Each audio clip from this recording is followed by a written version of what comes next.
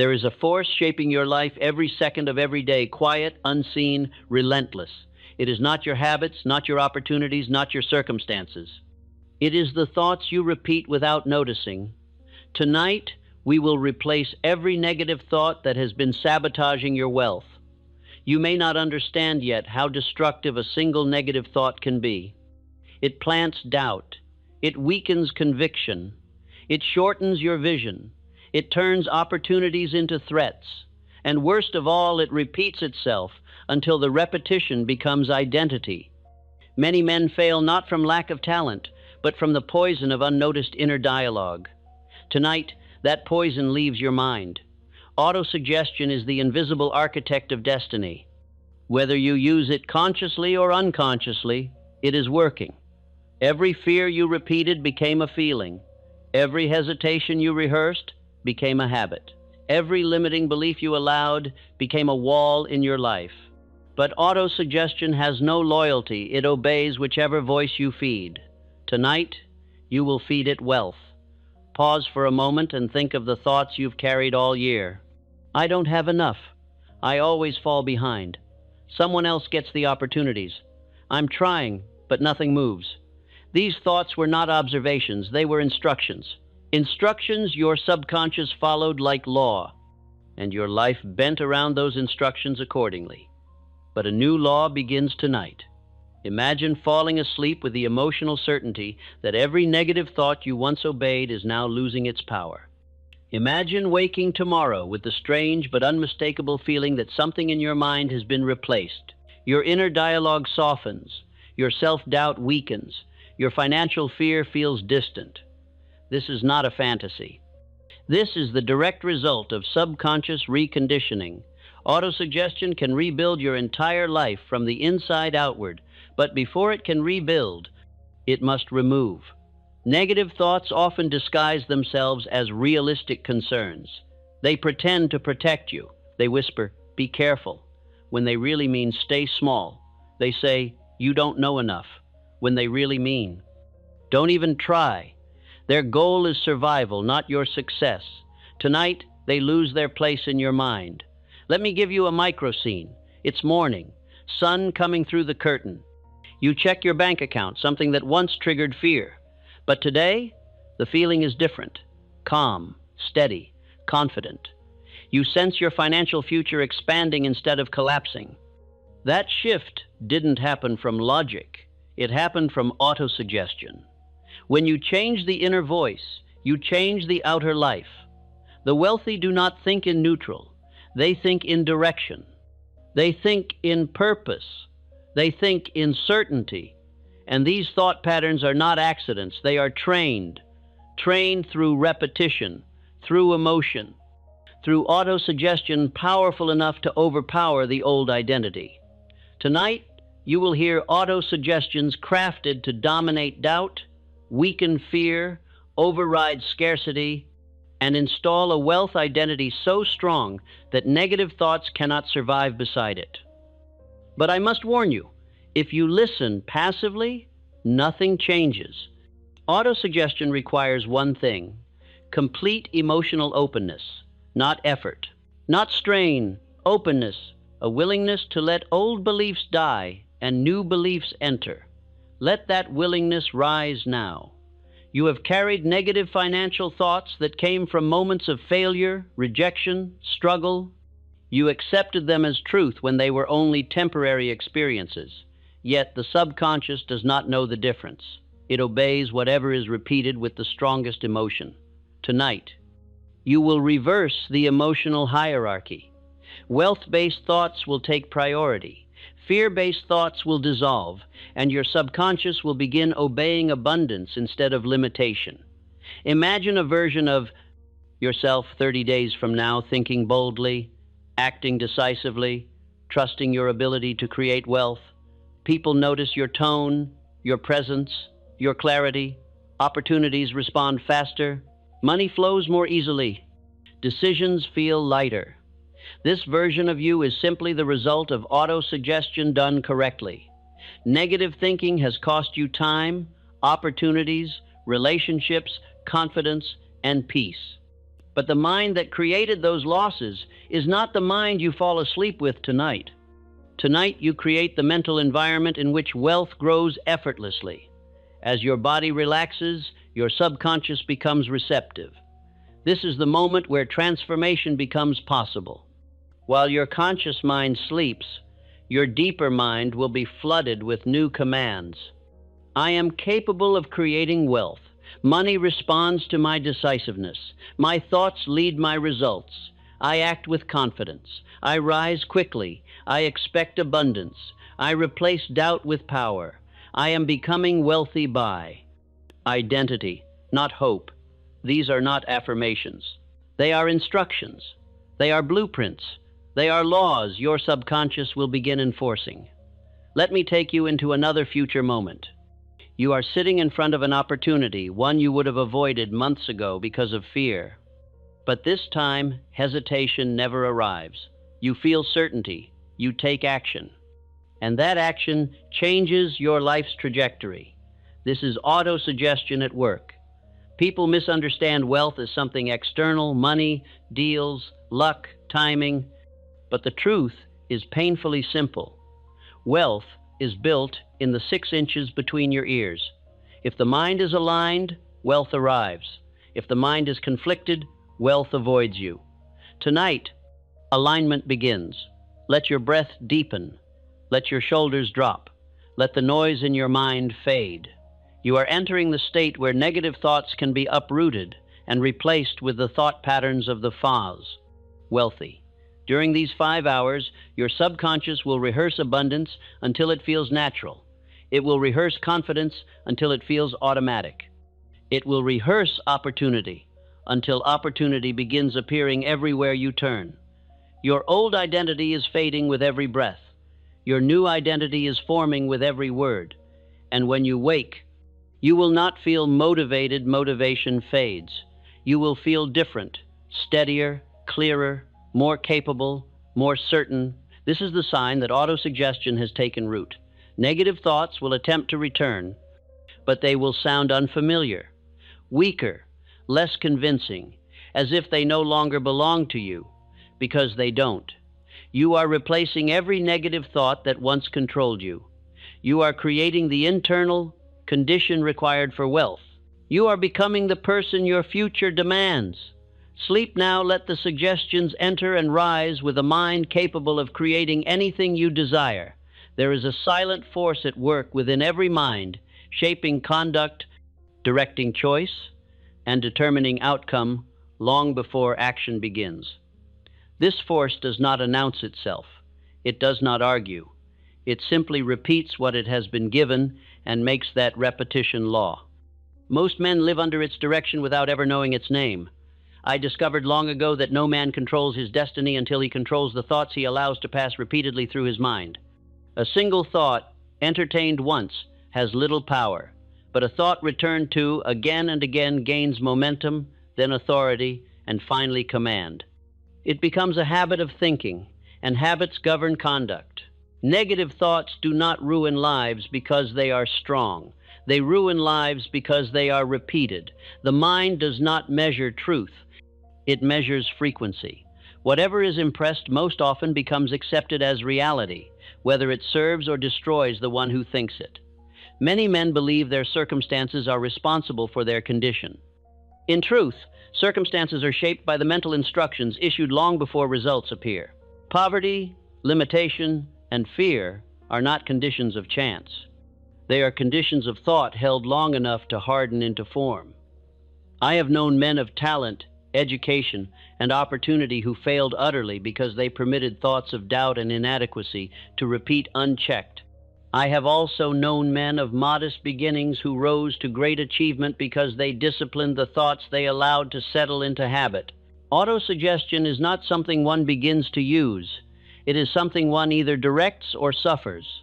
Every inner conversation, every repeated fear, every statement of limitation spoken inwardly is an instruction delivered to the deeper mind. That mind obeys faithfully and without question. The subconscious does not reject harmful orders. It does not protect its owner from careless thinking. It acts upon what it receives. This is why men often sabotage themselves while believing they are being realistic, cautious, or humble. When a man repeatedly tells himself that he does not have enough, that he is always behind, that opportunity belongs to others. His subconscious accepts these statements as commands. It then organizes perception, behavior, and decision to fulfill those commands. This process is exact. It does not miss. It does not forget. It operates whether one understands it or not. Autosuggestion is the most powerful force shaping human destiny because it never rests. Men who achieve wealth do not differ from others in intelligence alone. They differ in the direction of their repeated thought. They have learned, consciously or unconsciously, to feed their minds with thoughts of expectancy, sufficiency, and control. Such men do not deny difficulty. They simply refuse to rehearse defeat. They train their minds to look upon obstacles as temporary conditions rather than final verdicts. This training takes place not through effort, but through repetition. I have observed that the hours before sleep are the most important hours of instruction. At that time, the conscious mind relaxes its guard. The deeper mind becomes receptive. Thoughts impressed, then sink more deeply and remain longer. Many men fall asleep rehearsing their worries. They relive their failures. They repeat their fears. By morning, those thoughts have been accepted as guidance. The man awakens already defeated, not by circumstance, but by instruction. Tonight, that process is being reversed. You are not being asked to force belief. Force produces resistance. You are being invited to replace one set of instructions with another. Replacement is the only way habits are changed. Autosuggestion has no loyalty to poverty or wealth. It serves whichever master speaks most often. If fear has dominated your inner dialogue, fear has ruled your results. If confidence is given authority, confidence will shape your future. The mind obeys calm repetition more readily than emotional declaration. This is why frantic affirmations fail and quiet statements endure. The subconscious responds to certainty, not excitement. I have known men who transformed their entire financial condition by changing nothing outwardly at first. They altered only what they repeated inwardly during moments of rest. Their actions changed naturally. Their results followed in time. Others noticed the change before money appeared. They sensed steadiness. They sensed clarity. They sensed confidence that did not require explanation. This quiet change invited trust, and trust opened doors. Men respond instinctively to the mental condition of others. They trust those who appear sure of their direction. They hesitate with those who broadcast doubt through tone, posture, and indecision. Autosuggestion shapes this broadcast. When the mind is trained to expect progress, the body moves differently. Speech changes. Choices sharpen. Persistence strengthens. These changes are subtle, yet they alter the course of events. Many men attempt to change their lives through action alone. Action without aligned thought produces struggle. Thought aligned through repetition produces action that feels natural rather than forced. The greatest enemy of success is not failure, but negative self-instruction left unchallenged. A man may recover from failure quickly if his thoughts remain constructive. He rarely recovers when failure becomes part of his inner language. I have often said that every adversity carries the seed of an equivalent benefit. That seed can only be found by a mind trained to look for it. Autosuggestion determines whether that search occurs. As you rest now, the deeper mind listens. It does not analyze. It absorbs. This is the hour when new commands may be installed without conflict. The purpose of these hours is not to excite you, but to recondition you. Excitement fades. Conditioning remains. Conditioning shapes identity, and identity governs destiny. Wealth is not created by hope. It is created by expectation, trained into habit. Expectation directs behavior long after motivation fades. You may notice that as the body relaxes, the thoughts soften. This softness allows new ideas to enter without resistance. This is the condition in which the subconscious learns most readily. Negative thoughts thrive on tension. They weaken in calm. calm is not weakness, it is authority. I want you to understand clearly that nothing is being taken from you. Old thoughts are not being fought, they are being starved. Attention withdrawn removes power. As new instructions repeat, old ones lose authority. The subconscious follows the strongest and most frequent voice. Men who have mastered this process often appear fortunate. Their fortune is not accidental. It is cultivated through disciplined repetition. They think in direction, not complaint. They think in opportunity, not shortage. They think in authority, not permission. Others sense this difference and respond accordingly. Opportunity flows toward those who appear prepared to receive it. Preparation is not outward. It is inward. As these ideas repeat, they begin to feel familiar. Familiarity breeds comfort. Comfort removes resistance. Resistance removed allows action to flow. You are not required to remember these words. Memory is not the tool at work. Impression is. Impression shapes tendency. Tendency governs action. By morning, you may simply feel steadier. That steadiness is the sign that new instruction has been accepted. Autosuggestion works silently, steadily, and without announcement. Its effects are always visible in time. Tonight marks the beginning of new instruction. The old voice weakens as the new voice gains authority. This is how negative thought loses power. This is how wealth begins quietly, inwardly, lawfully. Rest now and allow repetition to continue. The deeper mind knows what to do. What is repeated here will shape tomorrow. Every mind lives upon a diet, just as surely as the body does. And just as the body grows strong or weak according to what it consumes, the mind grows capable or limited according to the thoughts it is fed repeatedly. Few men starve their bodies deliberately, yet millions starve their minds of constructive thought without realizing it. The mind does not feed upon ideas occasionally entertained. It feeds upon ideas habitually consumed. A hopeful thought taken once cannot overcome a fearful thought taken daily. The deeper mind accepts nourishment only from repetition, and it builds character from whatever is supplied most consistently. I have observed that men who live in limitation often consume mental food of the poorest quality. They rehearse loss, recall disappointment, and repeat stories of hardship until these impressions become familiar companions. Familiarity breeds acceptance, and acceptance shapes conduct. Negative thought does not weaken a man immediately. It weakens him gradually, the way poor nourishment weakens the body. At first, little seems amiss. Over time, confidence fades, judgment dulls, and opportunity appears threatening instead of promising. The wealthy man differs not because he never encounters discouragement, but because he refuses to feed upon it. He selects his inner diet deliberately. He does not deny hardship, yet he refuses to dwell upon it. Dwelling is feeding, and feeding determines growth. Many men believe their thoughts are reactions to life. In truth, their thoughts are rehearsals for tomorrow. The mind uses yesterday's repeated impressions to determine today's responses. This is why change must begin with what is allowed to remain. The deeper faculties do not distinguish between truth and falsehood. They respond only to frequency.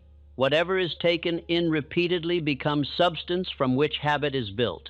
Habit then governs action automatically. I have known men who worked faithfully for years yet remained poor because they nourished their minds on thoughts of scarcity. When they changed their inner diet, effort began producing results with surprising ease. The work had always been sufficient. The nourishment had not. Men who prosper consistently guard their minds as carefully as they guard their money. They know that careless thinking is more costly than careless spending. One weak habit of thought can undo years of labor. The hours before sleep are the most critical hours of mental nourishment. At that time, the mind digests whatever it has consumed. Thoughts repeated then are absorbed more deeply and remain longer. Many men retire at night with minds full of complaint. They feed upon regret and fear just before rest. By morning, these impressions have settled into belief, guiding conduct without permission. Tonight, A different nourishment is being supplied. You are not asked to reject the past. You are asked to stop feeding upon it. What is no longer fed weakens and fades. What is supplied consistently grows. Constructive thought does not need to be dramatic. It needs to be steady. The mind prefers consistency to intensity. A calm statement repeated daily builds more strength than emotional declarations made once. Men who build wealth feed their minds with expectancy. They assume growth rather than shortage. This assumption directs attention toward opportunity instead of danger.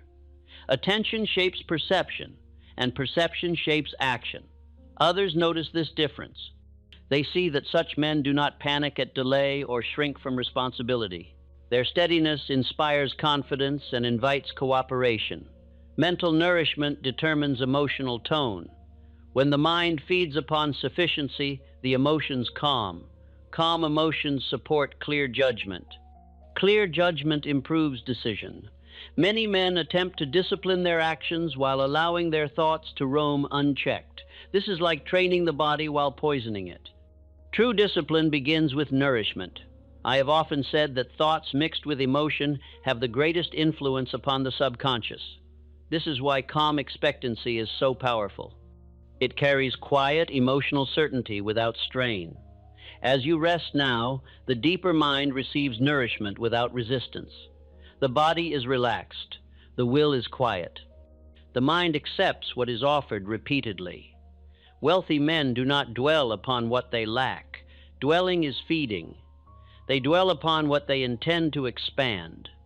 Expansion follows attention as surely as growth follows nourishment. Others sense this inner condition.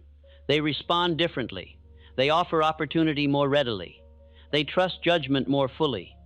These responses appear natural, yet they are caused by inner order. The mind grows accustomed to whatever it consumes. Scarcity repeated becomes familiar. Abundance repeated becomes familiar. Familiarity removes doubt. Many men fear abundance because it feels unfamiliar. They have fed their minds on limitation so long that sufficiency feels unnatural. Autosuggestion corrects this by gradual exposure. Night after night, constructive nourishment replaces harmful habit. Each repetition strengthens comfort with growth and weakens allegiance to lack. You may notice now that certain worries feel less compelling. This is not denial. It is replacement. Replacement is the only lasting method of change. I have known men who once feared opportunity because it demanded responsibility. When their inner nourishment changed, responsibility felt natural rather than threatening. Growth followed. The mind must be nourished with thoughts it can live with. Calm statements of sufficiency are accepted more readily than exaggerated claims. Truth grows stronger when it feels reasonable. As these ideas repeat, the mind begins to expect progress. Expectation alters behavior quietly. Quiet behavior produces lasting results. Others may remark that you seem more composed. Composure is the outward sign of proper nourishment. The mind is no longer malnourished by fear. Mental nourishment also governs patience. Men fed upon anxiety rush prematurely. Men fed upon expectancy allow time to work in their favor. Time is the ally of those who do not starve their minds with doubt. As sleep deepens, the deeper faculties continue to digest what has been supplied. They strengthen useful impressions and discard those no longer reinforced. You are not required to supervise this process. Supervision introduces tension. Allow nourishment to do its work. I have long taught that riches respond to definite purpose supported by faith. Faith grows from nourishment. Nourishment grows from repetition. Each night spent feeding the mind with orderly thought builds strength that no outward circumstance can remove. By morning, the mind awakens prepared rather than anxious. Prepared minds recognize opportunity. Anxious minds overlook it. This is how men quietly separate themselves from the multitude, not by luck, but by diet, not by chance, but by choice. Rest now in this new nourishment. Let repetition continue calmly. What is fed will grow. The mind is learning to live on stronger substance. From that strength will come confidence, persistence, and wealth. Every man lives according to an agreement he has made with himself, though few remember when the agreement was signed. This agreement is not written in ink, it is written in repetition. What a man says inwardly, again and again, becomes the terms by which his conduct is governed. I have learned through long observation that the mind does not obey wishes, it obeys identity. When a man thinks of himself as capable, his actions follow that assumption. When he thinks of himself as limited, his actions protect that limitation faithfully. Autosuggestion is the means by which identity is rehearsed. Each repeated thought is a quiet declaration of who one believes himself to be. These declarations do not need witnesses. They do not require emotion. They require only consistency. Many men attempt to change their fortunes while clinging to the same inner portrait of themselves. They hope for results that their identity quietly refuses to permit. Hope without inner agreement is a weak ally. I have known men who possessed skill enough to command great reward, yet they accepted little because they had not rehearsed the identity of one who receives. Their minds were trained to give effort but resist reward. The wealthy man differs not in desire alone, but in self-agreement. He regards himself as one who creates value, and therefore receives value. This agreement shapes his choices long before money appears. Identity is not formed by a single decision. It is formed by daily rehearsal. Whatever role the mind plays repeatedly becomes familiar, then comfortable, and finally unquestioned. Night after night, men rehearse themselves as victims, as strugglers, or as capable builders. The role rehearsed most faithfully becomes the role enacted by habit. I have watched men change their lives by changing the character they played inwardly. When they ceased rehearsing weakness and began rehearsing authority, their conduct adjusted without force. Others sensed the change immediately. They noticed a firmer tone, steadier movement, and clearer judgment. These outward signs were merely reflections of inward agreement. The subconscious does not reason, it accepts. When a man repeats statements of capability calmly and without contradiction, the subconscious accepts them as truth and organizes behavior accordingly. This is why exaggerated claims fail. The mind resists what it cannot accept, but it welcomes statements that feel reasonable and familiar. Identity grows best when it grows naturally. Men who build lasting wealth do not see themselves as lucky. They see themselves as responsible. Responsibility is the natural companion of authority. Those who accept responsibility inwardly invite trust outwardly. I have often said that success is the result of faith applied. Faith, in this sense, is agreement between the conscious aim and the deeper mind. Agreement ends conflict. Conflict wastes energy. When identity is settled, effort becomes efficient. The mind no longer debates its right to succeed. It proceeds as though success were orderly and expected. Others respond to this expectation. They offer opportunity, cooperation, and trust. These responses are not favors. They are reactions to perceived readiness. Identity also governs how failure is interpreted. Men who rehearse inadequacy see failure as proof. Men who rehearse capability see failure as instruction. This single difference determines whether a man advances or retreats. Autosuggestion trains interpretation as surely as it trains action. What the mind expects, it explains everything to match. As you rest now, the deeper mind is receptive to a broader agreement. This agreement does not deny the past. It simply refuses to live there. Identity concerns what is being practiced now. Many men remain loyal to an old identity long after it has ceased to serve them. They repeat the same inner descriptions out of habit.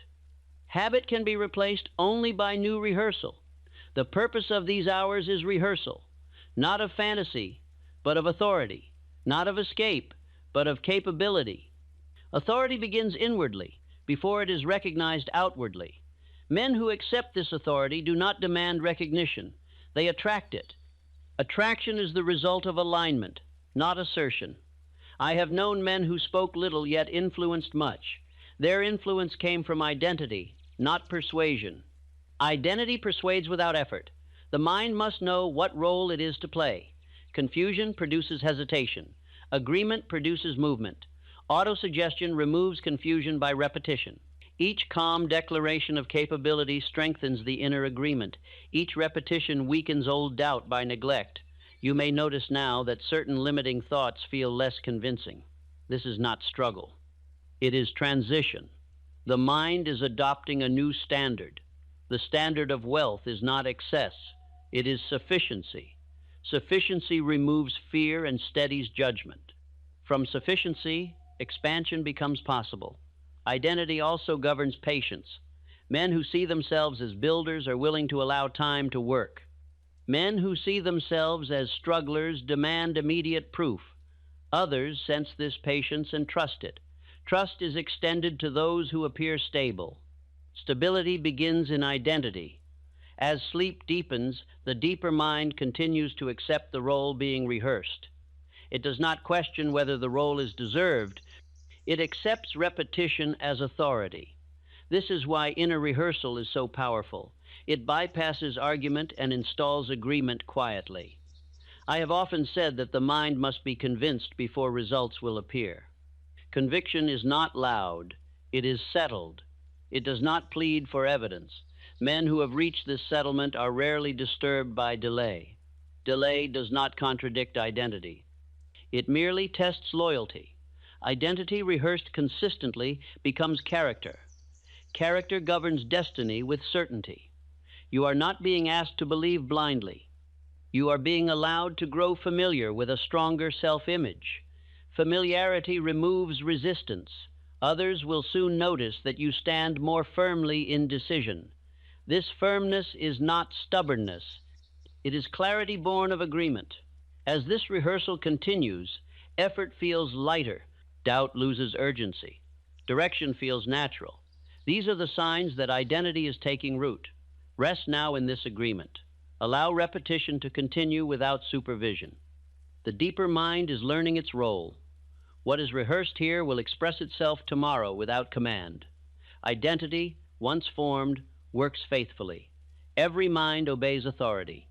If a man does not establish authority within himself, he will accept it from the outside without question. Doubt, fear, and the opinions of others rule only where inner command is absent. Autosuggestion is the means by which rightful authority is restored to its proper place. Most men believe their thoughts are free. In truth, their thoughts are governed by habits formed long ago. These habits speak with confidence because they have spoken often. Frequency creates authority. Whatever voice has spoken most consistently becomes the ruling voice. Fear gains its power not by truth but by repetition. It issues commands quietly, disguising them as caution or realism. Men obey without realizing they have submitted. Autosuggestion replaces this false authority with deliberate direction. I have observed that men who fail are often ruled by thoughts they never chose. These thoughts were borrowed from early experience, repeated by others, and accepted without examination. Once accepted, they issued orders that shaped conduct faithfully. Authority once surrendered is not regained by argument. The subconscious does not respond to debate. It responds to command delivered calmly and repeatedly. Autosuggestion is not persuasion, it is instruction. Men who rise above fear do so by installing a stronger inner voice. This voice does not shout. It does not threaten. It simply states what is to be done and repeats that instruction until obedience becomes habit. Others sense this change immediately. They observe that such men no longer seek reassurance. They act without apology. This manner inspires confidence, for authority recognized inwardly expresses itself outwardly. False authority weakens judgment. It causes men to hesitate, explain, and retreat. True authority simplifies thought. It clarifies direction and steadies action. Night is the hour when authority may be transferred most easily. As the body rests, resistance weakens. The mind becomes receptive. Commands given then are accepted without protest. Many men carry fear into rest, allowing it to issue instructions unchecked. By morning, fear has been reinforced. Autosuggestion reverses this by issuing calm, orderly commands in fear's place.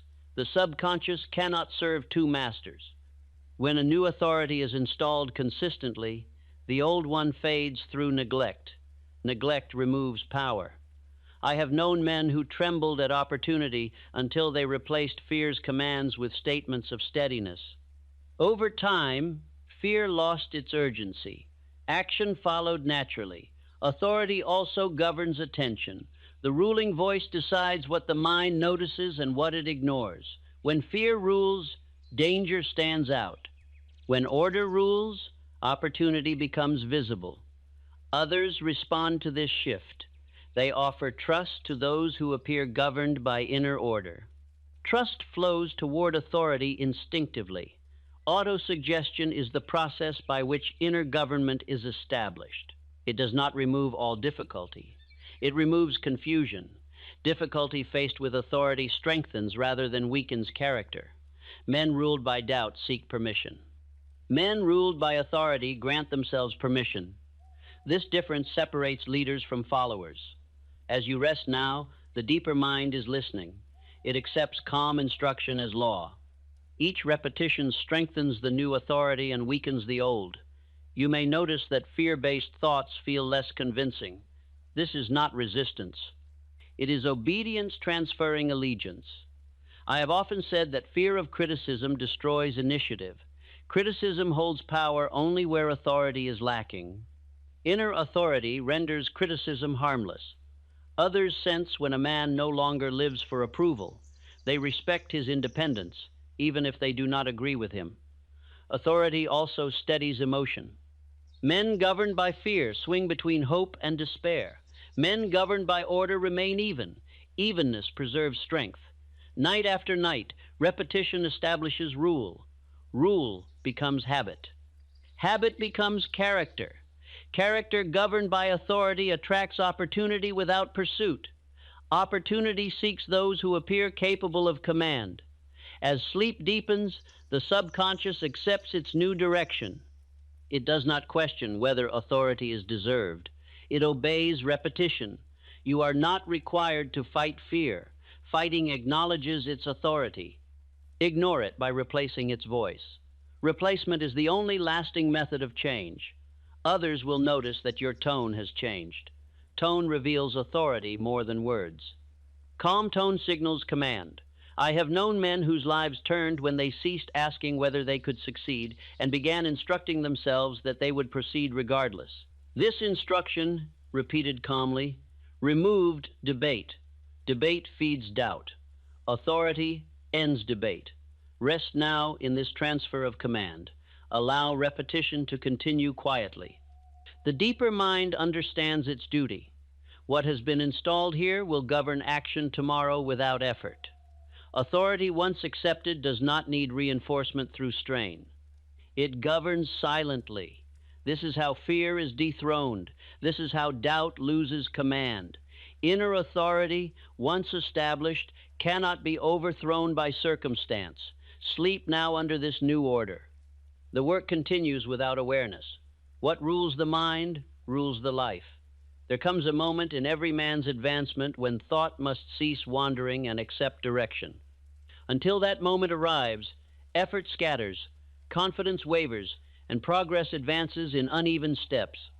This moment is decision not spoken loudly, but settled inwardly, beyond retreat. Most men mistake decision for impulse. They act quickly, yet remain undecided. True decision ends argument. It closes the door through which doubt repeatedly enters. Autosuggestion is the tool by which that door is shut and barred. I have observed that men who fail do so not from lack of desire, but from lack of finality. They hope, plan, and begin, yet they leave a hidden path of retreat within the mind. That path weakens every effort, because the subconscious knows escape remains possible. A mind that has not decided cannot persist. Persistence requires loyalty, and loyalty cannot exist where retreat is entertained. Autosuggestion removes retreat by repeating conclusion until it becomes law. Men of wealth are not those who never reconsider methods, but those who never reconsider purpose. They decide once and organize all thought around that decision. The subconscious responds to this order by directing effort efficiently. Others sense this quality quickly. They observe that such men do not revisit the same questions repeatedly. They do not explain their purpose. They proceed. This manner inspires trust, for trust rests upon certainty. Indecision is exhausting. It drains energy through endless reconsideration. Decision conserves energy by removing unnecessary thought. What remains is direction. Night is the hour when decision can be sealed most effectively. The conscious mind relaxes its defenses. The deeper mind accepts conclusions without protest. Repetition at this hour strengthens resolve beyond doubt. Many men carry unresolved questions into sleep. These questions multiply overnight. By morning, confusion governs conduct. Autosuggestion reverses this by delivering answers rather than questions. A decision calmly repeated becomes permanent. The subconscious accepts it as fact and organizes behavior accordingly. Action then follows naturally, without strain. I have known men whose fortunes changed the moment they decided what they would no longer tolerate. This decision was not dramatic, it was final. From that moment forward, their actions aligned with the new boundary. Others noticed the change. They sensed firmness where uncertainty once lived. This firmness attracted opportunity, for opportunity avoids the undecided. Decision also governs patience. Men who have decided do not rush results. They know direction has been chosen. Time becomes ally rather than enemy. Autosuggestion trains the mind to remain loyal to decision. Each repetition reinforces the boundary beyond which doubt no longer travels. You may notice now that old debates feel less urgent. This is not neglect. It is closure. Closure frees energy. Men who revisit decisions repeatedly weaken them each time. Men who repeat decisions strengthen them. The subconscious obeys repetition, not reasoning. Decision does not require complete knowledge. Waiting for certainty before deciding is the habit of drift. Certainty follows decision as surely as confidence follows competence. I have studied men who delayed action for years, waiting for conditions to improve. When they finally decided inwardly, conditions adjusted to meet them. Others will observe that you no longer ask permission inwardly or outwardly. Permission seeking is a sign of undecided purpose. Decision ends that habit. As sleep deepens, the mind accepts finality without resistance. What is accepted in this state becomes difficult to dislodge. You are not asked to force resolve. Force invites reaction. Allow repetition to build resolve naturally. What is built calmly endures. Decision, once sealed, guides attention. The mind notices what aligns with purpose and ignores what does not. This selection simplifies life. Men who possess this quality appear calm under pressure. Calm is not absence of difficulty. It is presence of decision. Others trust calm men with responsibility. Responsibility brings opportunity. Opportunity rewards decision. I have often said that riches respond to definiteness of purpose. Definiteness is decision reinforced by repetition. Each night spent reaffirming decision strengthens loyalty to it. Loyalty removes temptation to retreat. You may feel a sense of relief as indecision fades. Relief signals that energy once wasted is now conserved. Decision is not rigidity, it is commitment. Methods adjust, purpose remains. As this commitment settles, action feels easier. Persistence requires less effort. Doubt loses its voice. These are the signs that decision has been accepted by the deeper mind. Rest now in this finality. Let repetition continue without supervision. The subconscious knows how to guard what has been concluded. What is decided inwardly tonight will govern tomorrow's conduct with quiet authority. Decision, once sealed, becomes part of character. Character shapes destiny without further instruction. This is the end of debate. This is the beginning of direction. Sleep now under this settled purpose. the work continues faithfully. Persistence is not born of force. It is born of habit. When a man relies upon effort alone, he soon grows weary. When he relies upon habit, continuation becomes natural. Autosuggestion is the instrument through which persistence is transferred from effort to habit, where it no longer exhausts the will. Most men fail not because they lack endurance, but because they attempt to persist while still entertaining retreat. Retreat weakens loyalty. Loyalty strengthens persistence. Autosuggestion removes retreat by training the mind to accept continuation as the only remaining course. I have observed that men who endure calmly are rarely praised for effort. Their persistence appears ordinary. This ordinariness is the mark of mastery. When persistence feels dramatic, it is not yet secure. Men who rely upon habit do not ask themselves daily whether they will continue. Continuation is assumed. The mind obeys what is assumed more faithfully than what is demanded. Night after night, repetition establishes this assumption. Each quiet reaffirmation deepens the groove of habit. Once formed, the groove guides action automatically. I have known men who labored intensely for brief periods and then abandoned their work. I have known others who advanced steadily without strain. The difference lay not in strength, but in habit. Persistence built upon habit does not require constant encouragement. It operates even when attention wanders. This is its great advantage. Others sense this quality. They trust those who remain. Trust grows toward men who do not retreat inwardly. This trust attracts cooperation. Many men confuse persistence with stubbornness. Stubbornness resists instruction. Persistence accepts instruction and continues regardless. Autosuggestion trains the mind to continue without argument. The subconscious supports what it believes to be permanent. When continuation is presented as law rather than option, the subconscious lends its strength. Fear weakens persistence by suggesting escape. Autosuggestion removes escape by repetition of loyalty. I have often spoken of men who abandoned their effort within sight of success. Their failure was not lack of opportunity, but lack of habit. Habit would have carried them beyond doubt. Persistence does not require constant motion. It requires refusal to abandon direction. Men who persist wisely rest when rest serves and act when action is required. As the body rests now, the mind accepts continuity without resistance. Calm repetition makes continuation feel natural rather than forced. Others will notice that you recover more quickly from disappointment. Recovery is swift when retreat is no longer considered. Men who persist by habit do not dramatize hardship.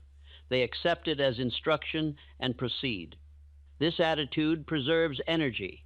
Persistence governed by habit strengthens confidence. Confidence grows from experience of continuation, not from hope. I have known men who once quit easily yet became unshakable after training their minds through repetition. Their strength was not sudden. It was built quietly. Night after night, the subconscious learns loyalty. Loyalty becomes character. Character governs destiny. Persistence also sharpens judgment. Men who remain long enough learn what short effort never reveals. Others sense this depth and respond accordingly. They entrust responsibility to those who endure. The mind resists what feels temporary. It supports what feels permanent. Autosuggestion teaches the mind that purpose is permanent. You may notice now that the thought of quitting feels less urgent. This is not complacency. It is commitment. Men who commit inwardly do not exhaust themselves arguing with difficulty. They conserve energy by removing alternatives. As sleep deepens, habit strengthens. What is repeated calmly becomes law. You are not asked to push yourself forward. Pushing implies resistance. Allow habit to pull you forward instead. Persistence born of habit does not burn enthusiasm. It preserves it. Others may describe you as steady. Steadiness is the outward sign of persistence secured. I have long taught that failure is temporary defeat. Defeat becomes permanent only when habit dissolves. Habit prevents dissolution. Rest now in this continuity. Allow repetition to continue quietly. The deeper mind understands its task. What is established here will carry you forward without strain. Persistence is no longer something you must summon. It has become something you are. Sleep now, under this law of continuation. The work proceeds faithfully. No man ever builds great wealth by standing entirely alone in thought, even when he appears to labor by himself. Every achievement of lasting value is the result of minds working in harmony, whether those minds are near or far, present or remembered. Harmony is not accident. It is cultivated through disciplined thought. Most men attempt to solve every problem with their own limited experience. In doing so, they confine themselves to narrow boundaries. Growth begins when a man allows his thinking to align with ideas greater than his own without surrendering direction. I have known men of modest ability who achieved remarkable success because they learned how to harmonize their thought with capable minds. I have also known men of great talent who failed because they insisted upon thinking alone. Isolation weakens judgment. Harmony multiplies power. Autosuggestion is the instrument through which this harmony is established inwardly. When a man repeatedly aligns his thoughts with order, cooperation, and purpose, his mind becomes receptive to guidance that would otherwise pass unnoticed. Harmony does not require constant discussion. It requires agreement. When thoughts move toward the same end, they reinforce one another. When thoughts conflict, energy is wasted resolving inner disputes. Men who build enduring enterprises understand this law instinctively. They surround themselves with counsel rather than flattery. They invite ideas that strengthen purpose and dismiss those that weaken it. Others sense when a man thinks in harmony. They feel no resistance in his presence. They find cooperation easy. This ease invites assistance without request. I have often withdrawn into quiet reflection to consult an inner council composed of the great thinkers whose principles I had studied. In this imagined council, I asked not for answers, but for alignment. Alignment brought clarity. The subconscious accepts harmony more readily than discord. When a man rehearses orderly thought repeatedly, confusion loses its footing. Ideas arrange themselves naturally around purpose. Men governed by harmony are rarely hurried. They listen, they observe, they select. Selection is possible only when thought is not crowded by conflict. As the body rests now, the mind becomes more receptive to this alignment. Repetition during rest strengthens harmony without effort. Many men sabotage themselves by allowing resentment, envy, or rivalry to occupy their thoughts. These conditions fracture harmony and repel cooperation. Autosuggestion replaces them with understanding and order. I have known men who transformed their fortunes by replacing envy with study. When they studied success calmly, fear dissolved. Opportunity appeared. Others noticed the change. They sensed maturity. Maturity invites trust. Trust opens doors that effort alone cannot force. Harmony also governs timing. Men who are inwardly aligned act neither too early nor too late. Their judgment improves because it is not clouded by inner conflict. The mind, when harmonized, becomes selective. It admits fewer distractions and retains more useful ideas. This selectivity preserves energy. Autosuggestion trains this selectivity by repeated emphasis upon order and cooperation. What is emphasized becomes dominant. You may notice now that your thoughts feel quieter. This quiet is not emptiness. It is organization. Organization prepares the mind for opportunity. Men who lack harmony often confuse motion with progress. Men who possess harmony move less and accomplish more. Others respond to this economy of effort. They recognize competence even when it is not advertised. The principle of harmony applies inwardly before it applies outwardly. A man must first harmonize his own thoughts before he can cooperate effectively with others.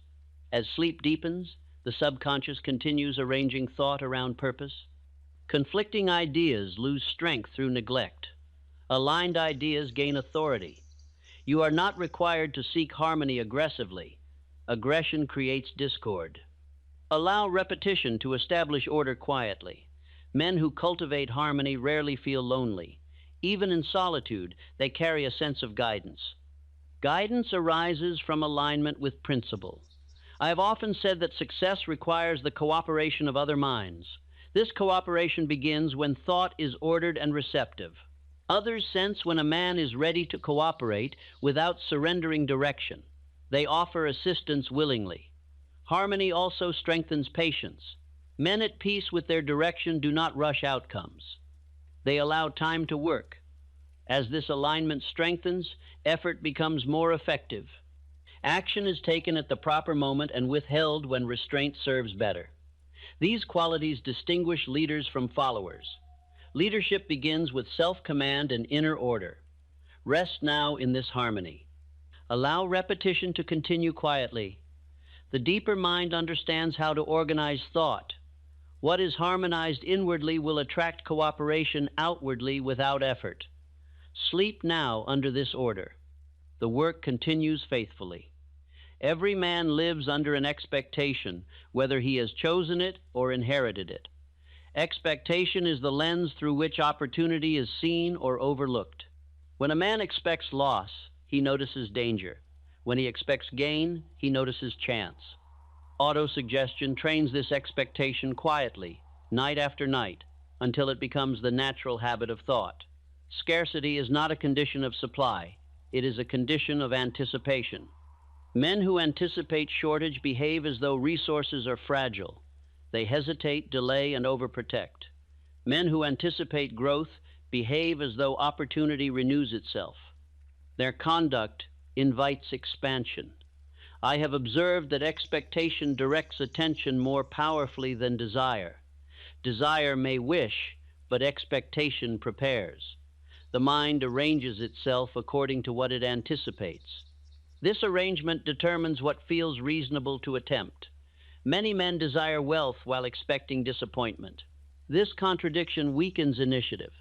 Autosuggestion removes contradiction by training expectation to agree with purpose. Men who achieve lasting prosperity expect progress as a matter of order. They do not deny difficulty, yet they do not prepare for defeat. Their preparation is for advancement, and advancement responds. Others sense this expectation. They notice that such men do not speak as though opportunity were rare. They speak as though it were discoverable. This manner invites confidence and cooperation. Expectation also governs patience. Men who expect gain allow time to work. Men who expect loss demand immediate proof. Impatience is the offspring of scarcity. I have known men who labored faithfully yet remained poor because they anticipated loss at every turn. When they trained themselves to expect improvement, their judgment improved and opportunity appeared. Autosuggestion is the process by which anticipation is trained. Each repeated statement of expectancy strengthens the habit. Habit governs behavior without effort. The subconscious does not measure probability. It measures repetition. What is anticipated most often becomes the guide for action. Men who expect abundance do not rush blindly. They prepare calmly. Calm preparation attracts opportunity more readily than anxious effort. Others notice this calm. They trust those who do not appear desperate. Desperation repels assistance. Expectation invites it. Expectation also influences perception of money. Men trained in scarcity treat money as something to fear or hoard. Men trained in expectancy treat money as a tool to be directed. Direction multiplies usefulness. I have often said that money responds to those who respect it without fearing it. Fear of money is scarcity rehearsed. Respect is expectancy trained. As you rest now, the deeper mind is receptive to a new anticipation. This anticipation is not excitement. It is calm assumption that growth is natural. Night after night, calm assumption replaces anxious rehearsal. Each repetition weakens scarcity by neglect. Men who expect gain notice ideas that others overlook. Ideas are capital. Capital responds to attention. Others sense when a man expects success. They offer suggestions, introductions, and trust. These responses appear coincidental, yet they are drawn by expectation. Expectation also governs courage. Men who expect loss hesitate. Men who expect gain proceed. Courage is not absence of fear, but absence of preparation for defeat. Autosuggestion trains the mind to prepare for success rather than disaster. Preparation shapes conduct automatically. I have known men who feared opportunity because they expected failure. When expectancy changed, fear lost its authority. Expectation also governs gratitude. Men who expect gain appreciate progress. Appreciation strengthens confidence. Confidence supports persistence. As the body rests, the mind rehearses its anticipation. What is rehearsed now will guide tomorrow's reactions. You may notice that certain worries feel less persuasive. This is expectancy replacing scarcity. Men who live in expectancy do not ignore risk. They simply do not rehearse it. They acknowledge and proceed. Others respond to this steadiness. They sense capability. Capability invites responsibility. Expectation is the quiet partner of faith. Faith is agreement. Expectation is preparation. Together they direct destiny. I have observed that men who expect wealth do not speak of luck. They speak of order. Order produces repeatable results. Night repetition strengthens this order. Each calm statement of expectancy deepens belief without argument. The subconscious accepts expectancy as instruction. Instruction becomes habit. Habit becomes character. You are not asked to deny past difficulty. You are asked to anticipate future order. Expectation also influences generosity. Men who expect shortage cling. Men who expect growth share wisely. Sharing signals confidence. Others trust those who share wisely. Trust multiplies opportunity. As sleep deepens, the mind accepts a broader anticipation. This anticipation removes fear quietly. Scarcity loses power when it is no longer rehearsed. Expectancy gains power through repetition. Men who train expectation do not depend upon motivation. Expectation works when motivation fades. Others notice that you appear more settled. Settlement signals preparedness. I have known men whose fortunes changed because they stopped preparing for failure and began preparing for success. Preparation begins in thought. Rest now in this expectancy. Allow repetition to continue without effort. The deeper mind knows how to anticipate order. What is anticipated here will guide tomorrow's conduct naturally. This is how abundance becomes familiar. Familiarity removes doubt. Sleep now under this new anticipation. The work continues faithfully. No man receives more from life than he believes himself worthy to accept. This belief is seldom spoken aloud, yet it governs conduct with absolute authority.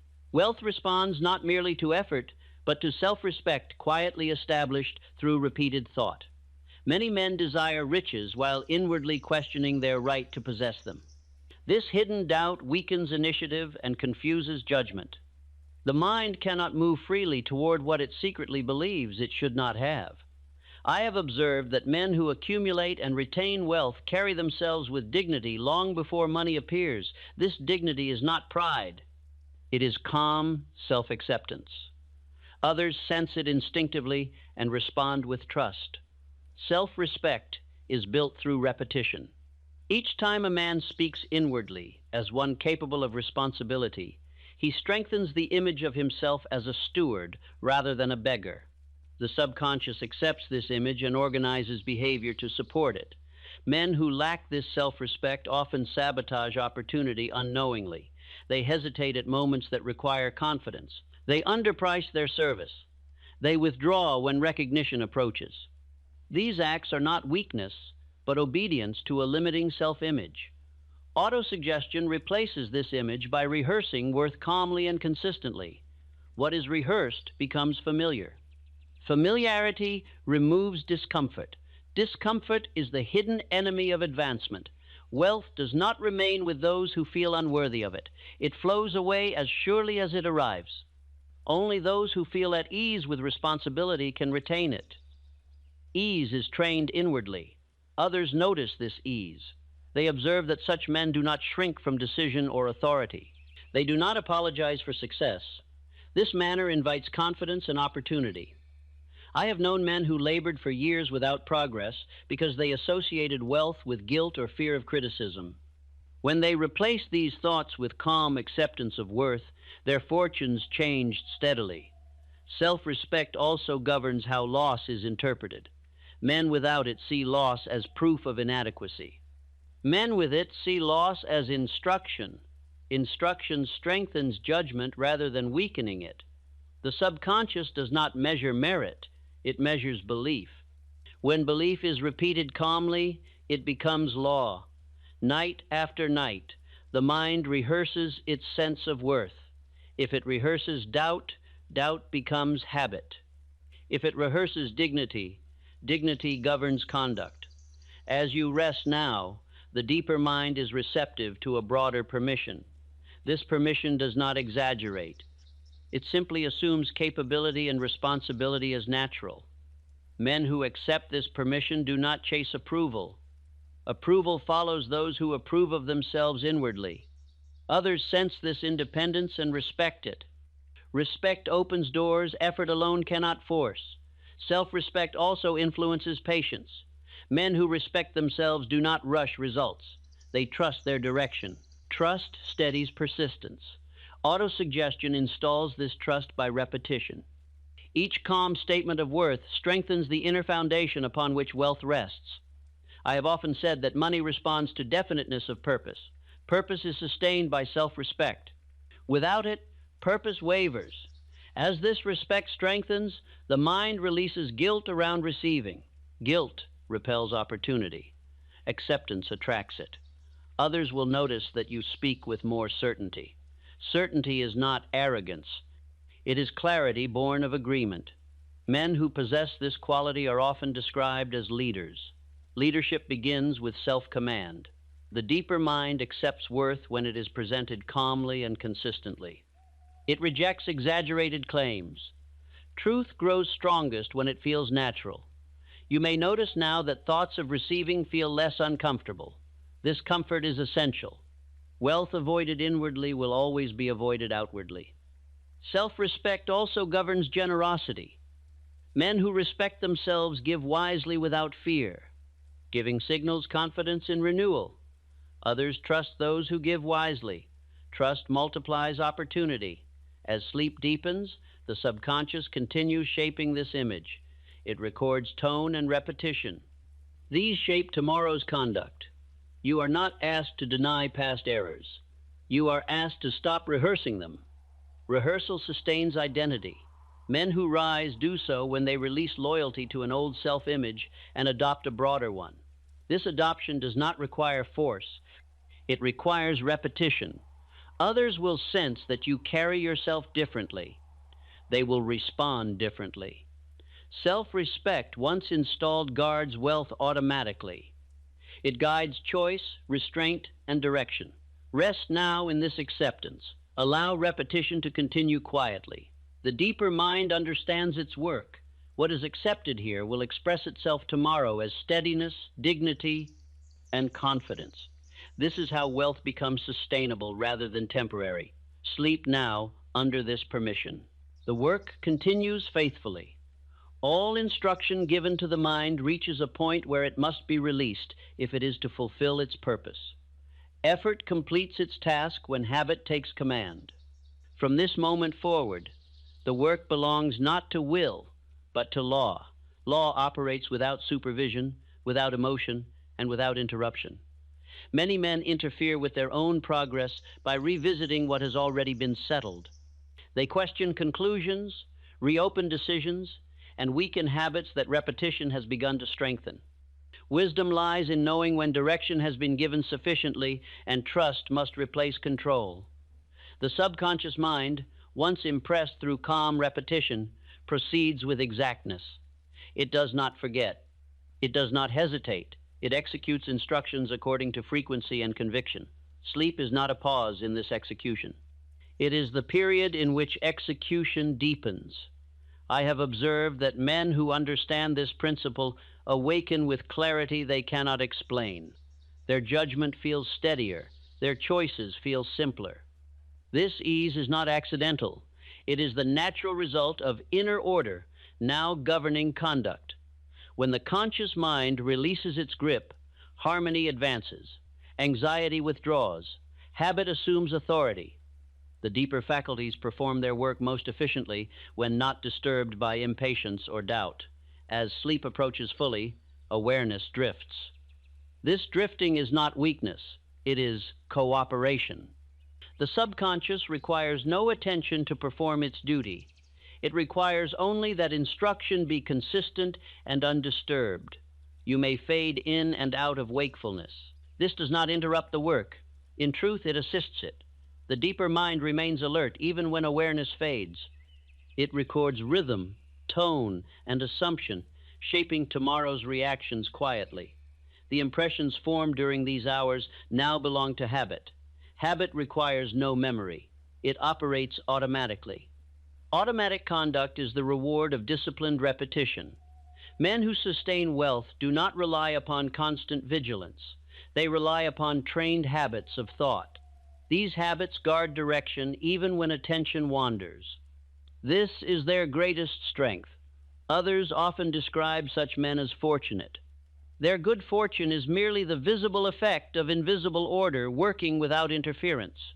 From this point forward, the mind will continue selecting opportunities aligned with its instruction. It will notice what once went unseen. It will ignore distractions that once consumed energy. This selection is natural and reliable. I have long taught that the subconscious is impartial. It carries out orders whether they are helpful or harmful. Tonight, constructive orders have been impressed calmly and repeatedly. The law now proceeds. The work has moved from planting to growth. Growth does not announce itself. It advances silently. Its effects are noticed only when results appear. You are not required to monitor this growth. Monitoring introduces doubt. Trust allows completion. Completion belongs to habit, not effort. As the body rests deeply, the subconscious continues arranging thought, strengthening useful patterns, and weakening those no longer reinforced. This process is exact and dependable. Men who disrupt this stage often do so from impatience. Patience is the companion of confidence. Confidence trusts law to complete what repetition has begun. Others will notice changes before you do. They may remark upon calmness, clarity, or assurance. These qualities are signs that inner order is expressing itself outwardly. From this point, progress no longer depends upon encouragement. It depends upon continuity. Continuity has been established through repetition. The mind has accepted a new standard. Standards, once accepted, govern conduct automatically. What feels normal directs behavior more powerfully than what feels impressive. As sleep deepens, urgency dissolves completely. Urgency belongs to doubt. Order proceeds without haste. I have known men whose greatest advances came after they ceased forcing progress and allowed habit to rule. Their restraint allowed law to operate. Rest is essential to achievement. Rest permits the deeper faculties to function without obstruction. This is why sleep completes the work effort begins. You may awaken with no clear memory of these words. That is of no concern. Memory is not the agent of change. Impression is. Impression shapes expectation. Expectation shapes conduct. Conduct shapes result. This sequence is now in motion. The mind, once ordered, seeks order everywhere. It arranges time wisely. It chooses effort carefully. It persists steadily. Others respond to this order instinctively. They cooperate. They trust. They offer opportunity. Order invites these responses without request. From this point forward, growth is not something to pursue. It is something to allow. Allowance replaces struggle. I have often said that success is the result of laws applied, not wishes expressed. Those laws are now at work quietly and faithfully. Rest now without concern. The mind has been instructed. It will continue its work without attention. Sleep carries this instruction deeper, where it becomes habit. Habit becomes character. Character determines destiny. When morning comes, action will follow naturally. Decisions will feel steadier. Persistence will feel easier. Confidence will feel calmer. This is not chance. It is order. The work is complete for now. Nothing more is required. Release control and rest. What has been planted will grow. There is a reason some men rise quickly and others struggle for decades. The difference is not luck, not connections, not even intelligence. It is the mind they fall asleep with. Tonight, as you close your eyes, you will enter the thought patterns that create millionaires. Wealth will no longer feel distant. It will feel inevitable. You have lived too many nights rehearsing scarcity in your mind. Quiet worries about bills, quiet doubts about the future, quiet comparisons to people who seem to advance faster than you. These thoughts have shaped your identity more than you realize. A man cannot out-earn the beliefs he holds while drifting into sleep. Tonight you will replace those beliefs. Think about this carefully. Every millionaire you admire once spent nights imagining a future no one believed in but them. They allowed their subconscious to build the blueprint. They rehearsed success mentally long before it appeared physically. They trained their minds to attract wealth while they slept. And you are about to do the same.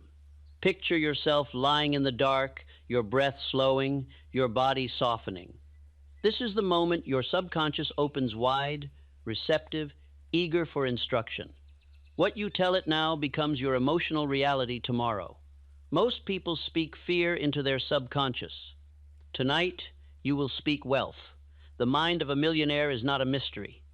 It is a pattern, definite thinking, bold expectation, calm confidence, relentless vision, neutrality toward failure, certainty around money.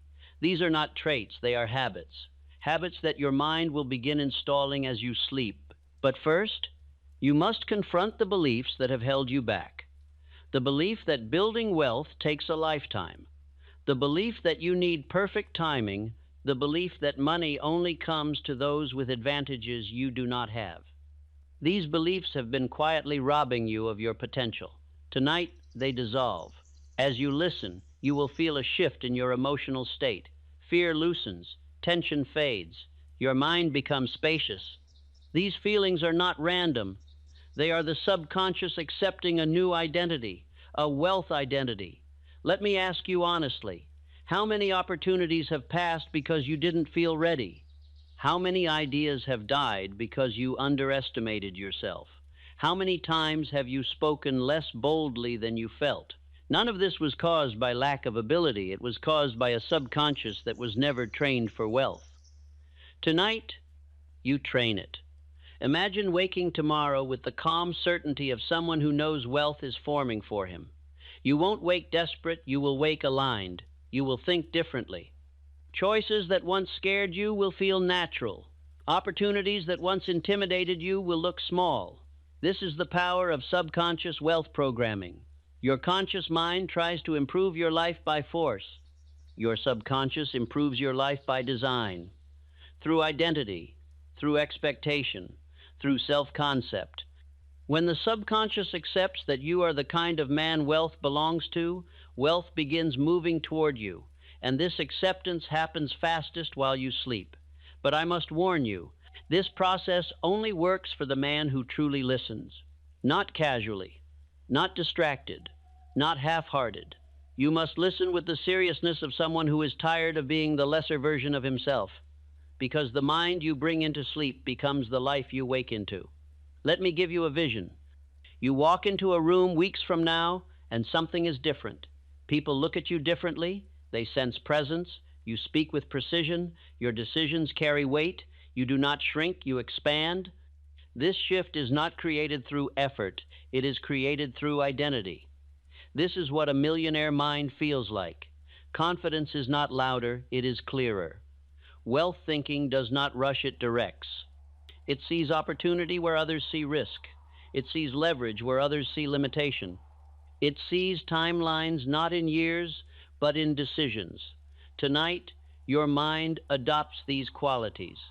As you drift deeper, you will hear words that strengthen your inner state, expectations that rewire your emotional responses, commands that reshape the relationship between you and money.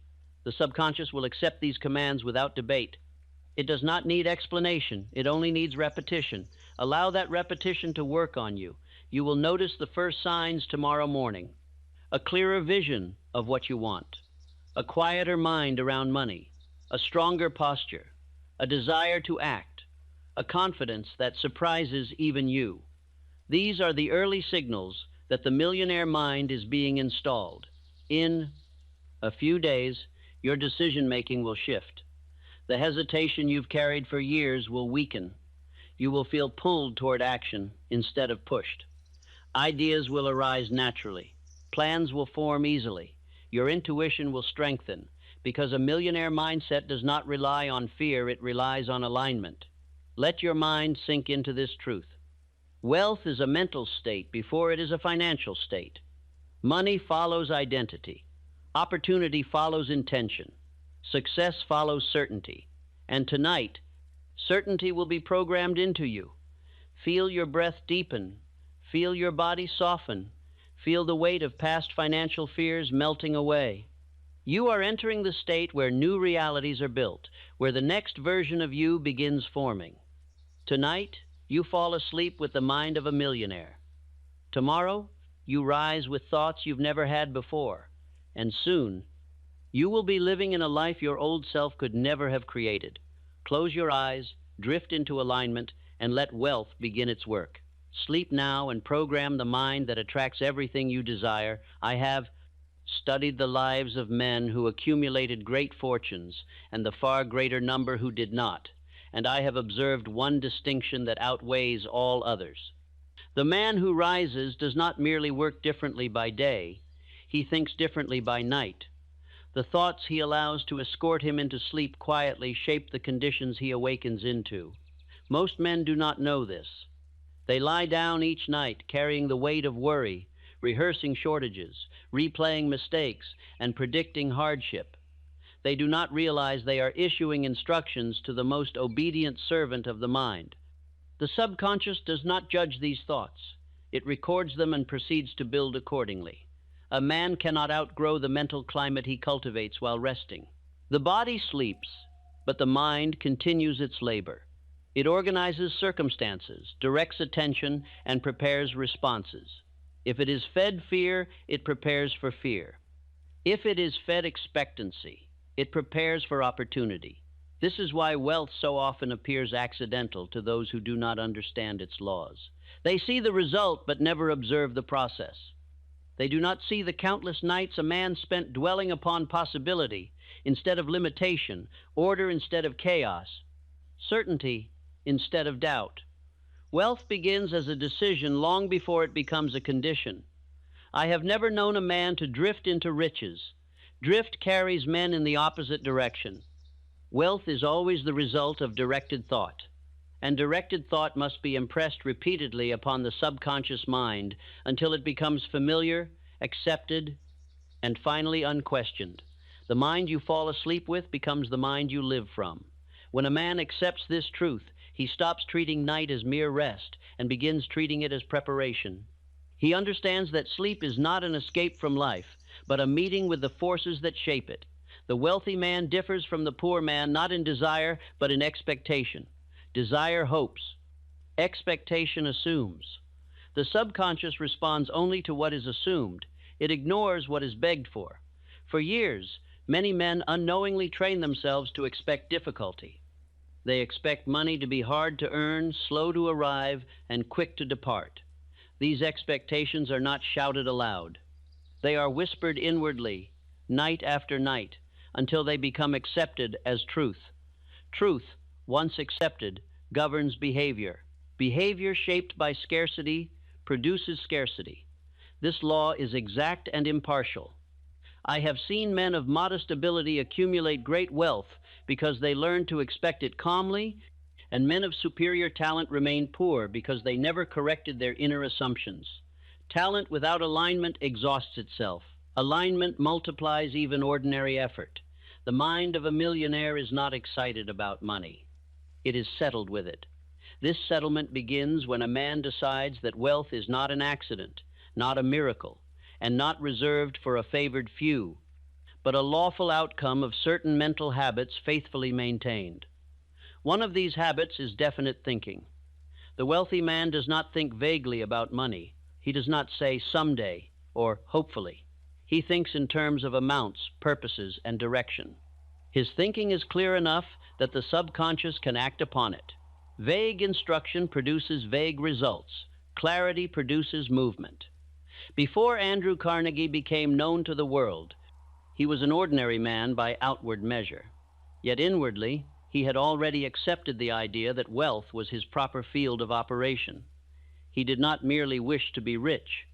He thought, spoke, and rested as though accumulation were natural to him. This inward acceptance preceded all outward evidence. Others could not see it, but they responded to it. Men trusted him. Opportunities came to him. Circumstances aligned themselves around a man who had already decided where he was going. This is the power of identity. Money responds to identity more quickly than it responds to labor. Labor without direction scatters effort. Identity gathers it. You are now training identity. As you rest and listen, the mind is learning to become familiar with wealth thinking. Familiarity removes fear. Fear is the chief enemy of accumulation. Fear causes men to hesitate, to retreat, and to sell themselves cheaply. A man who fears money cannot hold it. Fear creates tension. Tension repels opportunity. Calm attracts it. The wealthy man is calm around money. He does not panic at its absence, nor become reckless in its presence. This calm is not inherited. It is trained. Training occurs through repetition. Night after night, the same expectations must be impressed until they feel ordinary. When wealth feels ordinary, behavior adjusts to support it. You may notice, even now, a subtle change in how money-related thoughts arise. There is less urgency, less emotional charge. This is the beginning of authority. Authority over money begins with neutrality. Neutrality allows judgment. Judgment allows wise action. Wise action produces accumulation. Others sense this authority instinctively. They trust men who are not ruled by fear.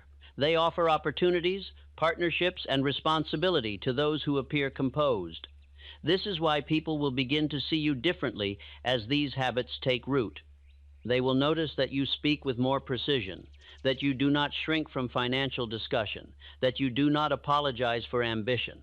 Ambition guided by clarity does not offend. It attracts. At night, when resistance softens, these ideas move beyond thought and settle into assumption. Assumption is the language of the subconscious. You are not forcing belief. You are allowing belief to form. The difference is important. Force creates rebellion. Allowance creates acceptance. As acceptance forms, you will notice changes in posture, tone, and decision. These are not cosmetic. They are structural. Structure governs outcome. You are building structure now. Let the mind rest in this understanding. Wealth is not pursued. It is permitted.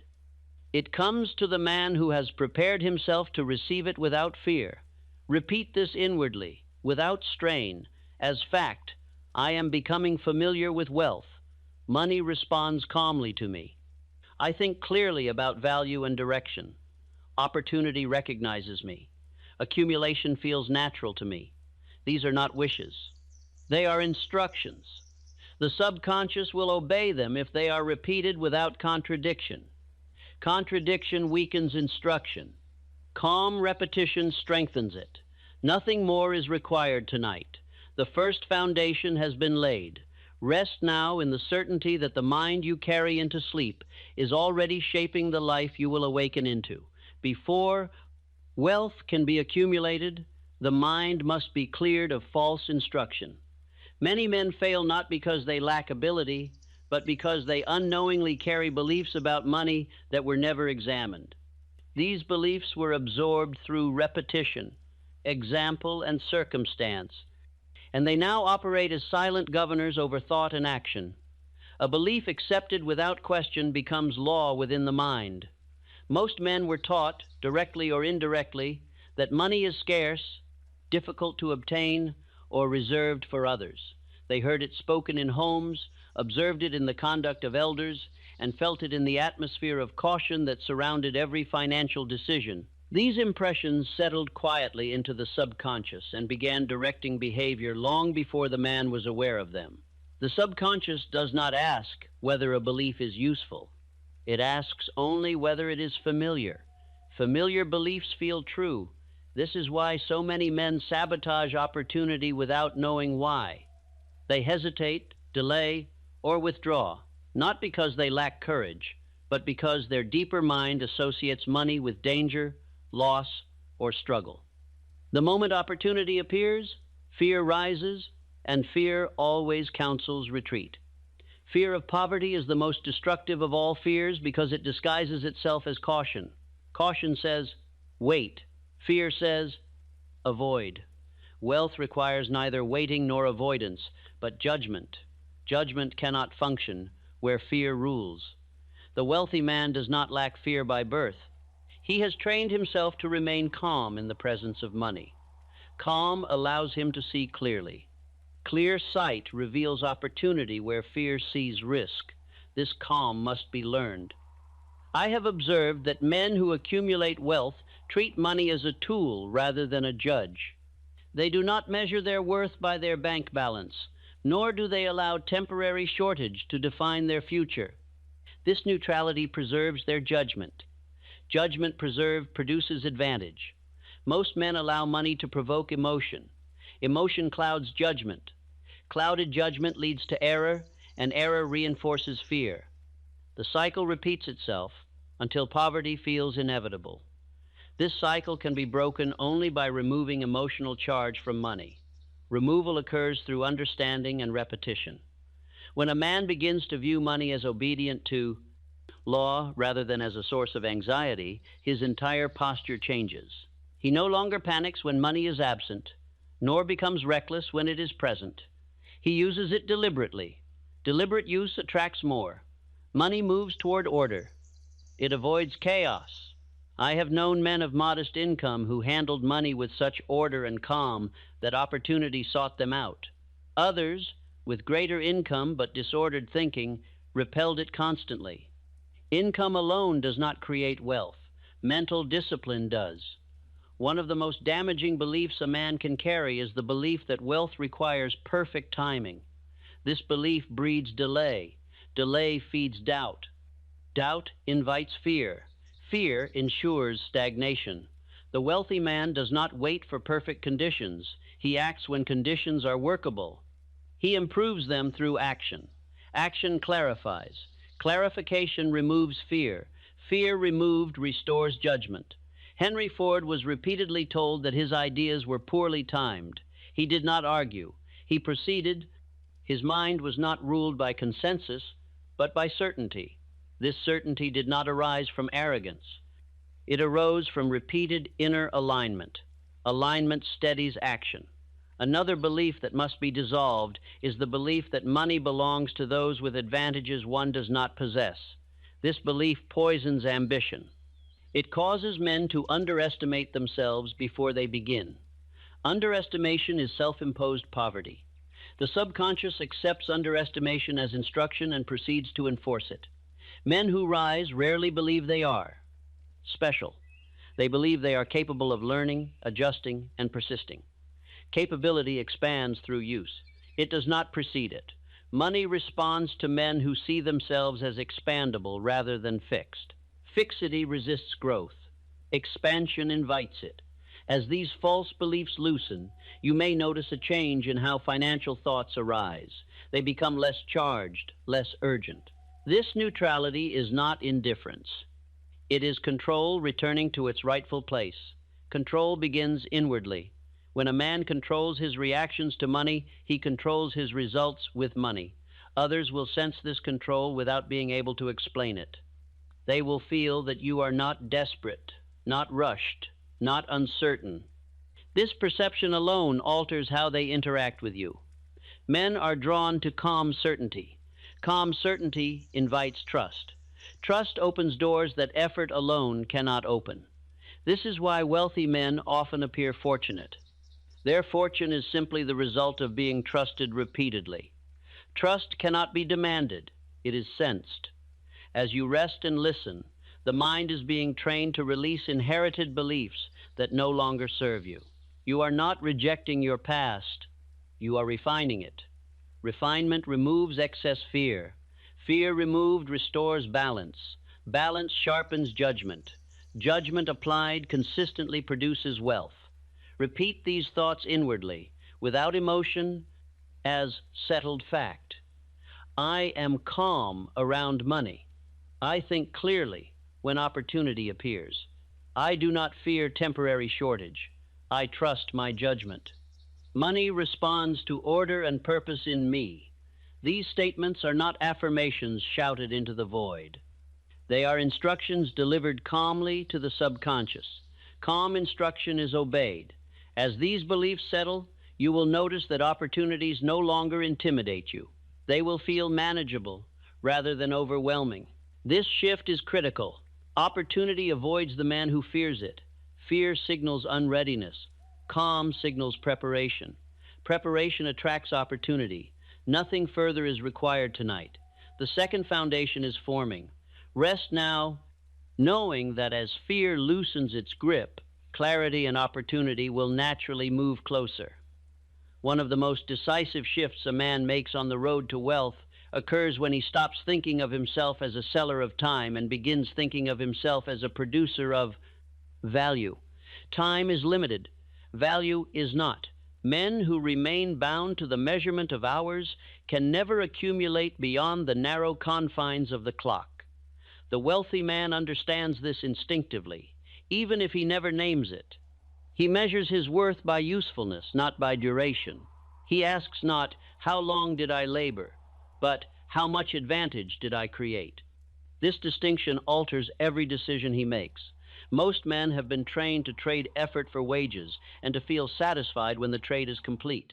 This training conditions the subconscious to expect only linear reward. Linear reward caps income. Wealth is nonlinear. It multiplies. Multiplication responds to value. Value is created when effort produces results that outlive the moment of labor. When a man improves a system, strengthens a relationship, or solves a recurring problem, he has created value. That value continues working long after his hands have rested. The subconscious must be trained to recognize this difference. Until it is, a man will unconsciously limit himself, offering only what is required and withholding what would make him indispensable. Indispensability is the doorway through which wealth enters. A man who is easily replaced cannot command abundance. The wealthy man does not ask how little he can give without penalty. He asks how much he can give to secure position, influence, and opportunity. This habit does not exhaust him. It empowers him. Giving value is not charity. It is positioning. I have known men who began with nothing more than ordinary positions and ordinary wages, yet who rose rapidly because they adopted the habit of delivering more usefulness than was requested. They did not do this to be noticed. They did it because their identity demanded excellence. Identity governs output. When a man sees himself as valuable, his conduct reflects it. He looks for ways to improve outcomes, to save time, to reduce waste, to increase effectiveness. These acts attract attention not because they are dramatic, but because they are rare. Rarity creates demand. Demand commands reward. This principle was understood by Charles M. Schwab, whose value to the steel industry far exceeded the hours he could personally labor. His worth lay in his ability to organize men, inspire confidence, and increase efficiency. His compensation reflected his value, not his time. The millionaire mind does not resent effort. It resents waste. Waste is effort applied without leverage. Leverage arises when effort is directed toward results that multiply themselves. Teaching others, improving methods, strengthening systems, these acts produce leverage. Leverage attracts wealth naturally. Most men resist this shift because it requires responsibility. It demands that a man look beyond his immediate task and consider the broader effect of his actions. This responsibility is not burdensome. It is liberating. Responsibility expands influence. Influence expands opportunity. Opportunity expands wealth. As you listen and rest, the mind is learning to recognize value opportunities instinctively. You will begin noticing where small improvements produce large effects. This awareness does not come through strain. It comes through calm observation. Observation reveals leverage. Leverage rewards initiative. Initiative separates wealth builders from wage earners. The wealthy man does not wait to be instructed in value creation. He assumes it is expected of him. This assumption guides his conduct without effort. Assumption is more powerful than instruction. When you assume you are meant to contribute value, the subconscious begins arranging thoughts, ideas, and actions accordingly. You will find yourself thinking beyond the immediate task, seeing connections others overlook. These insights are not accidents. They are the result of identity alignment. Others will sense this shift. They will begin to consult you rather than direct you. They will rely on your judgment. They will offer you responsibility because responsibility now appears safe in your hands. Safety attracts trust. Trust multiplies opportunity. Opportunity multiplied creates wealth. This is why men who adopt value thinking often find their income increasing without negotiation. Their value speaks for them. The mind must be trained nightly to reinforce this identity. Before sleep, the thought must be impressed calmly. I create value wherever I am placed.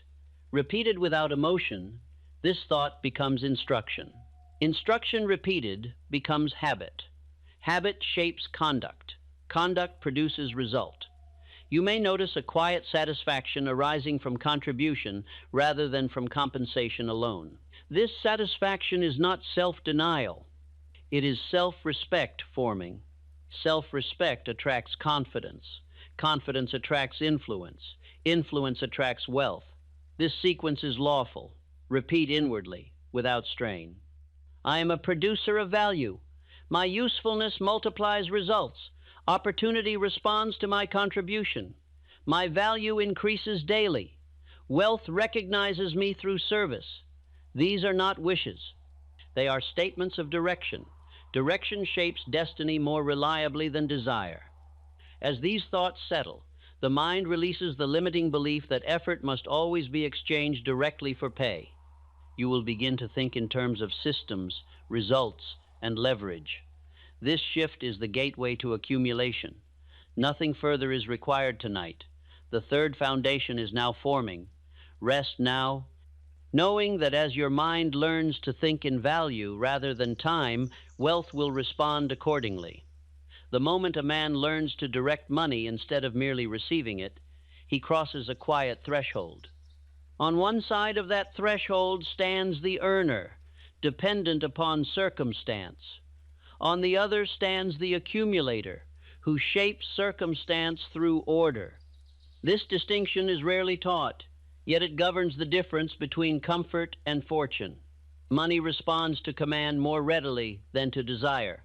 The wealthy man does not ask money where it wishes to go. He assigns it purpose. He directs it calmly, without emotion, and expects it to obey. This expectation does not arise from arrogance, but from understanding law. Money is obedient to order. It resists confusion. Confusion repels accumulation. Many men earn sufficient sums over a lifetime, yet never experience wealth because their thinking is disordered. They treat money as something to be spent, escaped from, or feared. Fear and waste are close companions. Where one appears, the other follows. The millionaire mind views money as a servant. A servant must be given clear instruction. Vague instruction produces waste. Clear instruction produces growth. This clarity must first exist in thought. Before a dollar can be directed outwardly, it must be directed inwardly. A man must know, without doubt, that money is meant to serve his definite purpose. Without purpose, money becomes a burden. With purpose, it becomes leverage. Leverage multiplies effort. I have observed that men who accumulate great fortunes are seldom careless with small sums. This is not because they are fearful, but because they are precise. Precision is respect. Respect attracts obedience. Money obeys the man who respects it.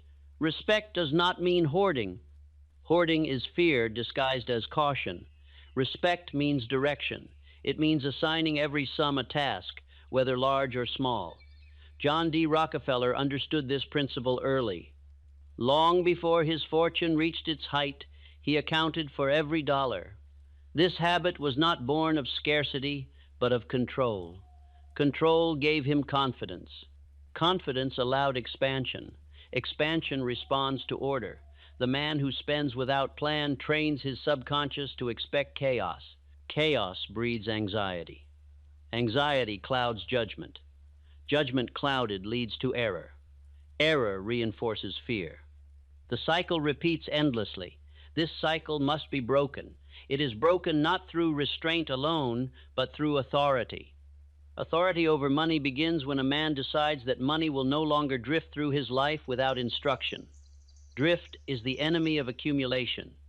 The mind that allows money to drift will allow opportunity to drift as well. Drift feels harmless because it requires no decision, yet it slowly robs a man of power. Power is restored through decision. Decision directs money. Directed money grows.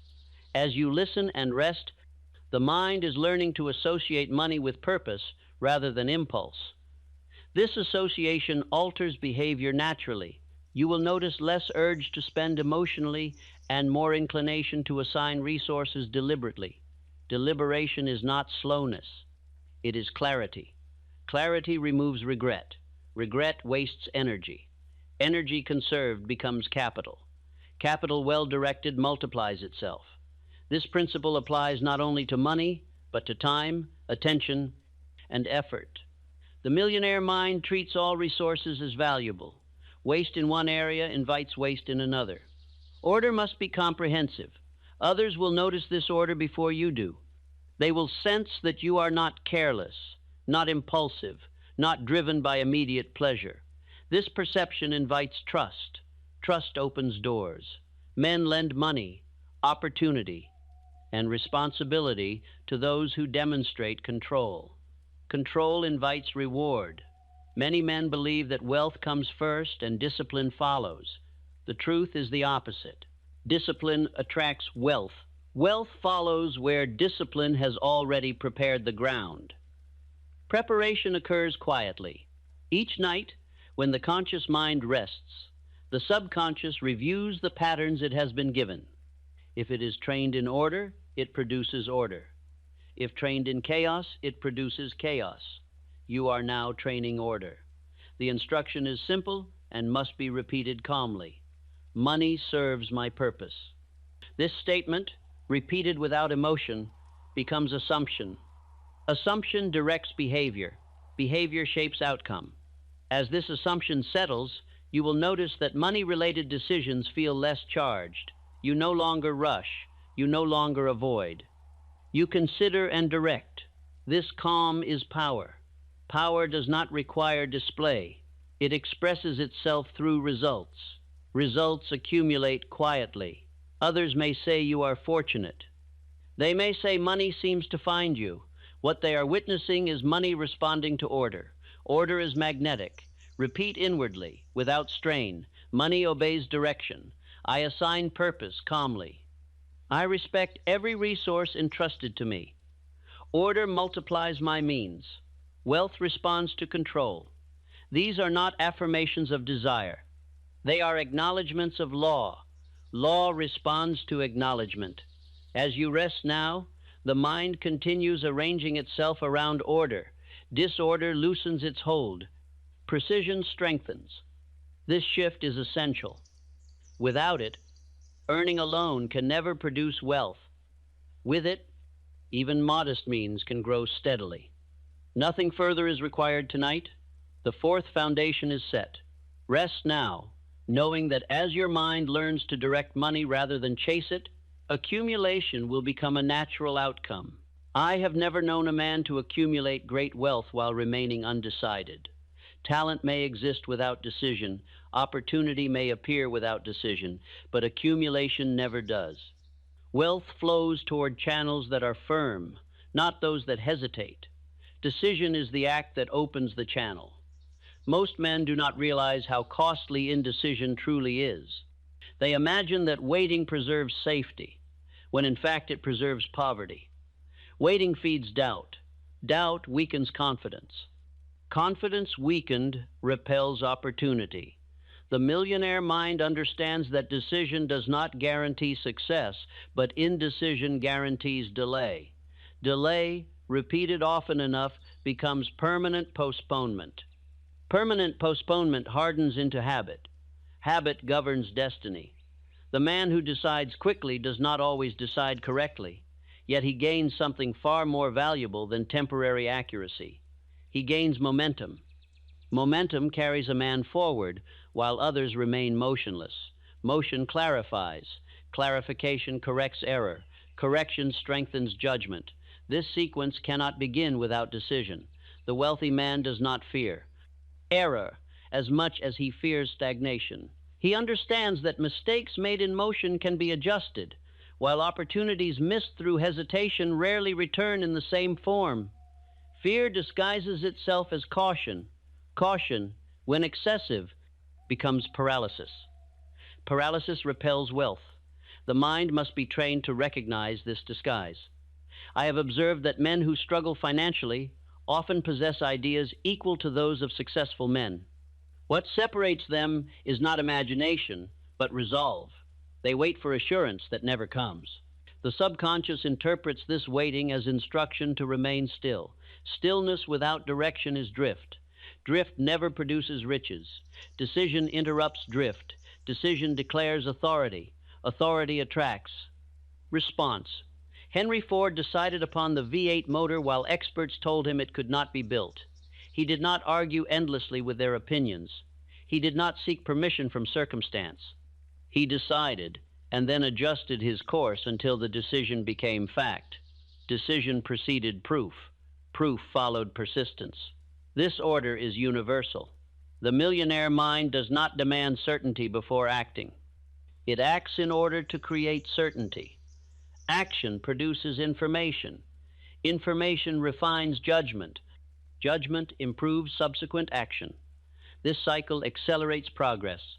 Hesitation breaks the cycle before it can begin. As you listen and rest, the mind is learning to associate decision with relief rather than fear. Fear once whispered that deciding closed doors. In truth, indecision closes far more. Decision opens one door and closes others. This narrowing creates direction. Direction focuses effort. Focused effort multiplies effect. Effect attracts reward. Reward reinforces confidence. Confidence makes future decisions easier. Thus, decision becomes self-reinforcing. The wealthy man does not revisit decisions endlessly. He decides once, then devotes his energy to execution and adjustment. Adjustment is not retreat. It is refinement. Refinement improves outcome. This is why decisiveness must be trained nightly. During the day, noise interferes. At night, the subconscious accepts instruction without argument. The instruction must be simple and calm. I decide firmly and move forward. Repeated without emotion, this statement becomes assumption. Assumption directs conduct. Conduct shapes destiny. Others sense decisiveness immediately. They trust men who do not waver.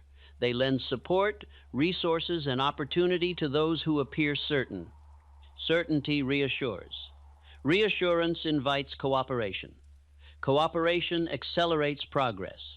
This is why men who decide promptly often find assistance appearing unexpectedly. Assistance responds to confidence. Confidence responds to repetition. You may notice, even now, a subtle easing of inner tension around choice.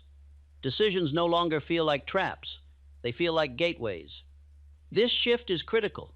Gateway thinking invites movement. Trap thinking invites avoidance. Avoidance starves ambition. Ambition guided by decision thrives. Repeat inwardly, without strain. I decide calmly and firmly. My decisions create momentum. I adjust without retreat. Opportunity responds to certainty. Wealth flows toward decisive action. These are not bold claims. They are acknowledgments of law. Law responds to acknowledgement. As decisiveness strengthens, fear loses relevance. Fear thrives in uncertainty. Certainty starves it. Starved, fear retreats. Retreating fear restores clarity. Clarity improves judgment. Judgment applied consistently produces wealth. Nothing further is required tonight. The fifth foundation is forming. Rest now, knowing that as decisiveness replaces hesitation, momentum will carry you where effort alone never could. No man ever rose to great wealth who remained emotionally disturbed by temporary defeat. This is not opinion. It is observation repeated so often that it becomes law. Money responds to steadiness. It withdraws from panic. The mind that reacts violently to loss cannot hold gain when it arrives. The millionaire mind is not free from failure. It is free from fear of failure. Fear of failure is what causes men to abandon opportunity prematurely. It convinces them that a setback is a verdict rather than a lesson. Once the mind accepts that verdict, effort collapses and habit force restores the old condition. Failure is not final unless the mind declares it so. The wealthy man interprets failure differently. He does not dramatize it. He does not identify with it. He observes it, extracts instruction, and proceeds. This emotional neutrality preserves his judgment. Judgment preserved keeps opportunity visible. Opportunity disappears only to the frightened mind. Most men lose more from fear of loss than from loss itself. Fear magnifies damage far beyond its actual measure. A calm mind measures accurately. Accurate measurement prevents despair. Despair is the enemy of accumulation. I have watched men recover quickly from financial setbacks simply because they refused to panic. They adjusted quietly, continued acting, and soon found themselves ahead of where they had been before. Others, shaken by smaller losses, never recovered because they allowed emotion to take command. Command must remain with reason. Reason cannot function where emotion dominates. This is why emotional neutrality must be trained deliberately. It does not arrive by chance. It is cultivated through repetition and understanding. Thomas Edison failed thousands of times without losing his emotional balance. His mind never treated failure as personal. It treated it as procedural. This detachment preserved his confidence and allowed persistence to operate without exhaustion. Exhaustion is emotional before it is physical. Emotional exhaustion comes from resistance. Resistance dissolves when events are interpreted correctly. Interpretation governs reaction. Reaction governs outcome. The millionaire mind understands that money, like all material things, fluctuates. It does not expect a straight line. It expects cycles. Expectation prepares the mind.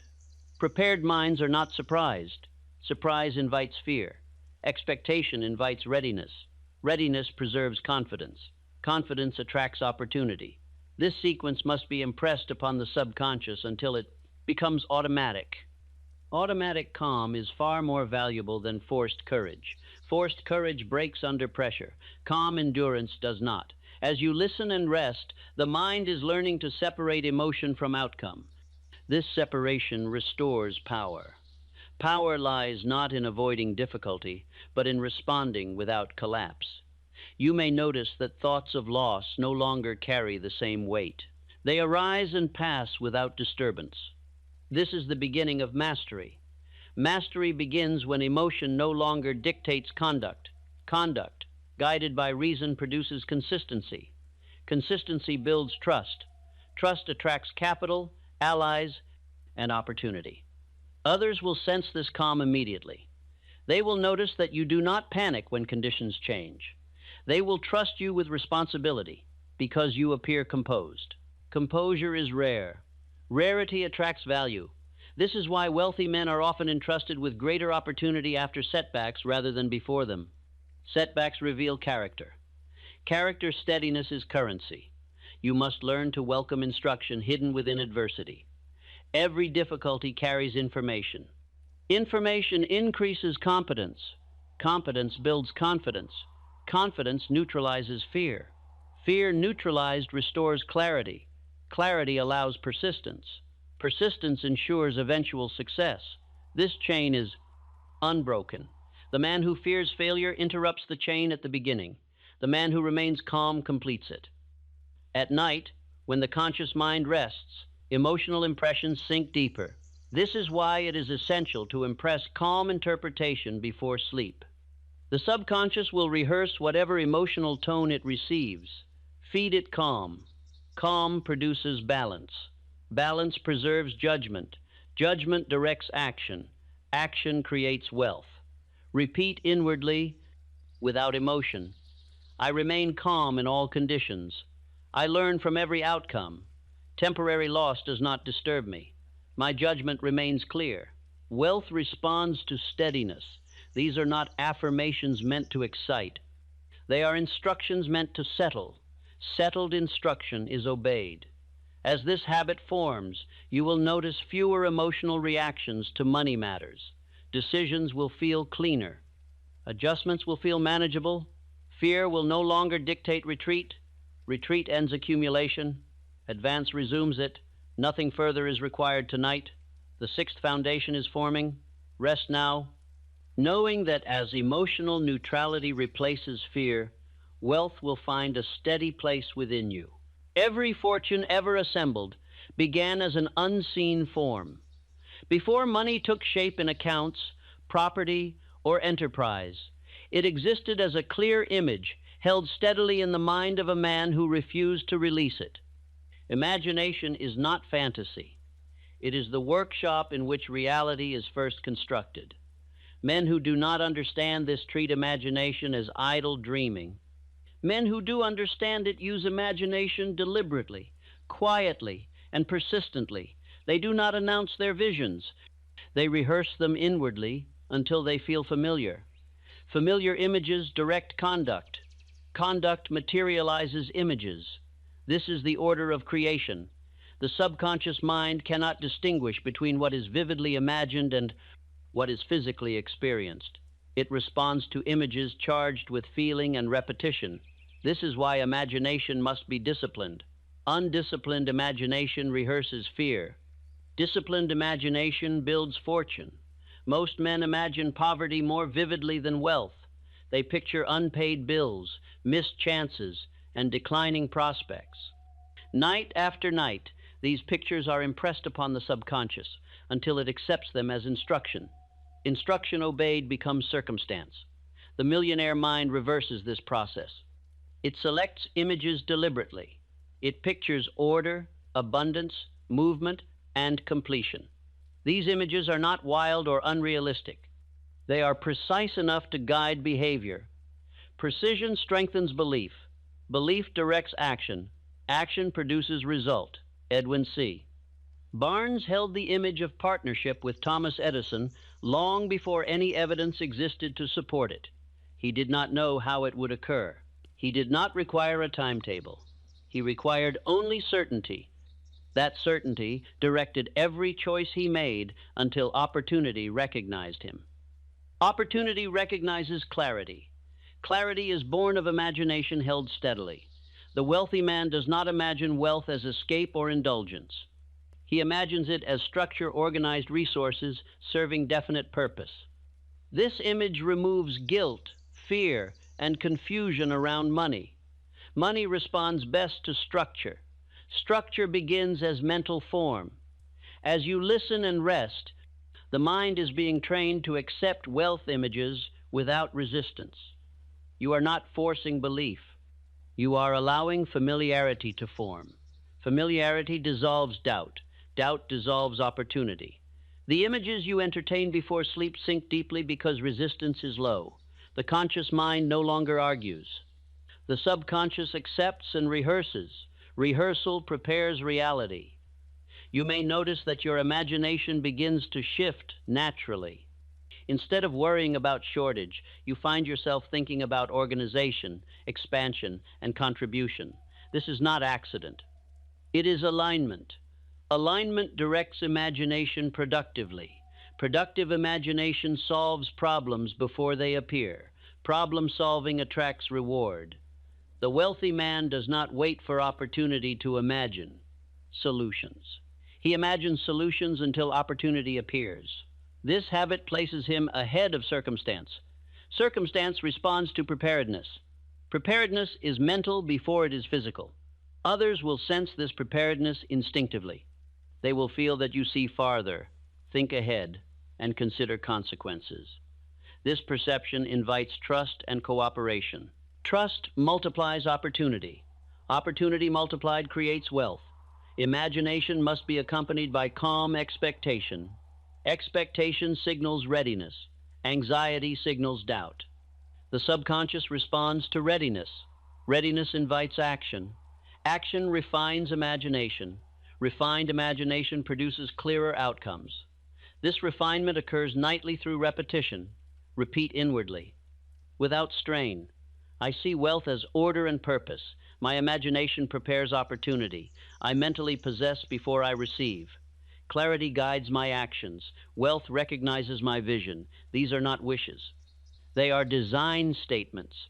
Design governs construction. Construction follows design. As imagination strengthens, fear weakens. Fear thrives on the unknown. Imagination makes the future familiar. Familiarity removes fear. Fear removed restores confidence. Confidence attracts resources. Resources organized create wealth. This cycle continues. Nothing further is required. Tonight, the seventh foundation is forming. Rest now, knowing that as your imagination learns to hold wealth calmly and clearly, reality will follow its lead. No man ever accumulates great wealth alone. This truth stands unchanged, no matter the age, the industry, or the fortune involved. Riches are born not from isolated effort, but from organized thought, acting in harmony. The millionaire mind understands this instinctively and seeks cooperation rather than solitary struggle. Most men resist this truth because pride disguises itself as independence. They believe they must carry the entire burden alone. This belief exhausts strength and limits reach. Cooperation multiplies power without multiplying effort. Power multiplied attracts opportunity. The wealthy man does not attempt to know everything.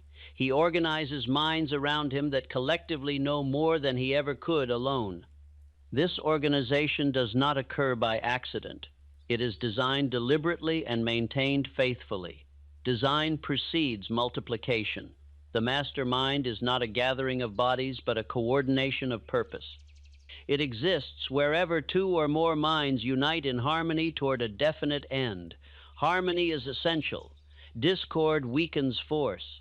Harmony amplifies it. The subconscious responds powerfully to harmony. Harmony creates momentum. Momentum accelerates progress. Andrew Carnegie never built his fortune by attempting to master every detail. He surrounded himself with men whose abilities complemented his own. His genius lay not in knowing everything, but in organizing knowledge effectively.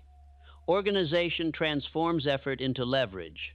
Leverage expands results. Most men fail to accumulate wealth because they insist on operating alone. Alone, effort is linear. In harmony, effort multiplies. The millionaire mind seeks multiplication. Multiplication requires trust. Trust arises from clarity and steadiness. Others must feel safe uniting their efforts with yours. Safety is communicated through calm certainty. Calm certainty has already begun forming within you.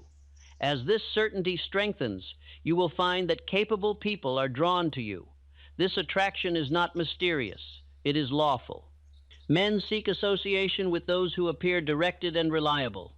Reliability invites cooperation. Cooperation produces acceleration. Acceleration shortens timelines. This is why wealthy men often appear to move faster than others. They are not working harder. They are working in organized harmony. Harmony reduces friction. Friction wastes energy. Energy conserved becomes productive force. The mastermind principle operates whether or not a man understands it. Those who do not understand it often find themselves in harmful alliances marked by discord and confusion. Those who understand it choose associations deliberately. Choice governs outcome. The millionaire mind does not seek numbers, it seeks alignment. One harmonious mind is worth more than many divided ones. Division weakens effort. Unity strengthens it. As you listen and rest, the mind is being trained to recognize the value of cooperation without dependence. The mastermind does not remove responsibility. It multiplies effectiveness. Effectiveness attracts reward. Reward reinforces confidence. Confidence strengthens leadership. Leadership draws capable allies. The cycle completes itself. You may notice that you are becoming more selective about whose counsel you accept. This selectivity is not arrogance, it is discernment. Discernment preserves harmony. Harmony preserves momentum. Momentum sustains effort without strain. The wealthy man does not argue with his allies. He aligns with them. He does not compete within his circle. He coordinates. Coordination produces power. Power attracts capital. Capital organized through harmony creates wealth. This law applies even at the level of imagination. A man may form a master mind inwardly by aligning his thoughts with those of great men who have gone before him. When he studies their thinking and adopts their habits, he harmonizes with their influence. Influence travels through alignment. Alignment strengthens resolve. Resolve directs action. Action produces result. As this principle settles, you will notice that opportunities increasingly arrive through people rather than through chance. Introductions occur. Conversations open doors. Alliances form naturally. This is not coincidence. It is the master mind at work. Repeat inwardly, without strain. I attract harmonious cooperation. I align with capable minds. Unity multiplies my effort. Harmony accelerates success. Wealth expands through organized purpose. These are not affirmations of hope. They are acknowledgments of law. Law responds to acknowledgement. As the subconscious accepts these truths, it begins arranging encounters and circumstances that support cooperation. You will find yourself in the right conversations at the right times. Timing improves through harmony. Harmony reduces resistance. Resistance delayed wealth. Delay loosens now. Nothing further is required. Tonight, the eighth foundation is forming. Rest now, knowing that as your mind aligns with cooperation rather than isolation, wealth will multiply beyond what effort alone could ever achieve. Every man who has accumulated great wealth has done so not because he avoided difficulty, but because he outlasted it. Persistence is not dramatic. It does not announce itself with enthusiasm or emotion. It operates quietly, often unnoticed, until resistance gives way and progress becomes inevitable. Most men misunderstand persistence. They imagine it as strain or stubbornness. In truth, persistence is calm continuity. It is the refusal to abandon a purpose once it has been accepted by the mind. It does not hurry. It does not argue. It simply continues.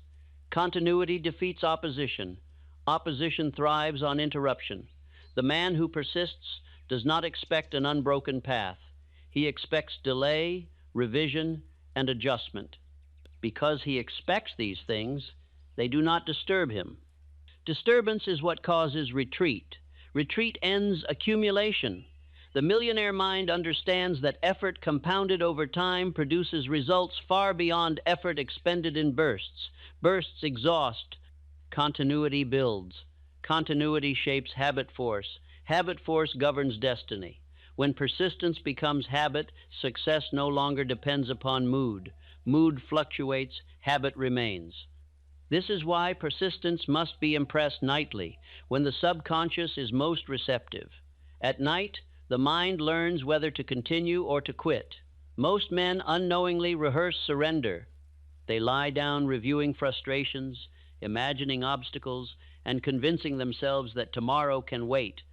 The subconscious accepts this rehearsal and prepares retreat. You are now rehearsing continuation. Continuation instructs habit force to remain active even when enthusiasm fades. This is critical because enthusiasm always fades before results appear. Results appear after resistance weakens. Resistance weakens only when met repeatedly. Repeated effort without panic dissolves opposition. This is why so many men quit just before success. They mistake resistance for failure. In truth, resistance is evidence that progress has begun. Progress disturbs the old condition. The old condition resists replacement. Replacement occurs only when persistence outlasts resistance. I have observed that men who fail often do so within sight of success. They lacked one more act of persistence. That act would have shifted momentum permanently. Momentum once established is difficult to stop. Stopping usually occurs before momentum forms. The millionaire mind is trained to recognize this danger point and move through it calmly. It does not seek encouragement. It relies on principle. Principle does not waver. Wavering dissolves persistence. Persistence solidifies direction. Direction focuses effort. Focused effort multiplies effect. Effect attracts reward. Reward reinforces confidence. Confidence strengthens persistence. Thus, persistence becomes self-sustaining. This is why it must be installed as identity rather than effort. Effort collapses under fatigue. Identity endures. The persistent man does not say, "I will try again." He says, "I continue." This language difference reflects identity. Trying implies uncertainty. Continuing implies decision. Decision anchors persistence. Anchored persistence resists discouragement. Discouragement thrives on doubt. Doubt weakens resolve. Resolve guided by certainty endures. As you rest and listen, the mind is learning to accept continuation as normal. The thought of stopping feels increasingly unnatural. This reversal is the sign that persistence is becoming habit. Habit does not require motivation. Motivation fades. Habit remains. You may notice that you feel less emotional about progress. This is not indifference. It is maturity. Mature persistence does not celebrate each step. It moves. Movement accumulates distance. Distance traveled discourages retreat. The farther a man has come through persistence, the less willing he is to abandon the path. This unwillingness protects success. Protection ensures accumulation. Others will sense this persistence instinctively. They will trust you because you do not vanish when difficulty appears. They will invest in you because you remain steady. Steadiness attracts capital. Capital rewards persistence. This exchange is lawful. Many men believe persistence means repeating the same action blindly. This is error. Persistence means remaining loyal to the purpose while adjusting method as needed. Adjustment refines approach. Refinement improves efficiency. Efficiency accelerates progress. The persistent man does not cling to methods. He clings to purpose. Purpose anchored deeply guides adjustment wisely. Wisdom reduces waste. Waste delays wealth. The millionaire mind persists without bitterness. Bitterness poisons effort. Calm continuation preserves clarity. Clarity ensures correct adjustment. Correct adjustment advances progress. As persistence strengthens, fear weakens further. Fear depends upon uncertainty. Persistence replaces uncertainty with expectation. Expectation stabilizes effort. Effort stabilized accumulates power. Power attracts opportunity. Opportunity met with persistence becomes wealth. Repeat inwardly without strain. I continue calmly. I do not retreat from purpose. Resistance strengthens my resolve. Persistence guarantees success. Wealth yields to continuity. These are not emotional claims. They are acknowledgments of law. Law responds to acknowledgement. As these thoughts settle, the mind releases the illusion that success must come quickly or not at all. Speed is irrelevant. Direction and continuity are decisive. Time favors the persistent. Persistence commands time rather than fears it.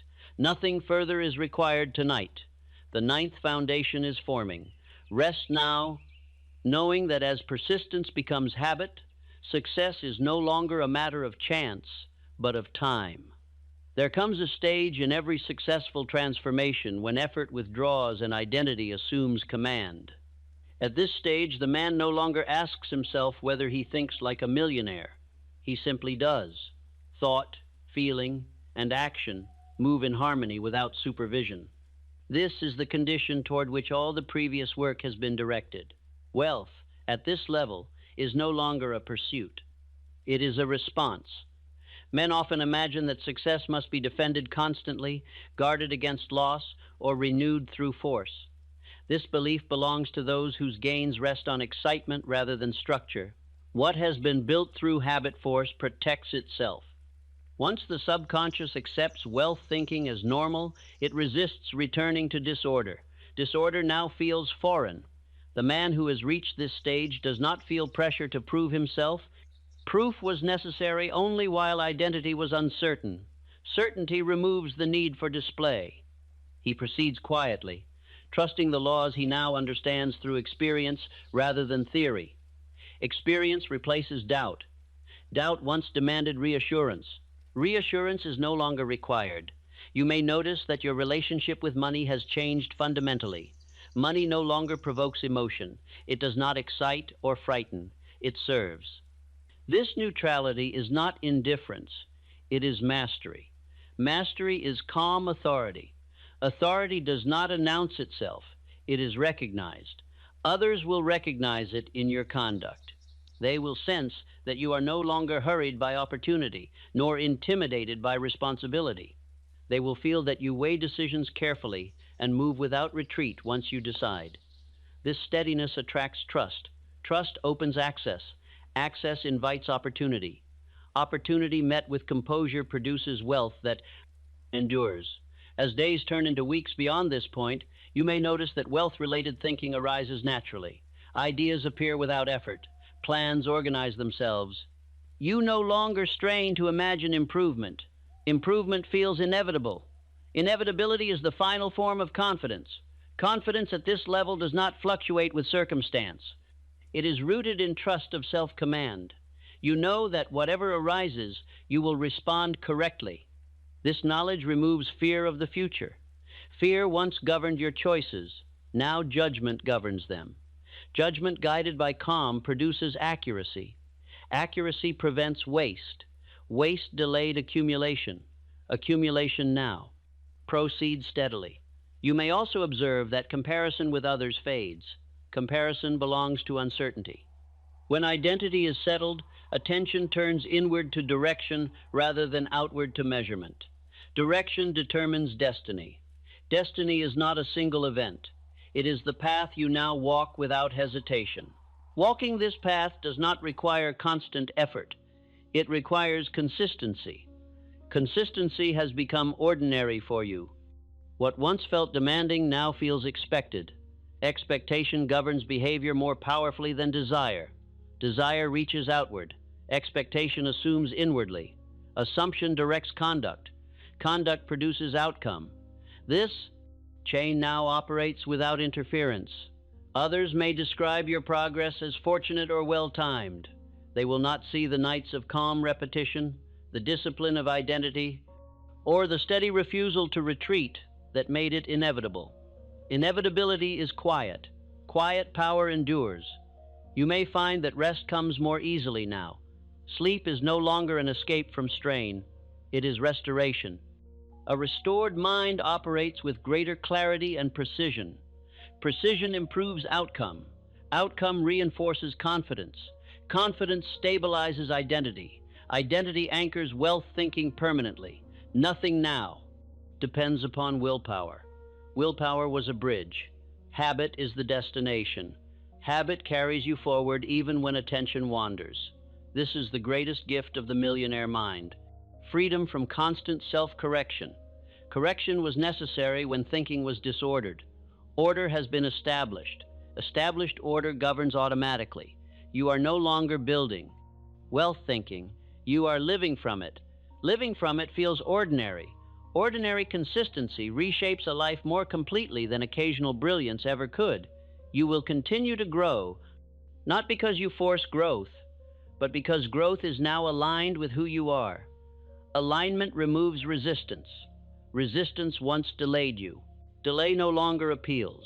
Proceeding feels natural. As you settle into rest now, there is nothing left to install, nothing left to repair, nothing left to struggle toward. The work has moved beyond instruction and into being. You are no longer rehearsing wealth, you are expressing it. Expression shapes reality effortlessly. Let the night carry these truths deeper without effort. Let the subconscious continue its faithful work.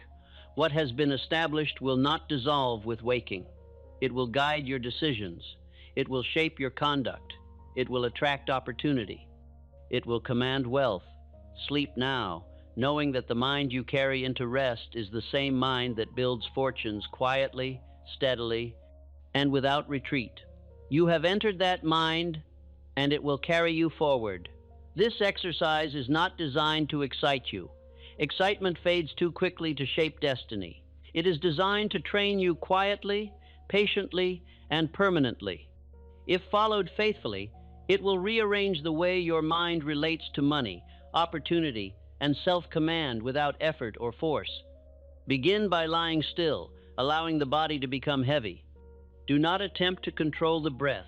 Let it slow of its own accord. Stillness of the body invites stillness of thought, and stillness of thought opens the gate through which the subconscious receives instruction. Now, without urgency, recall that wealth is a mental state before it is a material condition. Do not argue with this idea. Do not analyze it. Simply accept it as a working assumption for this exercise. Assumption is more powerful than belief because it does not ask for proof. Picture yourself standing quietly in your own mind, not striving, not reaching, simply standing with certainty. You are not imagining money yet. You are establishing posture. Posture precedes possession. A man who does not stand inwardly cannot hold outward command. As you stand there, feel the difference between tension and firmness. Tension tightens the chest and jaw. Firmness relaxes them. Allow firmness to replace tension. This is the posture of a man who expects results without desperation. Now bring to mind the idea of money, but do not attach emotion to it. Do not picture numbers yet. Simply picture money as a neutral substance, obedient, movable, responsive. You are not chasing it. You are acknowledging it. Say inwardly, without speaking aloud and without strain. Money responds to order. Pause after this thought. Let it settle. Do not repeat it quickly. Repetition is effective only when calm. Now imagine that money in your life has been disordered in the past, not as a failure, but as a condition. Conditions can be changed. Identity directs conditions. You are not condemning the past. You are releasing it. Picture the old pattern loosening its grip without resistance. Resistance strengthens what you wish to remove. Indifference dissolves it. Now imagine money arranging itself calmly around your purpose. You do not need to know the exact form. You are training expectation, not planning detail. Expectation guides behavior automatically. Say inwardly, I direct money calmly. Pause again. Allow the mind to rest. Now imagine a simple scene from your daily life, nothing dramatic. Perhaps you are speaking with someone about work, opportunity, or responsibility. Notice how you feel in this imagined scene. You are not hurried. You are not shrinking. You speak plainly and listen carefully. Others respond differently to you in this scene. They trust your word. They sense composure. They do not rush you. This is not fantasy. This is rehearsal. The subconscious responds to rehearsal as instruction.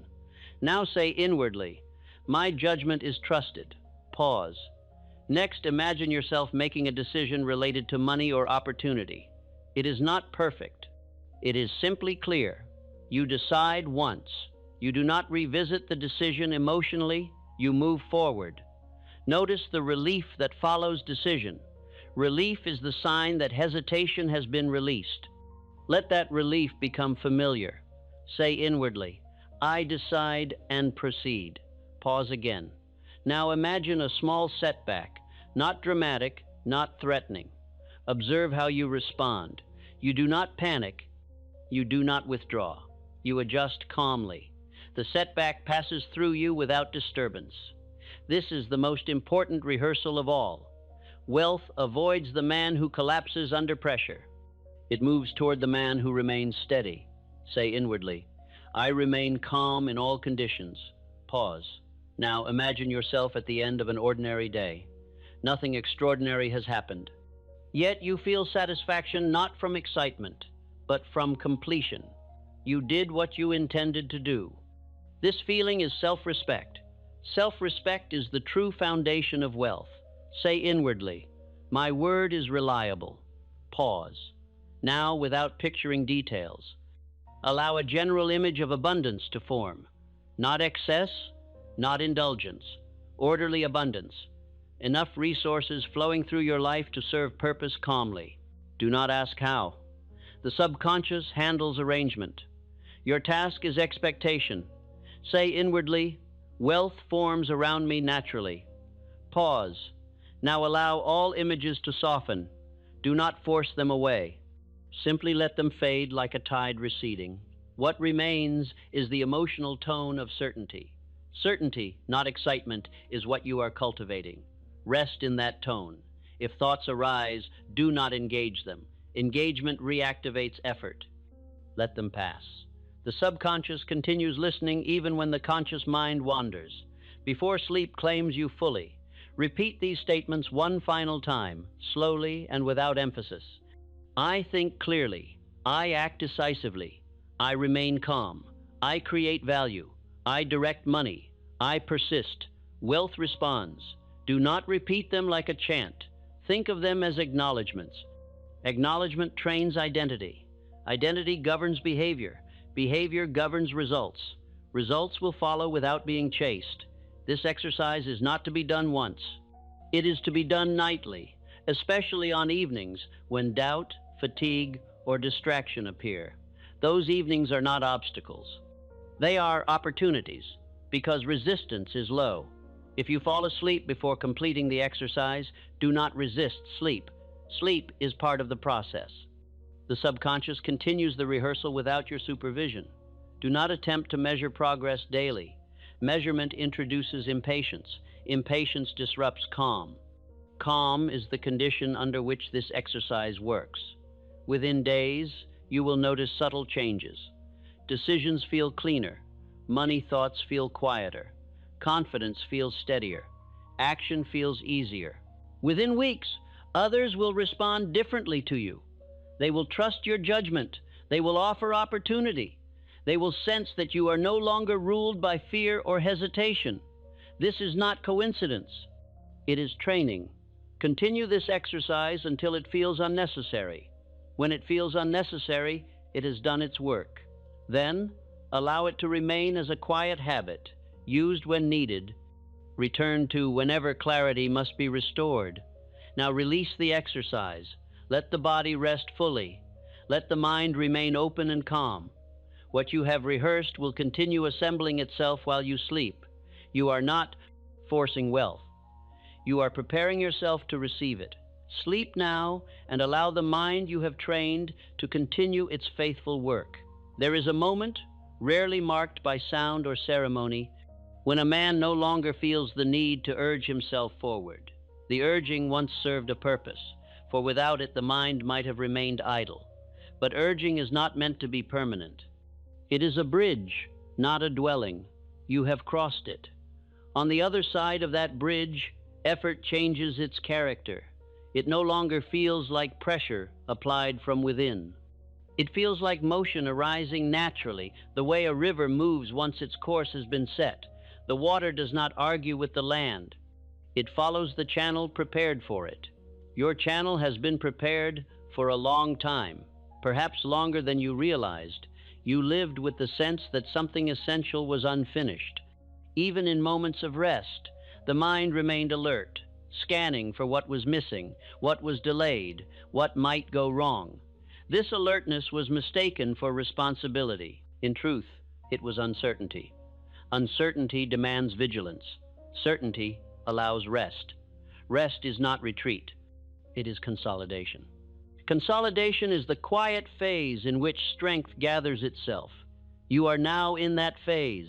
The mind, having been trained repeatedly, no longer resists the idea of order, purpose, or abundance. Resistance was never the mind's natural state. It was learned through confusion and reinforced through repetition. What is learned can be unlearned. What is replaced does not return easily. The old habits of doubt have loosened their hold not through argument, but through neglect. They no longer receive attention. Attention is the nourishment of habit. Withdraw it, and habit fades. In its place stands a different inner posture. It does not feel dramatic. It feels steady.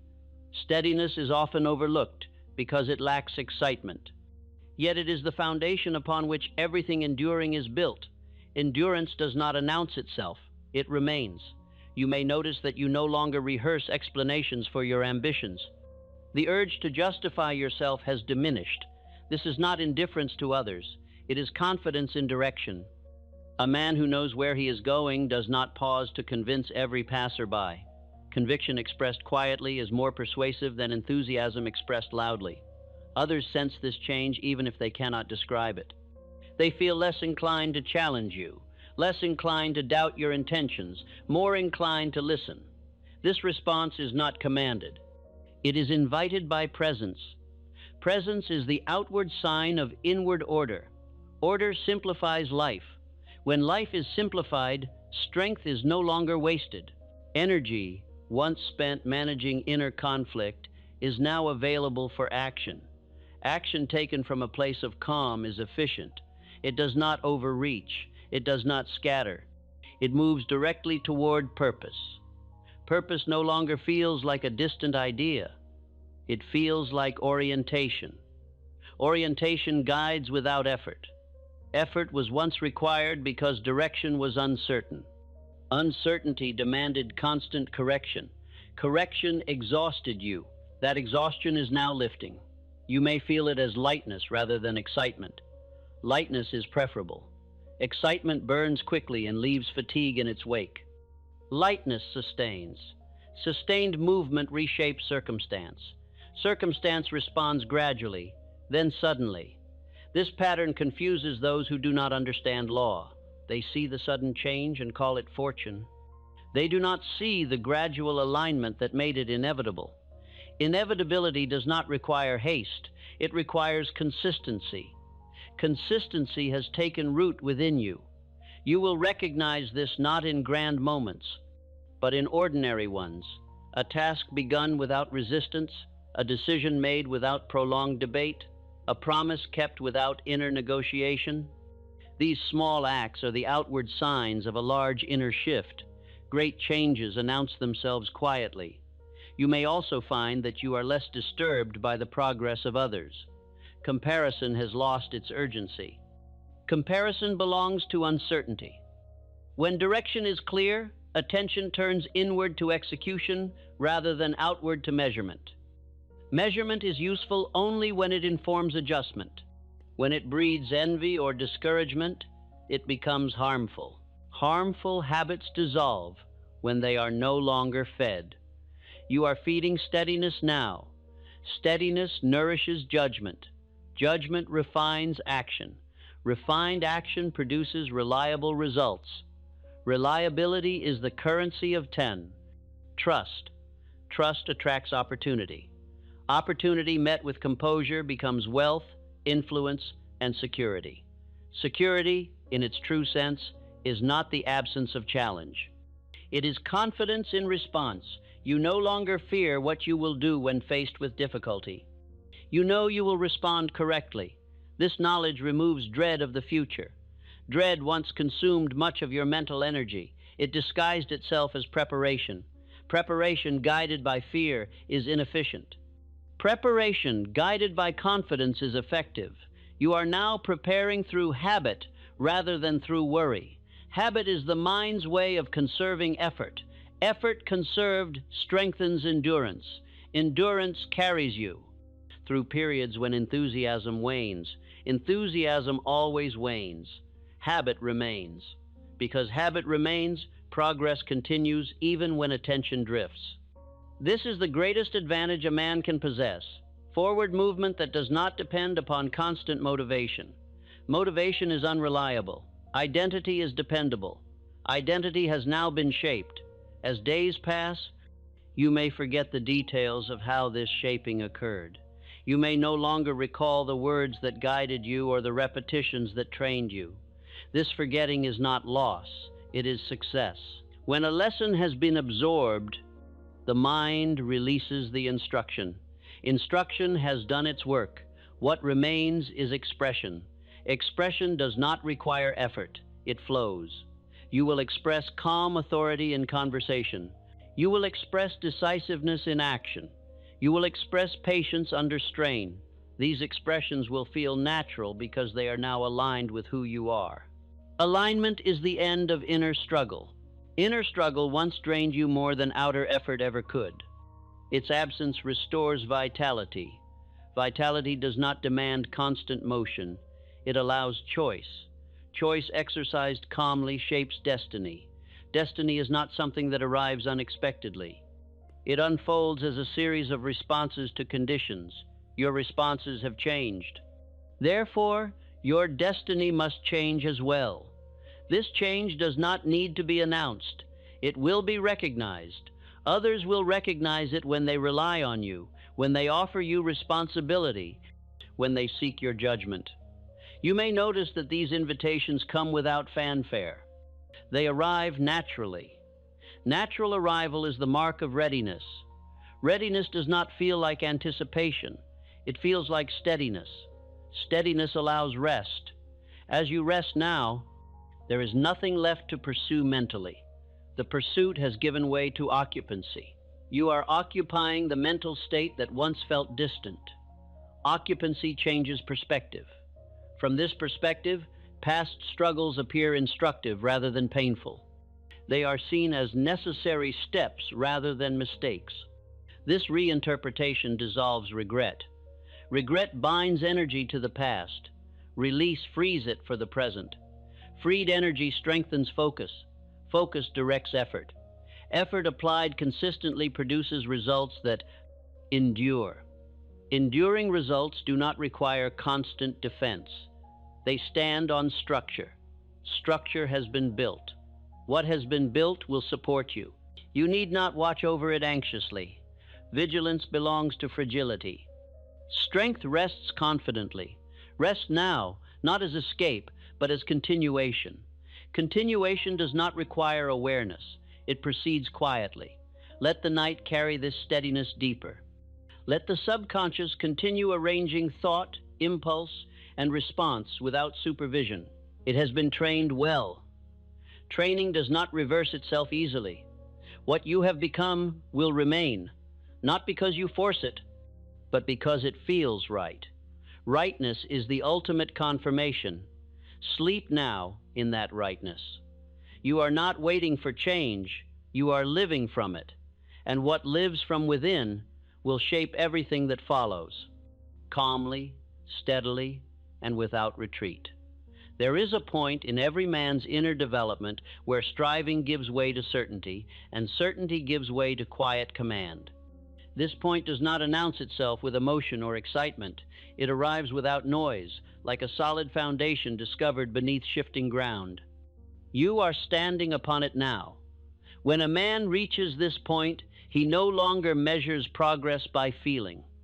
Feeling once served as a guide when direction was unclear. Now direction exists independent of mood. Action proceeds even when emotion is absent, and rest occurs without guilt. Guilt belonged to conflict. Conflict has ended. You may notice that the mind no longer rushes ahead into imagined futures, nor circles endlessly around past events. It rests where it is, attentive but untroubled. This presence is not passivity. It is readiness without strain. Strain was never strength. Strain was misdirected effort. Effort aligned with law does not strain. Law now governs your conduct. You have learned, through repetition rather than argument, that force is inferior to direction. Direction does not press, it leads. Once the mind accepts direction, movement follows naturally. Natural movement does not fatigue the spirit. Fatigue arose when the mind resisted itself. Resistance dissolves when identity settles. Identity has settled. You may feel this settlement as a reduction in inner noise. Thoughts still arise, but they no longer demand immediate response. You observe them, choose among them, and proceed. This choice is the essence of self-command. Self-command does not require vigilance. It requires alignment. Alignment maintains itself. Others may sense that you are less reactive than before. Situations that once provoked explanation or defense now pass without disturbance. This is not withdrawal. It is composure. Composure is strength held in reserve. Reserve is the mark of readiness. A man with reserve is never desperate. Desperation once distorted your judgment. It urged haste, avoidance, or compromise. That urgency has faded. Decisions are now made from consideration rather than impulse. Impulse fades when certainty rises. Certainty rests on experience. Experience has taught you that persistence works, that order attracts opportunity, and that calm outlasts resistance. These lessons no longer need repetition. They have been absorbed. Absorption is the final stage of learning. Once absorbed, truth expresses itself automatically. You will express it in the way you speak, measured, deliberate, unhurried. You will express it in the way you listen, attentive, patient, discerning. You will express it in the way you act, decisive without aggression, steady without delay. These expressions will feel ordinary to you. They will feel significant to others. Men are drawn to those who appear settled within themselves. Settlement communicates safety. Safety invites trust. Trust opens paths that effort alone cannot clear. Paths open quietly. Quiet openings endure. You may find that opportunities arise without announcement. A conversation shifts. A responsibility is offered. An idea is received favorably. These moments will not feel miraculous. They will feel appropriate. Appropriateness is the signature of alignment. Alignment eliminates surprise. Surprise once triggered fear. Fear no longer commands. Because fear no longer commands, imagination no longer rehearses disaster. It now rehearses order. Order feels familiar. Familiarity breeds confidence. Confidence expressed quietly is the most persuasive force a man can possess. You do not need to prove that confidence. Proof invites challenge. Quiet confidence disarms challenge before it forms. This is why argument feels unnecessary now. Argument belonged to insecurity. Insecurity dissolves when identity stabilizes. Stability has replaced it. You may notice that time itself feels different. Hours pass with less friction. Days feel purposeful without being crowded. This is not because life has slowed, but because resistance has diminished. Resistance once consumed energy without producing progress. Progress now occurs with less effort. Effort reduced does not reduce results. It refines them. Refinement is the mark of mastery. Mastery does not seek applause. It seeks continuity. Continuity has become natural to you. You will continue not because you must, but because stopping would feel unnatural. The path beneath you is firm. Walking it does not require constant awareness. Awareness was needed during formation. Formation is complete. What remains is use. Use expresses structure. Structure supports growth. Growth guided by structure is stable. Stability allows expansion without collapse. Collapse was once feared because foundations were uncertain. Foundations are now sound. You trust them because you have tested them through repetition and response. Trust in self-command removes anxiety about the future. The future no longer appears as a threat to manage. It appears as a field to enter calmly. You do not need to see the entire field to take the next step confidently. Confidence in the next step is sufficient. Sufficiency quiets the mind. Quiet allows rest. Rest restores clarity. Clarity prepares. Action. Action taken from clarity produces results that reinforce identity. Identity now reinforces itself. This is the stage beyond effort. You are not maintaining change. You are living from it. Living from it does not require reminders. It proceeds naturally. As you rest now, let the body settle without instruction. Let the breath find its own rhythm. Let thought drift without engagement. There is nothing left to monitor. Monitoring belonged to uncertainty. Certainty rests. Rest is now safe. Nothing within you needs guarding. Nothing requires correction. What has been built will hold. What holds will support all that follows. Sleep now in this assurance. You are not preparing for what you will become. You are continuing as who you are, and who you are now moves forward quietly, steadily, and without retreat. Most people fall asleep carrying the same thoughts that kept them stuck all day. Worries replay, doubts whisper, old limits tighten their grip in the quiet. Tonight is different. Tonight, the mind is being invited into a new rhythm, one where wealth feels normal, calm, and expected rather than distant or difficult. There is a reason success often feels just out of reach. It isn't effort that's missing, it's alignment. The subconscious sets the ceiling long before action begins. As you listen, that ceiling begins to lift, not through force, but through gentle repetition that the deeper mind accepts without resistance. You don't need to concentrate hard. In fact, the less you try, the better this works. These hours are designed for the moment when thought slows and imagination softens. That is when new assumptions quietly take root, shaping what you expect, choose, and persist in tomorrow. Wealth is not built on motivation alone. Motivation fades. What remains is identity, the silent answer to the question, what kind of person am I? As you drift closer to sleep, that identity begins to shift, away from struggle and toward quiet confidence and inner certainty. Notice how your body relaxes before your thoughts change. That order matters.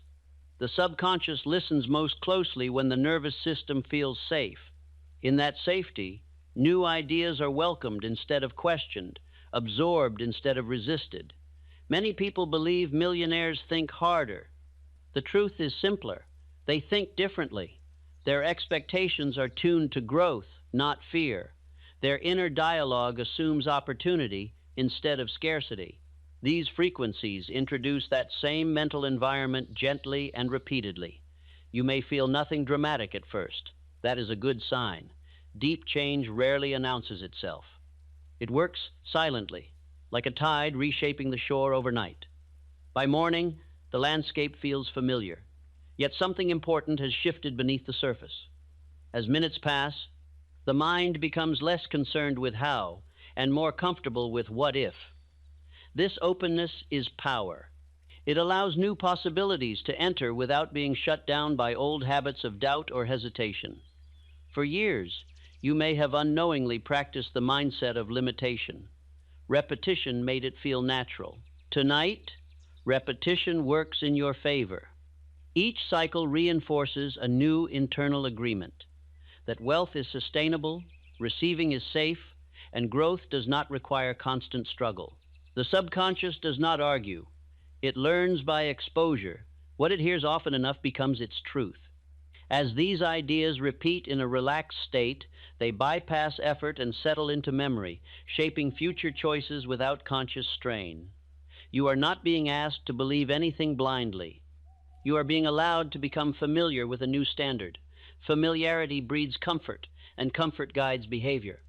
When wealth feels familiar, actions begin to align naturally. Notice how urgency dissolves. The rush to make it happen fades. In its place comes steadiness. That steadiness is the foundation of persistence, the quiet determination that keeps moving forward without burnout or fear. This is how long-term success is built.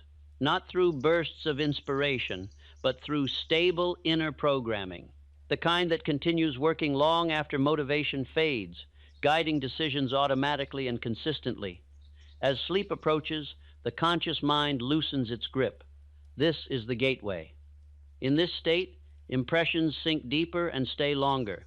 What enters now becomes part of the operating system you wake up with.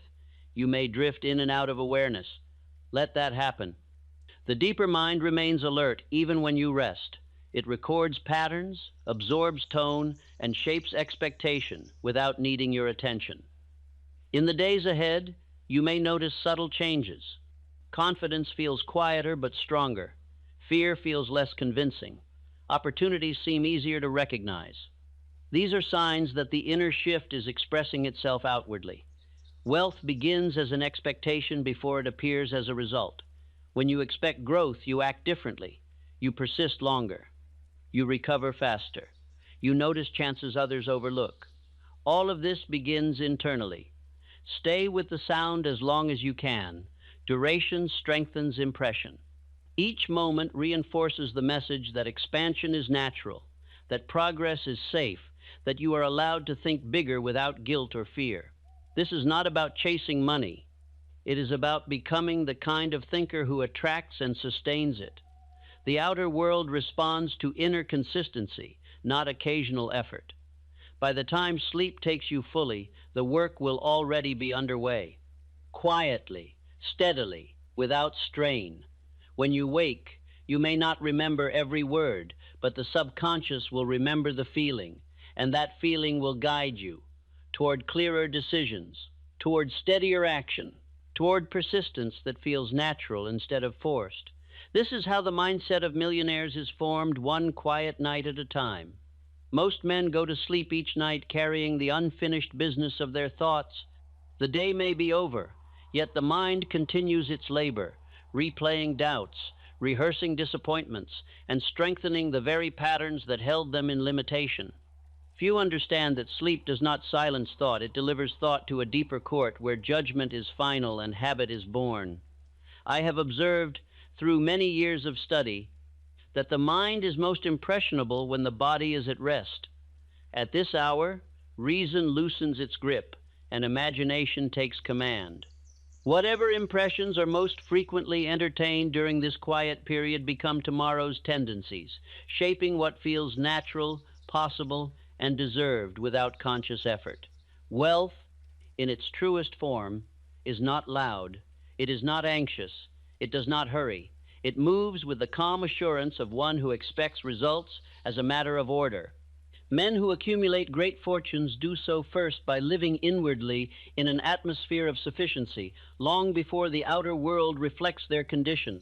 The majority attempt to force prosperity through effort alone, never suspecting that effort applied from a conflicted mind produces resistance instead of progress. When the inner climate is unsettled, action scatters. When the inner climate is composed, action aligns. The difference is not visible at first, yet it governs every outcome. I have known men of modest means whose presence commanded confidence from all who met them. Others, with greater resources, carried an air of uncertainty that betrayed their lack of inward order. The world responds not merely to what a man possesses, but to what he expects. Expectation speaks through posture, tone, and patience.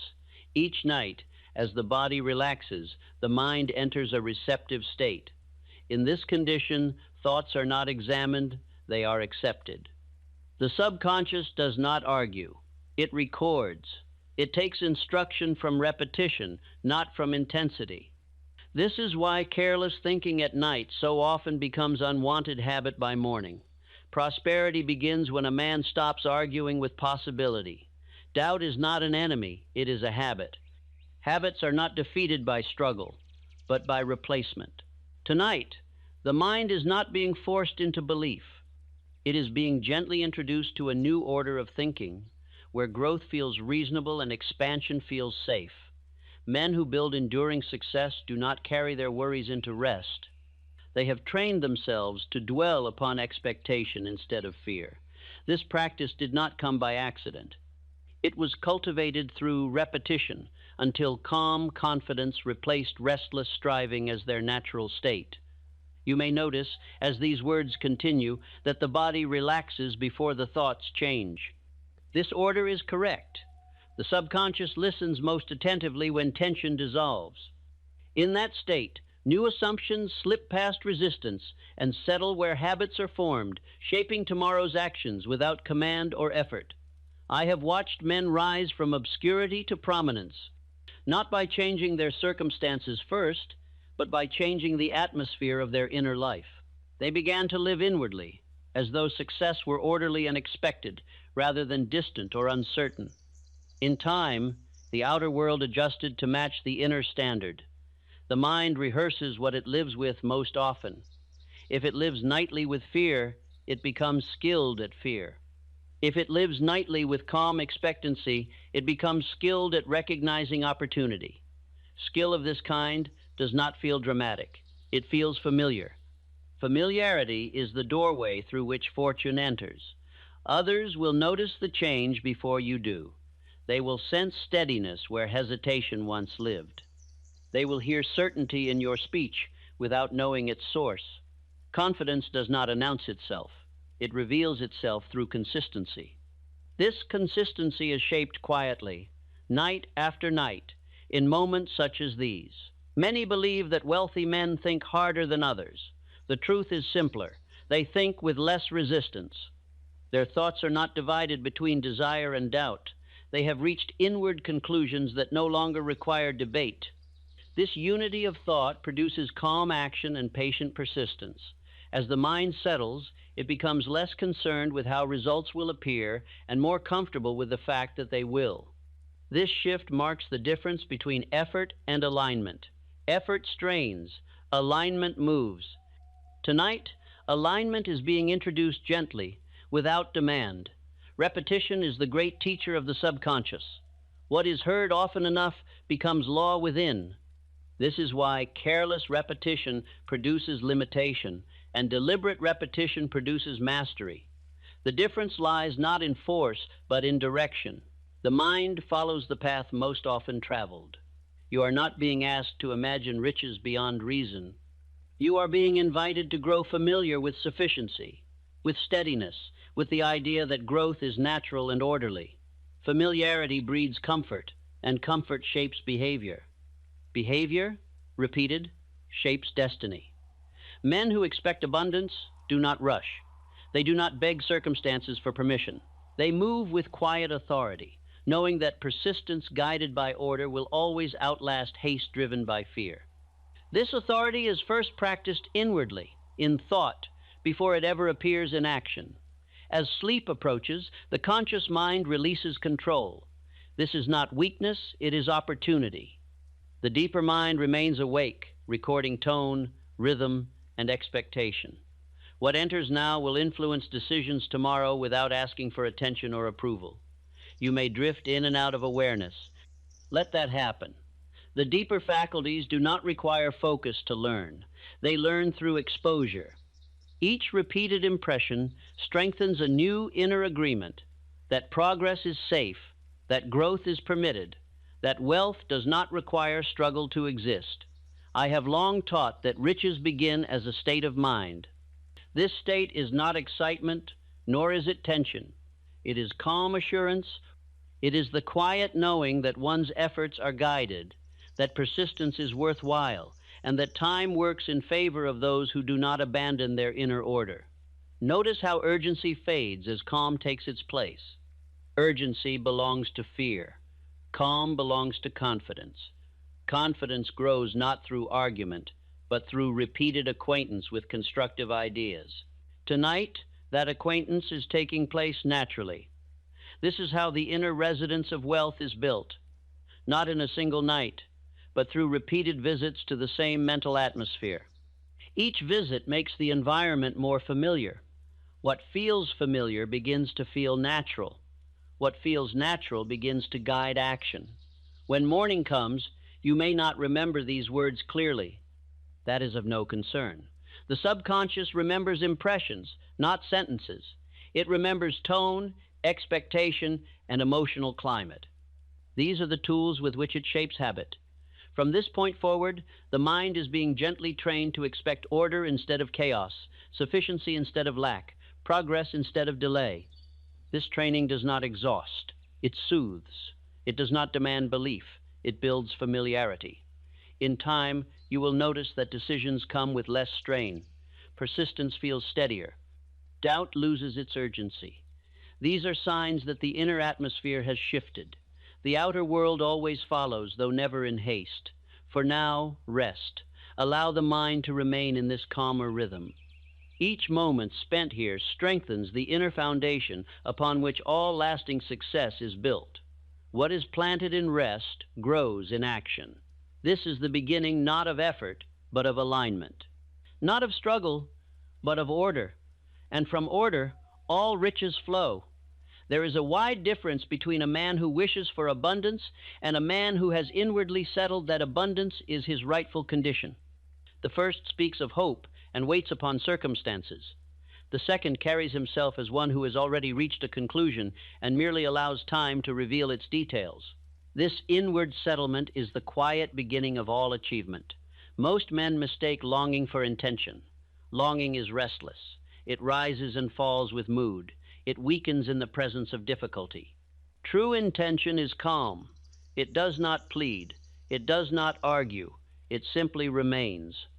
I have observed that men who reach enduring success are those who arrive inwardly before they arrive outwardly. When a man reaches an inward conclusion, his mind ceases to wander. Energy that was once scattered among doubts and alternatives becomes gathered. This gathering produces power. It sharpens perception. It gives direction to effort without strain. Others may not know why they trust such a man, yet they do. Trust is born of inward firmness.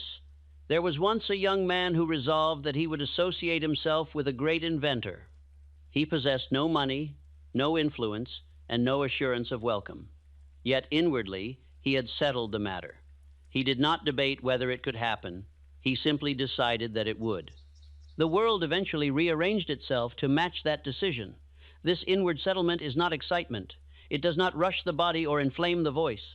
It expresses itself as patience. Men who have settled inwardly are never in a hurry. They know that haste is born of uncertainty. They allow events to unfold because their minds are no longer questioning the outcome. Each night offers an opportunity to renew this inward settlement. As the body rests, the mind becomes less argumentative. It listens more than it speaks. In this condition, repeated impressions sink deeper and take firmer hold. What is calmly accepted in this state becomes tomorrow's standard of behavior. I have noticed that men who achieve little often rehearse their uncertainty at night. They review obstacles, justify delay, and strengthen hesitation. Those who achieve much rehearse expectancy. They do not command results, yet they assume progress. This assumption becomes habit, and habit becomes character. Character is not built by dramatic resolve. It is built by quiet repetition. What a man thinks consistently, especially in moments of rest, becomes the lens through which he views opportunity. Two men may face the same circumstance. One sees risk, the other sees possibility. The difference lies in what they have trained themselves to expect. Inward settlement changes the manner in which effort is applied. Work no longer feels like struggle. It feels like expression. Persistence no longer feels heroic. It feels natural. This is why men of great achievement often appear calm, while others exhaust themselves without result. Others will begin to notice this change. They will observe that you no longer explain yourself unnecessarily. You speak when speech is useful and remain silent when silence serves. This restraint is not learned from books. It grows out of inward certainty. Men trust those who trust their own direction. There is a peculiar strength that comes to one who has settled inwardly. Criticism loses its sting. Delay loses its power. Failure is no longer taken as final, but as instruction. This strength does not announce itself. It reveals itself through steadiness. Many attempt to convince themselves of success through excitement. This method fails because excitement fades. The subconscious accepts what is repeated calmly and consistently. It resists what is forced. Therefore, the most powerful form of instruction is quiet expectancy, repeated without strain. As these words continue, you may feel less compelled to agree or disagree. That is as it should be. Agreement is not required. Familiarity is. The subconscious learns not through argument, but through exposure. What it becomes familiar with, it begins to accept as normal. Wealth begins to appear ordinary to those who have settled inwardly. They do not place it upon a pedestal. They do not fear it. They do not worship it. They regard it as a natural result of ordered thinking and directed effort. This attitude removes resistance. Men who have settled inwardly do not envy. Envy is the confession of doubt. Instead, they observe the success of others with interest, knowing that achievement follows law and leaves clues. They study rather than resent. This habit alone separates builders from drifters. Night after night, the mind rehearses its expectations. These rehearsals do not feel like labor. They feel like residence. You live inwardly, where your thoughts dwell most often. If they dwell upon sufficiency, sufficiency feels natural. If they dwell upon lack, lack feels reasonable. The inward settlement of intention does not require knowing every step. It requires only agreement upon the destination. The path reveals itself as movement begins. Men who wait for perfect plans before settling inwardly rarely move. Men who settle inwardly find that plans appear when needed. You may begin to notice that effort feels less urgent. This is not indifference, it is confidence. Confidence does not push, it proceeds. It knows that time favors those who do not abandon their course inwardly. As the body rests more deeply, the mind continues its quiet instruction. Each repeated impression strengthens the inner agreement that progress is orderly and safe. This agreement guides action tomorrow without demand or command. I have often said that the mind must first be convinced before circumstances will obey. Conviction is not loud, it does not shout. It simply remains unchanged by temporary appearances. This quality is developed through repetition in moments when resistance is low. Men who possess this quality are often described as fortunate. Their good fortune is merely the outward reflection of inward order. They do not rely upon chance, they rely upon habit. Habit is the strongest ally of intention. You may drift in and out of awareness as these ideas continue. That is of no importance. The deeper mind remains attentive. It records rhythm, tone, and assumption. These elements shape tomorrow's choices more powerfully than conscious resolve. As this inward settlement strengthens, you may find yourself less tempted to explain delays or justify past errors. The future claims more attention than the past. This shift marks the transition from drifting to direction. Those around you will feel this shift. They may not name it, yet they will respond to it. Opportunities are offered more readily to those who appear prepared to receive them. Preparation is not visible in words, but in bearing. This preparation is not anxiety. It is readiness. Readiness grows out of inward agreement. When the mind no longer debates its right to succeed, behavior aligns naturally with advancement. There is no need to hurry this process. The subconscious responds to patience. Each night spent in calm expectancy deepens the groove of habit.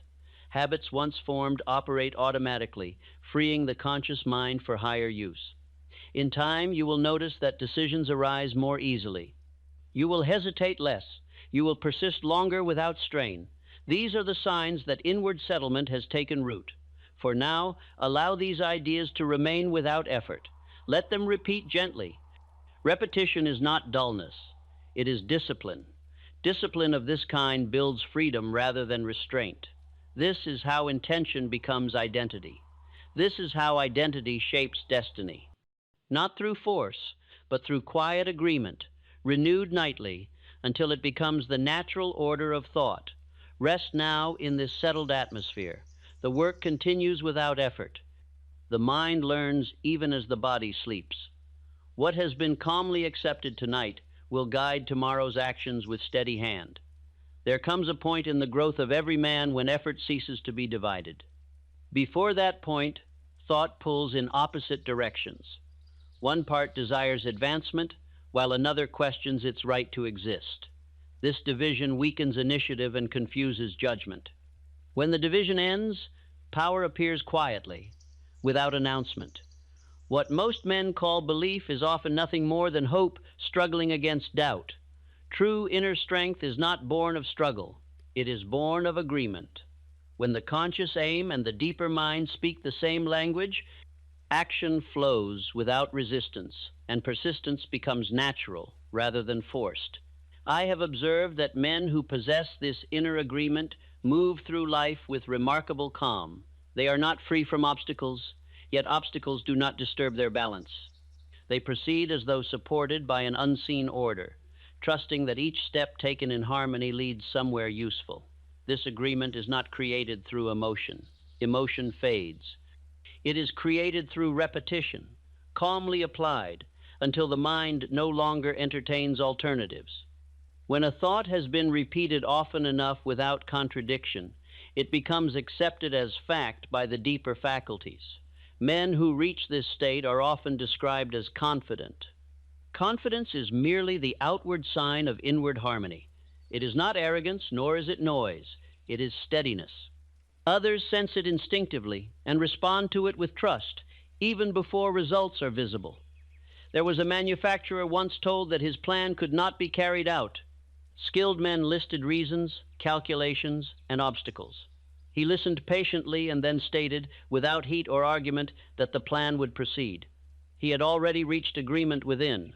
Time and persistence made his decision appear wise. Inner agreement expresses itself as patience. Men who possess it are not hurried by appearances. Delay does not weaken their resolve, because resolve is no longer debated. They have ceased asking whether they will succeed and have begun acting as though success is orderly and expected. Each night offers a fresh opportunity to strengthen this agreement. As the body grows still, the mind loosens its guard. In this state, repeated impressions sink deeply and remain. Calm repetition is the language the deeper mind understands best. Doubt thrives in argument. Agreement dissolves argument. When the mind stops arguing with itself, energy that was once wasted becomes available for constructive use. This energy sharpens perception, improves judgment, and steadies persistence. Men who lack this agreement often appear busy, yet accomplish little. Their efforts scatter because their thoughts scatter. Men who possess agreement appear calm, yet advance steadily. Their thoughts move in one direction, and effort follows naturally. Others notice this difference. They observe that such men do not seek approval before acting. They do not defend their purpose. They proceed quietly, allowing results to speak. This manner inspires confidence and invites cooperation without request. Inner agreement is strengthened by speaking inwardly as though results are already aligned. This is not boasting, it is instruction. The deeper mind responds to tone and repetition rather than reasoned proof. What it hears often enough, it accepts as true. As these words continue, you may feel less inclined to analyze them. That is well. Analysis belongs to the waking mind. The deeper faculties learn through rhythm and repetition. They accept what feels consistent and calm. Men who have mastered this agreement often sleep peacefully. They do not carry unresolved debate into rest. Their thoughts at night reinforce direction rather than confusion. This practice alone separates the steady builder from the restless striver. You may notice that urgency continues to fade. Urgency is born of doubt. Calm is born of agreement. When the mind no longer questions its course, there is nothing to hurry. Each step becomes sufficient in itself. I have often said that faith is a state of mind. By this I mean agreement without argument. It is not blind acceptance, but settled understanding. It grows slowly, through repeated acquaintance with the same constructive ideas. Those who possess it are not immune to fear, but fear no longer governs them. Fear becomes a passing visitor rather than a ruler. Inner agreement gives authority over passing moods and temporary appearances. Others will feel safer around you as this agreement strengthens. Safety is sensed, not explained. Men trust those whose thoughts are not divided. This trust opens doors that remain closed to the uncertain. As sleep draws nearer, the mind becomes even more receptive. This is the hour when agreement is most easily reinforced. Each repetition deepens the impression that progress is orderly, that effort is worthwhile, and that persistence is rewarded. You are not required to believe these ideas with force. Force creates resistance. Familiarity creates acceptance. Let these thoughts repeat gently until they feel ordinary rather than impressive. Ordinary thoughts guide ordinary action, and ordinary action repeated produces uncommon results. Men who build great fortunes do not live in a state of emotional intensity. They live in a state of inward balance. This balance allows them to endure temporary defeat without surrender and success without intoxication. Inner agreement also brings restraint. It teaches when to act and when to wait. Men lacking it act impulsively or not at all. Men possessing it act deliberately, guided by steady judgment rather than mood. As this agreement grows, you may find that decisions arise more easily. The mind no longer weighs endless alternatives. It recognizes what aligns and moves forward without strain. This is not stubbornness, it is clarity. Night after night, calm repetition strengthens this inner order. Each session makes the agreement firmer. What once felt uncertain begins to feel natural. What feels natural begins to guide behavior automatically. Others may comment that you seem more composed. They may notice that you listen more and speak less. This is not withdrawal.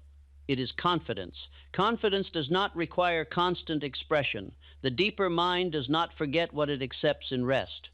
It carries these impressions forward, shaping tomorrow's reactions and choices without conscious command. This is how character is built quietly and reliably. You may drift in and out of awareness. Allow it. The work does not stop when attention fades. In fact, it often deepens. The subconscious is most active when the conscious mind releases control. As this inner agreement settles, resistance to opportunity weakens. You become more willing to accept responsibility and reward. This willingness is the foundation upon which advancement rests. I have seen men fail repeatedly because they could not agree inwardly that success was permitted to them. When that agreement was reached, results followed as naturally as night follows day. There is nothing mystical about this process. It is lawful. Thought repeated becomes habit. Habit becomes character. Character determines destiny. The order never changes. Rest now in this state of inward harmony. Let repetition do its work. What has been calmly accepted tonight will strengthen tomorrow's actions without effort or strain. This agreement is not temporary. Each night it is renewed until it becomes the natural order of thought. From that order flows confidence, persistence, and achievement. Every man is constantly giving orders to his own mind, whether he knows it or not. The only difference between the successful and the unsuccessful is not the presence of instruction, but its direction. The mind obeys what it hears most often, especially when the body is still and the will is relaxed. Few realize that the mind does not require permission to act upon repeated impressions. It requires only exposure. What is repeated calmly becomes accepted as guidance. What is accepted becomes habit. Habit directs conduct without argument. This is the hidden mechanism behind all lasting achievement. I have seen men struggle fiercely against outward conditions, never suspecting that they were daily reinforcing the very limitations they wished to escape. Their thoughts rehearsed defeat more faithfully than their hands rehearsed labor. The mind simply obeyed the most consistent instruction it received. The deeper faculties are not impressed by forceful commands.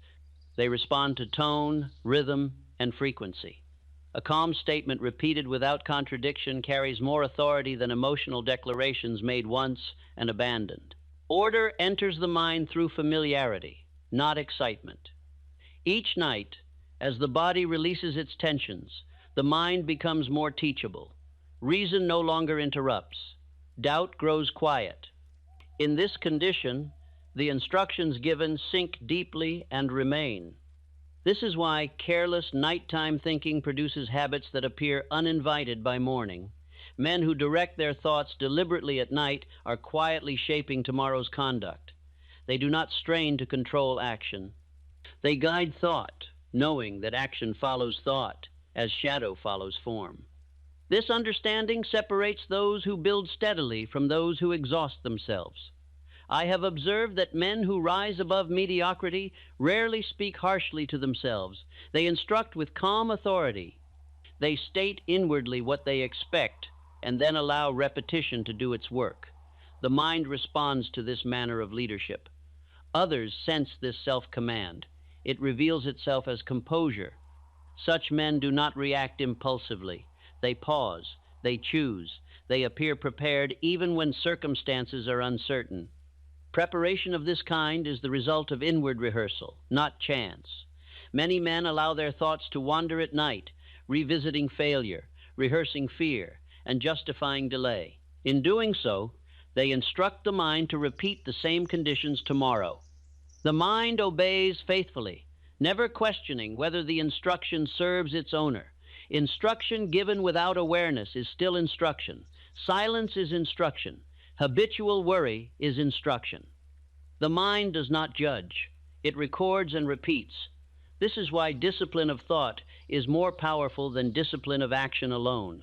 When instruction is calm and consistent, the mind accepts it as law. It no longer debates whether it is true. It begins to operate as though it were fact. This is the moment when effort begins to feel lighter and persistence steadier. I have known men who transformed their entire course by changing nothing outward at first. They altered only what they told themselves repeatedly in moments of rest. In time, their conduct changed without force, and results followed as naturally as growth follows planting. As you rest now, the mind is especially receptive. It is not being asked to struggle or analyze. It is being allowed to listen. Listening is the doorway through which instruction enters.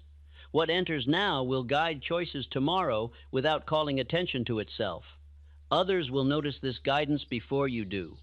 They will see restraint where haste once ruled. They will sense patience where irritation once lived.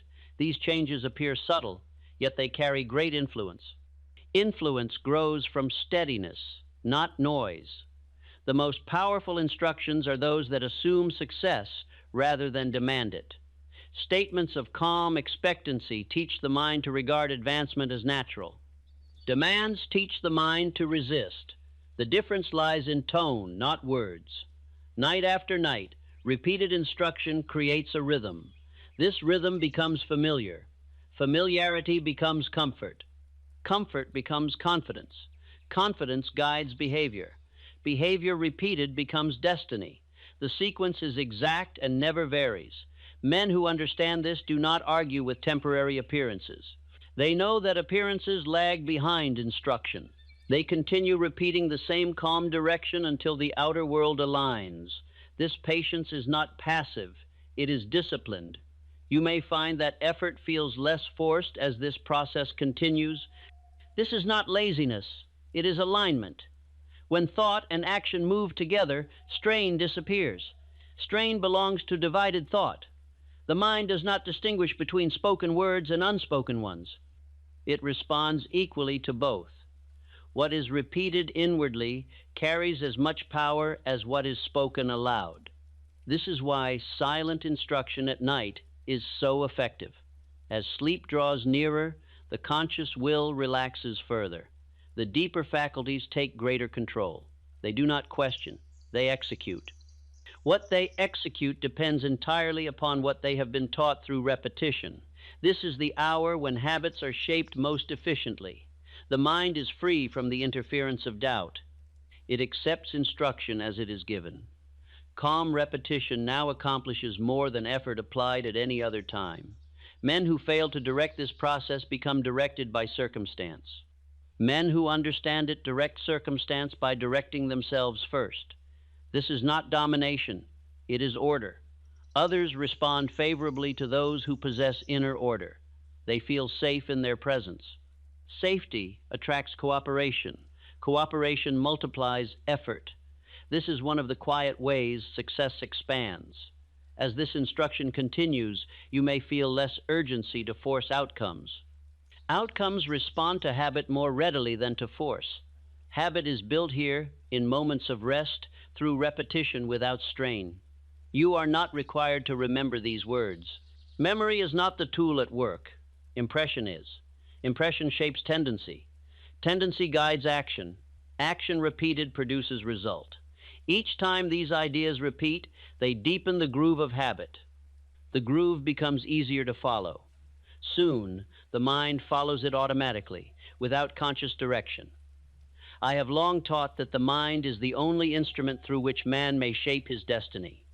Instruction is the hand that tunes this instrument. Careless tuning produces discord. Deliberate tuning produces harmony. As this harmony grows, the mind resists distraction less and direction more. Focus strengthens naturally. Persistence feels less heroic and more ordinary. This ordinariness is the mark of mastery. Rest now in this process. Allow repetition to continue quietly. The mind learns best when it is not forced. What is accepted calmly tonight will express itself confidently tomorrow. This is the art of self-direction. It is simple, lawful, and powerful. Those who practice it consistently separate themselves quietly from the multitude. The instruction continues, even as awareness fades. Sleep does not interrupt it. It completes it. What has been impressed here will guide the waking hours ahead with steady hand. There is a moment in every man's life when progress waits not upon effort, but upon conclusion. Until that moment arrives, thought drifts between alternatives, weakening action and confusing judgment. Once it arrives, movement becomes direct, and the mind ceases to wander. This moment is not loud. It is inward and final. Most men believe that decision is an act of courage. In truth, it is an act of settlement. Courage follows afterward. When the mind has ended its debate, energy that was once divided gathers itself and moves in a single direction. This gathering produces power without strain. I have studied thousands of men who failed not because they lacked ability, but because they postponed inward conclusion. They waited for certainty before deciding, not knowing that certainty follows decision rather than preceding it. Delay is the most faithful servant of doubt. A man who has not concluded inwardly carries unrest into every undertaking. He revises his plans repeatedly, not from improvement, but from fear. His actions begin and stop. His persistence weakens. Others sense this uncertainty and hesitate to place confidence in him. By contrast, the man who has reached inward conclusion moves with quiet firmness. He does not explain himself unnecessarily. He does not seek repeated counsel for the same matter. He has settled the question within and allows action to express that settlement. This inward finality does not mean that plans never change. It means that purpose does not. The destination remains fixed, even when the path adjusts. Men who confuse flexibility with indecision surrender direction without realizing it.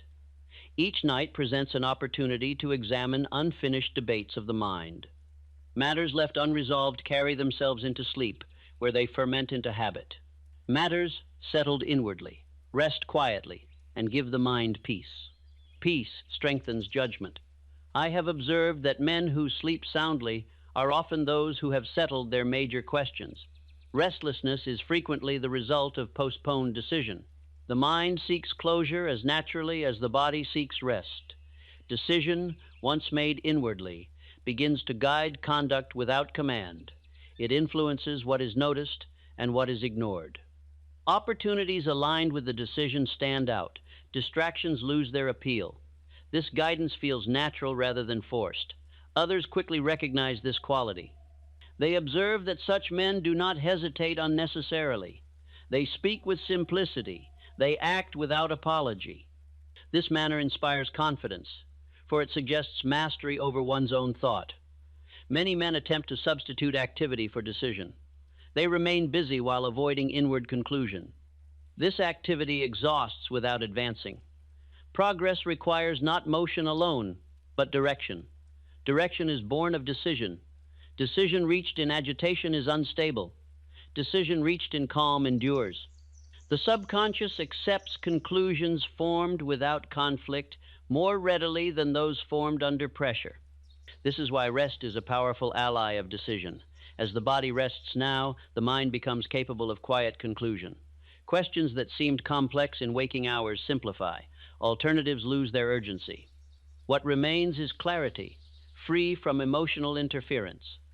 I have known men who changed the course of their lives in a single evening, not through dramatic action, but through inward settlement. They decided once and for all the kind of men they would become. The world responded in time. When a man concludes inwardly, fear loses its authority. Fear feeds upon uncertainty. Once uncertainty ends, fear finds no nourishment. It may appear briefly, but it no longer governs conduct. This conclusion also alters patience. Men who have decided no longer rush results. They understand that time is an ally rather than an enemy.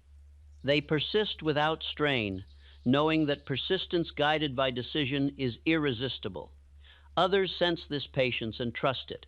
They feel no pressure, yet they feel direction. This combination attracts cooperation.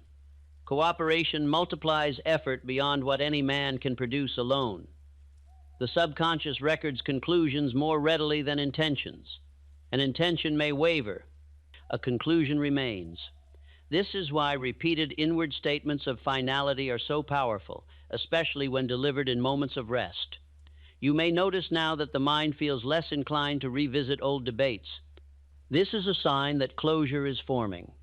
Closure brings relief. Relief brings steadiness. Steadiness supports persistence. Men who fail often revisit the same decisions repeatedly, weakening them each time. Men who succeed decide once and build upon that decision. They do not renegotiate with themselves at every difficulty. Night after night, inward conclusion grows firmer through repetition. Each repetition strengthens the mental boundary beyond which doubt is no longer entertained. This boundary protects purpose. You are not required to force conclusion. Force invites resistance. Allow it to form naturally through calm reflection and repetition. What is concluded gently endures. Others may notice that you are less reactive. Reaction belongs to indecision. Response belongs to decision. Response is measured, deliberate, and effective. As awareness drifts, the deeper mind continues to organize thought around settled conclusions. This organization simplifies tomorrow's choices. Simplicity strengthens action. I have often said that success begins with definiteness. By this I mean inner finality, not rigidity. Definiteness directs energy. Without it, effort scatters. Rest now in this settled state. Allow the mind to close old debates and reinforce chosen direction. What is settled here will guide action tomorrow without demand. This is how drift ends and direction begins, not with noise, but with inward certainty. Not with strain, but with calm conclusion. The work continues quietly as sleep deepens. Decision, once accepted by the deeper mind, becomes part of character. Character shapes destiny with steady hand. There is a kind of strength that does not announce itself. It does not clench the jaw or stiffen the body. It simply remains. This strength is not born of force, but of loyalty, loyalty to a settled purpose that is not renegotiated each time difficulty appears. Most men believe persistence is an act of effort. In truth, it is an act of allegiance. A man persists easily when he has pledged himself inwardly to a course he no longer questions. When doubt has been dismissed, persistence becomes the natural continuation of character. I have seen men exhaust themselves by trying to persist while still entertaining retreat. Their effort felt heavy because their minds were divided. The moment retreat was removed as an option, effort lightened and progress resumed without strain. Persistence fails when it is treated as a temporary act. It succeeds when it becomes a standing rule. The mind obeys rules more faithfully than impulses. When loyalty to purpose is established as law within, action follows without repeated command. Men who possess this loyalty do not dramatize hardship. They accept it as part of the journey and continue. They do not measure progress daily. They measure direction. This habit preserves energy and steadies judgment. Others recognize this quality quickly. They observe that such men do not complain publicly or waver privately. Their steadiness inspires confidence, for it suggests that difficulty will not dislodge them from their course. There was once a miner who abandoned his search within a few feet of great reward, not because the ground was barren, but because his loyalty to his effort weakened. He later succeeded in another field by refusing to retreat inwardly when obstacles appeared. The lesson was costly, yet it taught him mastery. Loyalty to purpose is strengthened in moments of rest. When the mind revisits its direction calmly and without agitation, allegiance deepens. Repetition seals this allegiance into habit, where it no longer requires conscious defense.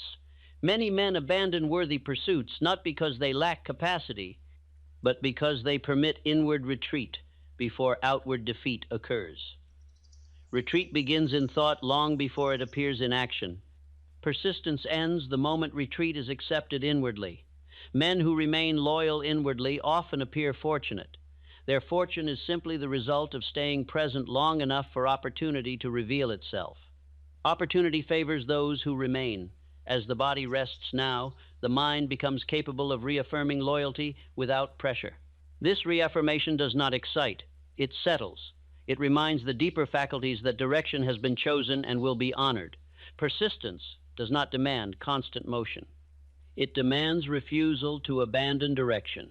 Men who understand this wait when waiting serves, act when action is required, and remain loyal in both conditions. Others feel secure around such men. Security arises from predictability of character. When a man is known to remain faithful to his course, he becomes trustworthy, and trust attracts cooperation. I have noticed that men who fail often confuse delay with defeat. Men who succeed recognize delay as instruction. Instruction is welcomed rather than resisted. This attitude preserves loyalty when appearances discourage it. Night after night, repetition strengthens this refusal to retreat. Each quiet reaffirmation deepens the habit of remaining. What once required effort becomes automatic. Automatic loyalty is the highest form of persistence. The mind resists what it perceives as temporary. It supports what it perceives as permanent. When purpose is presented as permanent through repetition, the mind lends its strength rather than resistance. You may notice now that the idea of quitting feels less urgent.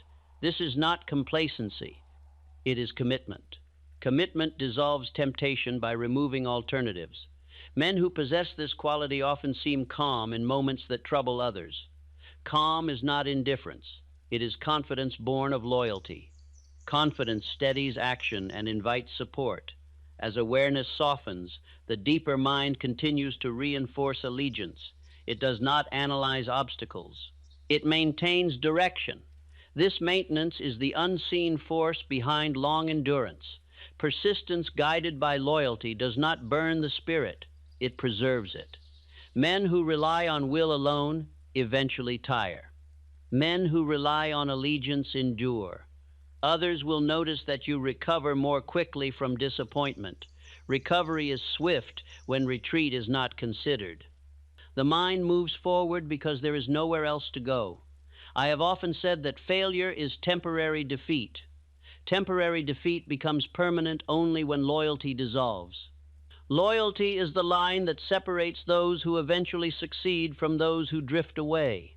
Each night spent reinforcing allegiance strengthens character. Character expresses itself automatically. Automatic behavior is the reward of discipline practiced patiently. You are not asked to strain. Strain signals division. Allow loyalty to settle quietly. Let repetition affirm it without emotion. What is affirmed calmly becomes law. As sleep deepens, the mind accepts this law. It carries it forward into waking hours, guiding action steadily and without protest. This is how persistence becomes effortless. This is how men outlast difficulty without exhausting themselves. Not through struggle, but through refusal to retreat inwardly. Rest now in this loyalty. The work continues without awareness. The deeper faculties hold direction firmly while the body sleeps. What remains loyal inwardly cannot be defeated outwardly. Time, effort, and circumstance eventually yield to steadfast continuation. No man of lasting achievement ever thinks alone, even when he appears to stand by himself. Behind every enduring success is a harmony of thought, a quiet alliance between minds working toward a common end. This alliance is not always visible, yet its influence is unmistakable. Most men attempt to carry the entire burden of thinking upon their own shoulders. In doing so, They limit themselves to the boundaries of their own experience. Growth begins the moment a man opens his mind to cooperation, whether through association, counsel, or inward alignment with greater understanding. I have known men who possessed great talent, yet remained confined by solitary thinking. I have also known men of ordinary ability who rose swiftly because they learned to harmonize their thought with others who complemented their weaknesses and strengthened their purpose. Harmony does not require constant conversation. It requires agreement. When minds agree upon purpose, they reinforce one another even in silence. Discord weakens thought. Harmony multiplies it. This is a law as exact as any in nature. Men who build great enterprises do not surround themselves with flatterers. They surround themselves with thinkers. They invite counsel not to surrender authority, but to refine direction. Their strength lies not in knowing everything, but in knowing how to draw upon organized understanding. This principle applies inwardly as well as outwardly.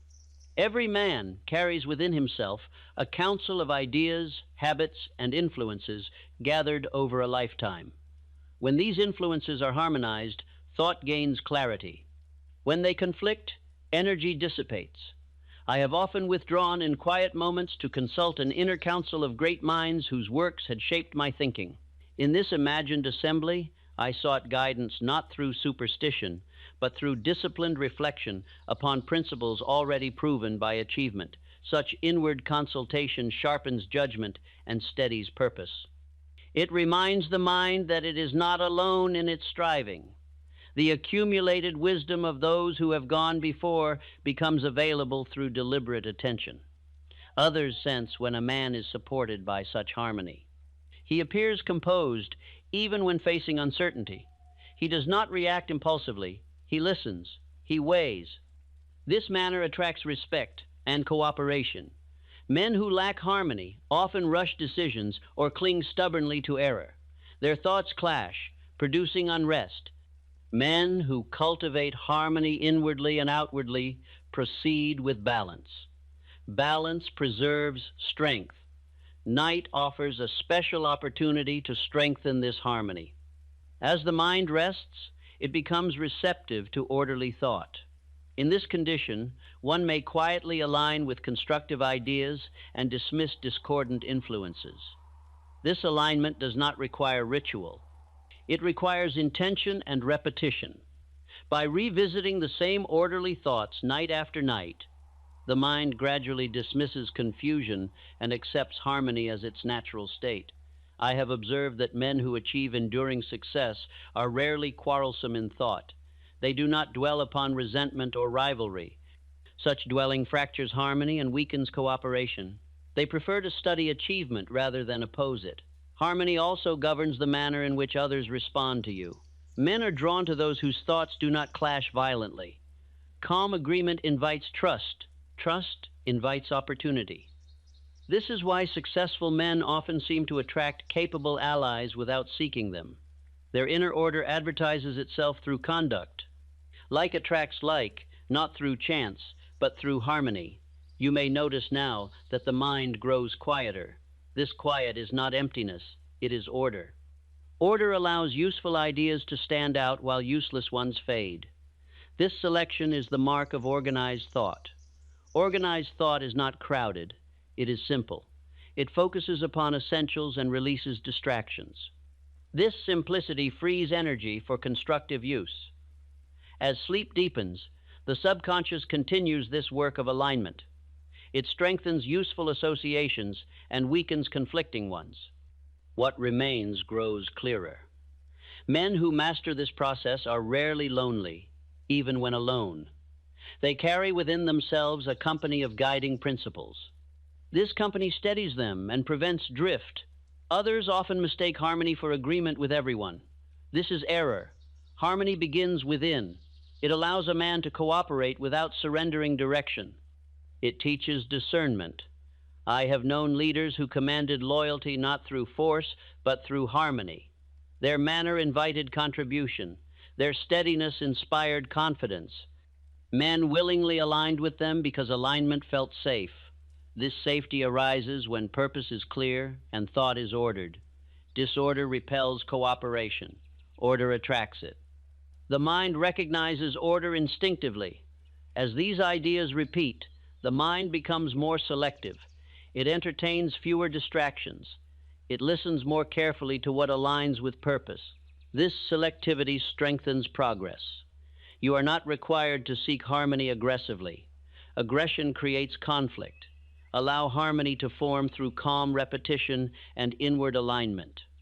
What is harmonious endures. Others will feel this change. They may seek your counsel more readily.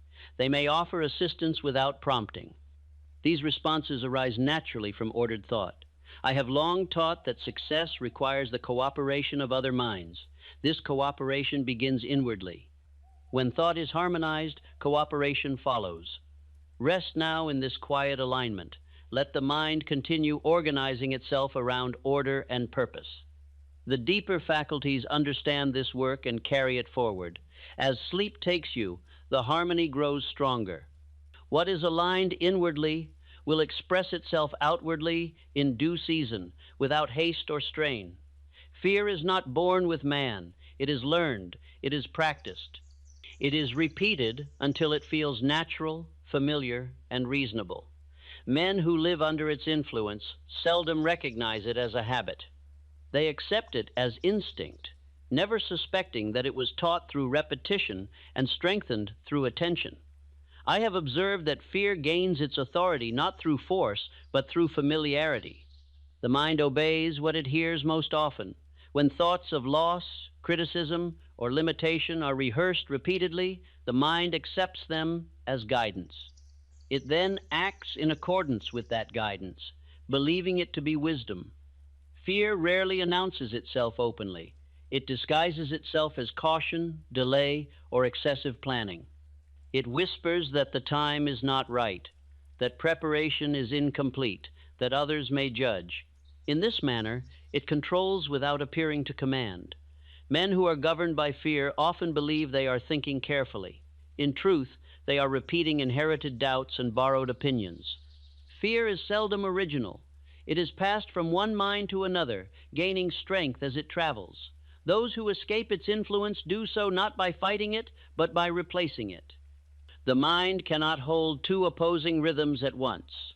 When a calmer, more orderly expectation is introduced and repeated, fear gradually loses its footing. I have known men who trembled at opportunity until they trained themselves to dwell upon steadiness rather than danger. As steadiness became familiar, fear faded into the background, no longer directing conduct. Others sensed this change quickly. They noticed that such men no longer sought reassurance. They acted without apology. This manner inspired confidence, for fear always advertises itself through hesitation. Fear is weakest when the body is at rest. In that condition, it cannot excite the nerves or command attention. This is why the hours before sleep are so powerful for replacing it. Calm instruction then reaches the deeper faculties without resistance. Each night offers a choice. One may rehearse yesterday's worries or introduce tomorrow's order. The mind will accept whichever is repeated most faithfully. It does not judge the content. It obeys the rhythm. Men who have learned to dissolve fear do not deny its existence. They simply refuse to entertain it. Refusal does not require effort. It requires direction. Attention withdrawn is authority removed. As the mind rests now, fear finds no foothold. It thrives on agitation and conflict. Calm denies it nourishment. In this calm, new assumptions take root quietly and firmly. I have watched men transform their conduct by changing the thoughts they permitted at night. Where once they rehearsed danger, they rehearsed safety. Where once they imagined failure, they imagined orderly progress. Action followed these images naturally. Fear loses its power when it is exposed as habit. Habits can be replaced. Replacement requires repetition. Repetition requires patience. Patience is learned through calm expectancy. Others will feel safer around you as fear dissolves. Safety attracts cooperation. Cooperation multiplies effort. This is one of the silent advantages enjoyed by those who have mastered their inner climate. Fear also feeds upon comparison. Men weaken themselves by measuring their beginnings against others' conclusions. Those who advance refuse this habit. They measure themselves only against their own direction. I have known men who envied success until they studied it. Study replaced envy. Understanding replaced fear. Understanding is always calmer than ignorance. As fear weakens, dignity strengthens. Men who are no longer governed by fear carry themselves differently. Their speech slows, their movement steady. Others respond to this dignity instinctively. This dignity is not pride. It is self-respect born of inner order. Fear dissolves when a man accepts responsibility for his thoughts and withdraws attention from borrowed doubts. The subconscious records what is repeated most often. When calm assurance replaces anxious rehearsal, the subconscious adjusts behavior accordingly. This adjustment feels natural, not forced. You may notice now that certain worries feel less urgent. This is not neglect, it is release. Release creates space for clearer judgment and stronger persistence. Fear often masquerades as concern for others' opinions. Men surrender direction to avoid criticism. Those who rise above fear understand that criticism follows all achievement and therefore deserves no special attention. I have often said that fear of criticism is among the most destructive habits of thought. It paralyzes initiative and dissolves originality. It is best defeated by indifference, cultivated through repetition. Night after night, the mind can be trained to dwell upon steadiness rather than approval. This training removes fear's strongest weapon. Others will observe that you no longer explain yourself unnecessarily. Explanation is often a request for permission. Those free of fear do not ask permission to act. As sleep deepens, the mind accepts new rhythms more readily. The rhythm now being introduced is one of safety, sufficiency, and order. This rhythm weakens fear without struggle. Fear cannot survive where expectation is calm and persistent. Expectation sets the tone for behavior. Behavior repeated becomes habit. Habit determines outcome. I have seen men reclaim years of lost effort by dissolving fear at its root. They did not fight it. They replaced it. Replacement is the only lasting cure. As fear recedes, courage appears without effort. Courage is not bravado. It is the absence of inner resistance. When resistance ends, action flows freely. Others feel drawn to this courage. They offer trust, assistance, and opportunity. Fear repels these things. Calm attracts them. Rest now in this calmer rhythm. Allow fear to loosen its grip through neglect. Attention given elsewhere removes its authority. The deeper mind is learning even as awareness fades. What it learns tonight will shape tomorrow's reactions quietly and steadily. This is how fear dissolves, not through struggle but through replacement, not through denial but through habit, not through force but through calm repetition. Sleep now carries this work forward. What has been accepted in rest will express itself in waking hours as steadiness, dignity, and confidence. Every man lives according to the image he holds of himself, whether he recognizes it or not. This image is not shaped by circumstances alone, but by repeated thought. What a man permits himself to expect inwardly becomes the boundary of what he attempts outwardly. Wealth responds to this boundary with precision. Many men desire abundance, yet deny themselves permission to receive it. They speak of opportunity while inwardly feeling unworthy of reward. This inner contradiction weakens effort and confuses judgment. The mind cannot move confidently toward what it secretly believes it does not deserve. I have observed that men who accumulate and retain great fortunes carry a quiet respect for themselves. This respect is not boastful.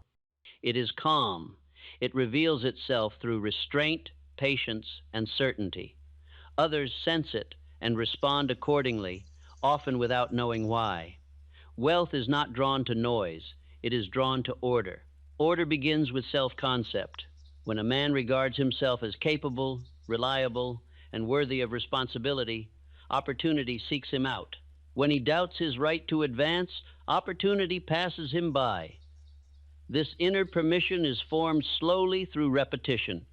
Each time a man entertains thoughts of adequacy rather than insufficiency, he strengthens the image of himself as one who can receive and manage reward. The subconscious accepts this image and adjusts behavior to match it. Men who lack this permission often sabotage themselves unknowingly. They hesitate at critical moments. They underprice their service. They withdraw when recognition approaches.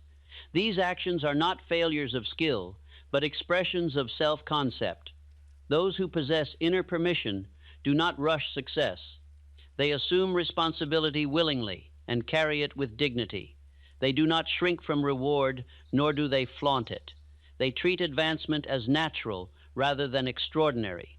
Others notice this manner quickly. They trust such men with greater responsibility. Trust is rarely given to those who doubt themselves inwardly. Confidence, quiet and steady, invites confidence from others. I have known men who labored tirelessly, yet remained confined by their own self-image. When that image changed, effort produced results with surprising ease. The work had always been sufficient. The permission had been missing. This permission is not granted by others. It is taken inwardly. A man must decide what level of life he will accept as natural. That decision, repeated calmly, becomes identity.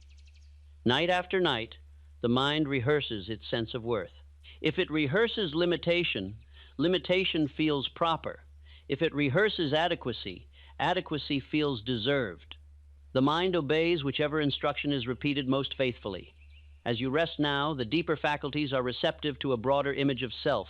This image does not exaggerate. It does not pretend. It simply assumes competence, responsibility, and worthiness as natural conditions. Men who accept this image do not beg opportunity. They prepare for it. Preparation signals readiness. Readiness attracts advancement. Others will observe that you no longer apologize for your ambitions. Apology is a confession of doubt. Those who feel permitted to succeed do not seek pardon for progress. Wealth identity also governs how loss is interpreted. Men lacking it interpret loss as proof of inadequacy. Men possessing it interpret loss as instruction. This difference determines whether a man retreats or advances after difficulty. I have often said that riches respond more readily to definiteness of purpose than to intelligence. Purpose is sustained by identity. Identity determines whether purpose feels rightful or presumptuous. As this identity strengthens, the mind releases guilt associated with advancement. Many men unconsciously associate success with loss of approval. This association dissolves when self-respect replaces dependency upon opinion. Others sense this independence and respect it. Respect opens doors that effort alone cannot force. Doors open for those who appear prepared to enter them. The mind does not require proof to accept a new image. It requires repetition. Calm repetition introduces a broader standard of self-regard without resistance. You may notice now that thoughts of receiving feel less uncomfortable. This comfort is essential. Wealth avoided inwardly will always be avoided outwardly. Men who sustain success are comfortable with responsibility. They do not shrink from managing resources, people, or decisions. This comfort is the result of identity, not training. Night after night, repetition strengthens this comfort. Each repetition reduces resistance. Resistance fades when familiarity grows. Others will notice that you carry yourself with greater composure. Composure signals capacity. Capacity invites trust. I have seen men rise rapidly once they ceased questioning their right to rise. The world often waits for such inner permission before responding. Wealth identity does not require arrogance. Arrogance signals insecurity. True self-respect is quiet. It does not compete. It does not explain. It proceeds. As sleep deepens, the deeper mind continues to shape this image. It records tone, expectation, and assumption. These shape tomorrow's conduct more surely than conscious resolve. You are not being asked to imagine sudden fortune. You are being allowed to become familiar with adequacy, steadiness, and worth. These qualities precede all lasting prosperity. Men who accept them act differently without trying. Their decisions improve. Their persistence strengthens. Their recovery from disappointment quickens. Others feel this difference and respond accordingly. Opportunity often seeks those who appear prepared to receive it without confusion or fear. Rest now in this broader image of self. Let repetition continue quietly. Identity grows through familiarity, not force. What is accepted inwardly tonight will guide outward action tomorrow with calm authority. This is how wealth becomes sustainable rather than accidental. The work continues without awareness. The deeper faculties shape habit even as the body sleeps. When morning comes, you may simply feel steadier. That steadiness is the mark of identity taking root. All instruction given to the mind must eventually be released if it is to take effect. Effort concludes its usefulness when repetition has done its work. From this point forward, the task belongs to habit, and habit performs its duty without supervision. This is the final and most important stage of inner preparation. Many men fail at the threshold of success because they continue to interfere with processes already set in motion. They revisit settled matters, question established direction, and weaken what repetition had strengthened. Wisdom lies in knowing when to stop directing and allow order to operate. The mind, once instructed calmly and consistently, requires no further urging. It moves according to the impressions most firmly impressed upon it. These impressions do not fade during sleep. They deepen. Sleep is not an interruption of thought, but its most fertile period. I have observed that men who trust this process awaken with clearer judgment and steadier resolve. They do not know why decisions feel easier, only that they do. This ease is the outward sign of inner order functioning without resistance. When effort withdraws, harmony advances. The subconscious works best when undisturbed by anxiety or urgency. It organizes thought, aligns habit, and prepares conduct in silence. What is prepared in silence often produces the greatest results. As sleep approaches fully, the conscious mind loosens its grip upon control. This release is not loss, it is cooperation. The deeper faculties accept responsibility willingly, when not opposed by doubt or strain. You may find that awareness drifts in and out. This drifting does not hinder the work, it assists it. The subconscious does not require attention. It requires repetition and calm acceptance. The impressions formed here now belong to habit. Habit does not require memory. It requires only continuity. Continuity has been established through repeated exposure to the same orderly ideas. Men who succeed in sustaining prosperity do not live by constant vigilance. They live by well-formed habits. Habits guard direction when attention wanders. This is their greatest value. Others often describe such men as fortunate or gifted. Their advantage lies neither in chance nor talent alone, but in the quiet order of their inner life. Order expresses itself automatically through conduct. From this point forward, the mind will continue to select opportunities aligned with its instruction. It will notice what once passed unseen. It will ignore what once distracted. This selection is not forced, it is natural. I have long taught that the subconscious is impartial. It executes instructions faithfully, whether they are constructive or destructive. Tonight, constructive instruction has been given calmly and consistently. The work now shifts from planting to growth. Growth does not announce itself. It proceeds silently. Its effects are noticed only when results appear. You are not required to monitor this growth. Monitoring introduces doubt. Trust allows completion. Completion belongs to habit, not to effort. As the body rests deeply, the mind continues its quiet labor. It strengthens patterns already formed. It weakens those no longer supported. This process is exact and dependable. Men who interfere with this stage often do so from impatience. Patience is the companion of confidence. Confidence trusts order to fulfill its purpose in due season. Others will notice changes before you do. They may remark upon steadiness, clarity, or confidence. These qualities are the outward signs of inward alignment now at work. From this point, progress no longer requires constant encouragement. It requires only continuity. Continuity has been secured through repetition. The mind has been introduced to a new standard. Standards, once accepted, guide behavior automatically. What feels normal governs action more powerfully than what feels impressive. As sleep deepens, urgency dissolves completely. Urgency has no place here. Order does not hurry. It proceeds.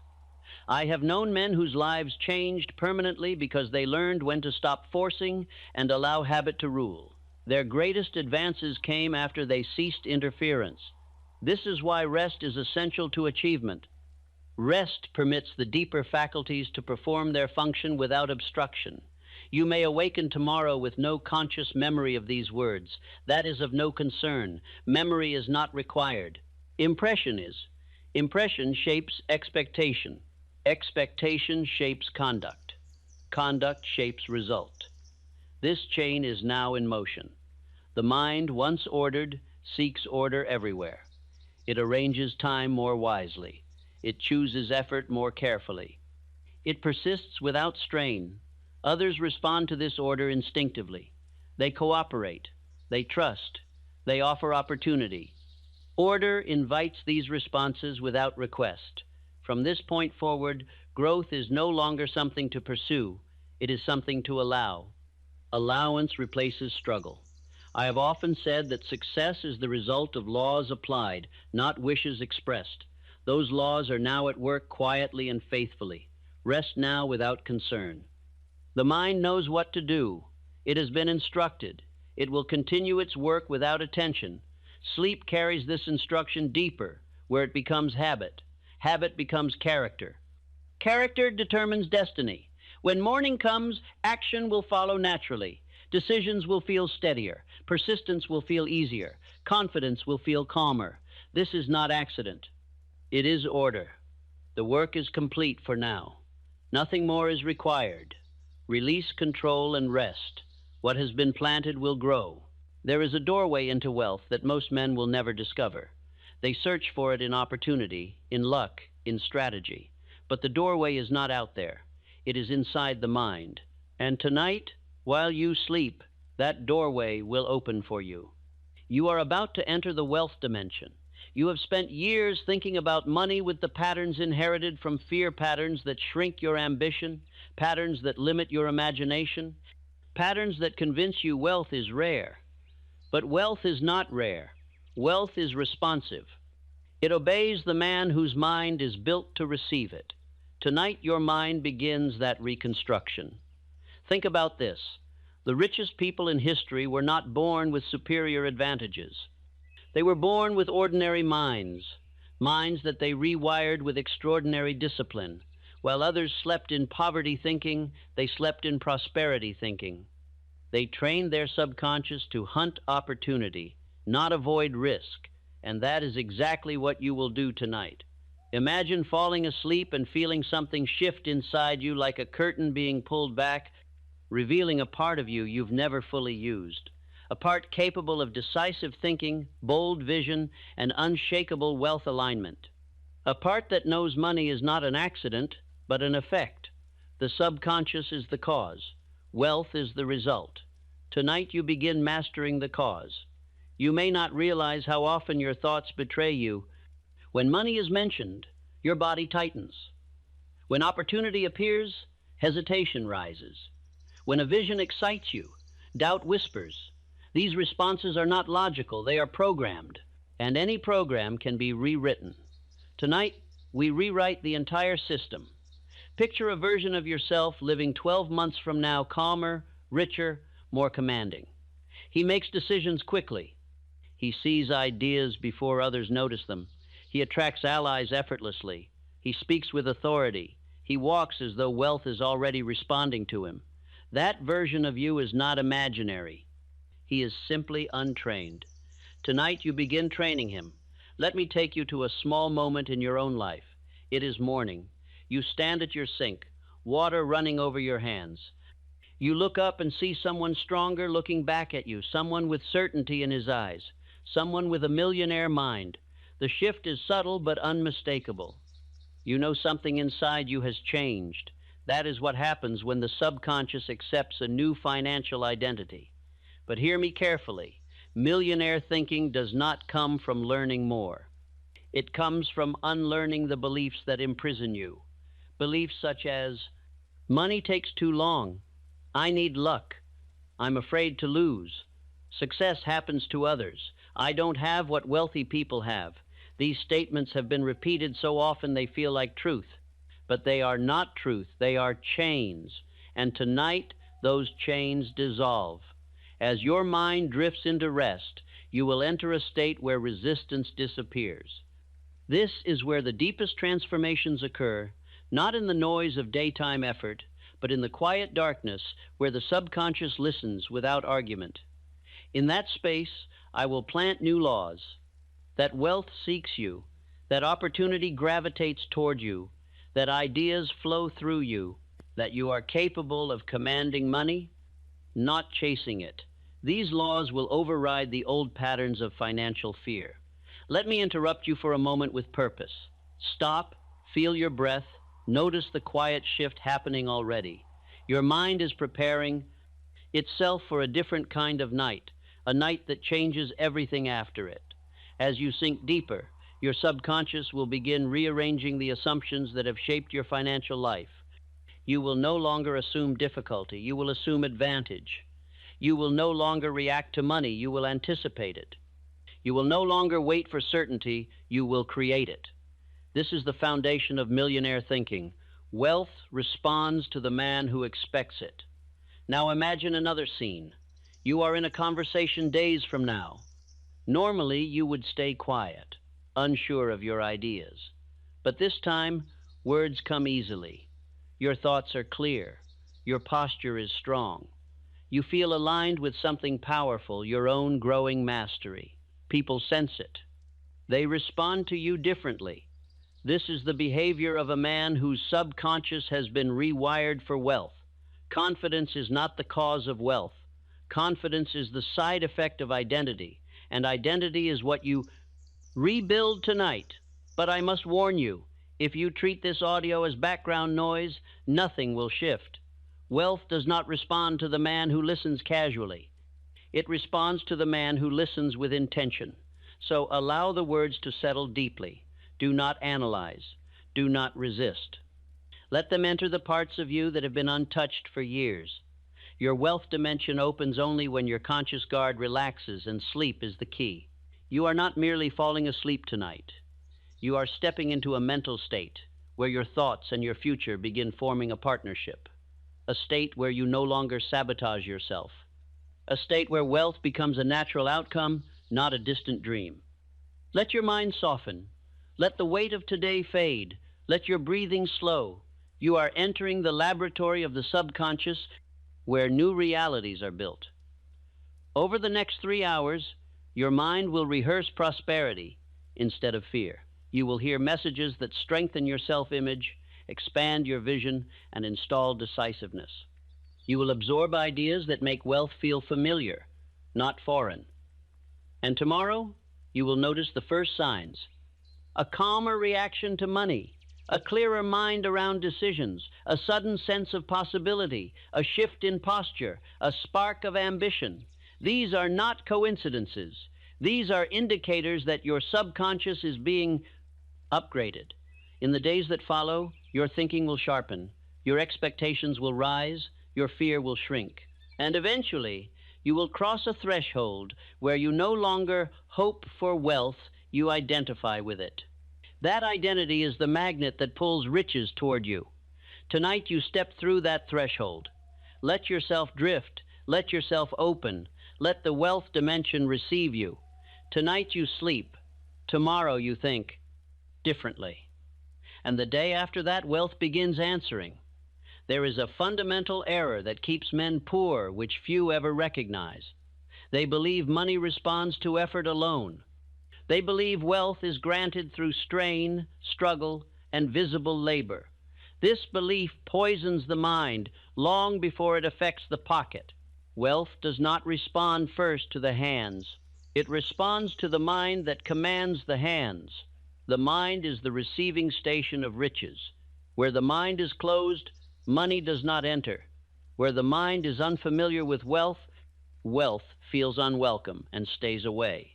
Most men grow into adulthood having rehearsed poverty, thinking so consistently that it feels natural. They have repeated thoughts of limitation, delay, and danger until these thoughts hardened into expectation. Expectation governs results. A man cannot long attract what his mind quietly rejects. Rejection often hides behind modesty. It hides behind caution. It hides behind fear dressed as wisdom. Tonight you begin reversing this condition. Wealth is not rare. This truth offends the man who has struggled, yet it remains unchanged by his struggle. Wealth is abundant wherever minds are prepared to receive it. Scarcity exists not in the world, but in the thought habits that filter what is allowed to pass through consciousness. The subconscious does not reason. It accepts. Whatever it accepts becomes law in the life of the individual. This is why men who grow accustomed to wealth appear to attract it without strain. They are not favored by fortune. They are familiar with abundance. Familiarity removes resistance. Resistance is the unseen barrier that repels opportunity. Opportunity avoids the tense mind. It seeks the calm one. Calm is not indifference. Calm is expectancy without anxiety. The millionaire mind expects wealth as a natural response to causes set in motion. It does not plead. It does not rush. It does not fear delay. Fear betrays unfamiliarity. Familiarity creates authority. Authority invites response. The great fortunes of history began not with money, but with mental permission. Edwin C. Barnes did not arrive at Thomas Edison's office with capital, credentials, or advantage. He arrived with expectation. He had already decided he belonged in partnership before evidence appeared. That decision shaped his conduct. His conduct shaped his opportunity. Opportunity responded. This is not romance. It is law. Barnes did not hope to become Edison's partner. Hope is weak. He assumed it. Assumption impressed the subconscious. The subconscious guided behavior. Behavior created alignment. Alignment produced result. You are learning this same law tonight. As you lie in stillness, the conscious mind relaxes its guard. This is not weakness. It is opportunity. The conscious mind often argues against wealth because it measures itself against the past. The subconscious accepts instruction without argument. The subconscious builds futures. This is where change truly begins. You have lived too many years allowing old financial memories to dictate new expectations. Memories of loss, struggle, embarrassment, or delay have whispered warnings into your thinking. Those warnings felt protective, but they were destructive. They taught your mind to approach money with tension. Tension repels. Ease attracts. Ease does not mean carelessness. It means confidence in response. Wealth responds to men who expect it without desperation. Desperation announces lack. Expectation announces readiness. Readiness is magnetic. You are installing readiness now. The richest men have always understood something the average man ignores. Money obeys mental climate. Where thought is orderly, confident, and directed, money flows toward it through channels that appear mysterious only to the uninformed. There is nothing mysterious about it. Money is an effect. Thought is the cause. Tonight you address the cause. Consider how your body has responded to thoughts of money in the past. Tightness, hesitation, caution disguised as prudence. These reactions were learned. They were repeated until they became automatic. Automatic responses feel like instinct, but they are habit. Habit can be changed. Habit yields to repetition. Repetition is the tool of the subconscious. This is why this night matters. As your breathing slows, your mind becomes receptive. Words enter without resistance. Ideas settle deeper than logic. This is where identity reshapes itself. Identity is not what you announce, it is what your subconscious accepts as true. A man earns in accordance with his identity. If his identity whispers not yet, money waits. If it whispers not for me, money avoids him. If it whispers I belong, here, money responds. Belonging is the key. Wealth must feel familiar before it feels attainable. Tonight you allow wealth to feel familiar. You imagine not the spending of money, but the calm possession of it. Calm possession removes fear. Fear once told you that money could leave as quickly as it arrived. That belief poisoned your peace. Peace is required for expansion. Expansion cannot occur in tension. Expansion requires trust. Trust grows from repetition of calm expectancy. As you continue listening, the old beliefs begin loosening their hold. Statements such as, money takes too long, I am not ready, others have advantages, lose their weight. They were never truths. They were echoes of repetition. Echoes fade when new sounds replace them. You are replacing them now. Picture yourself 12 months from now.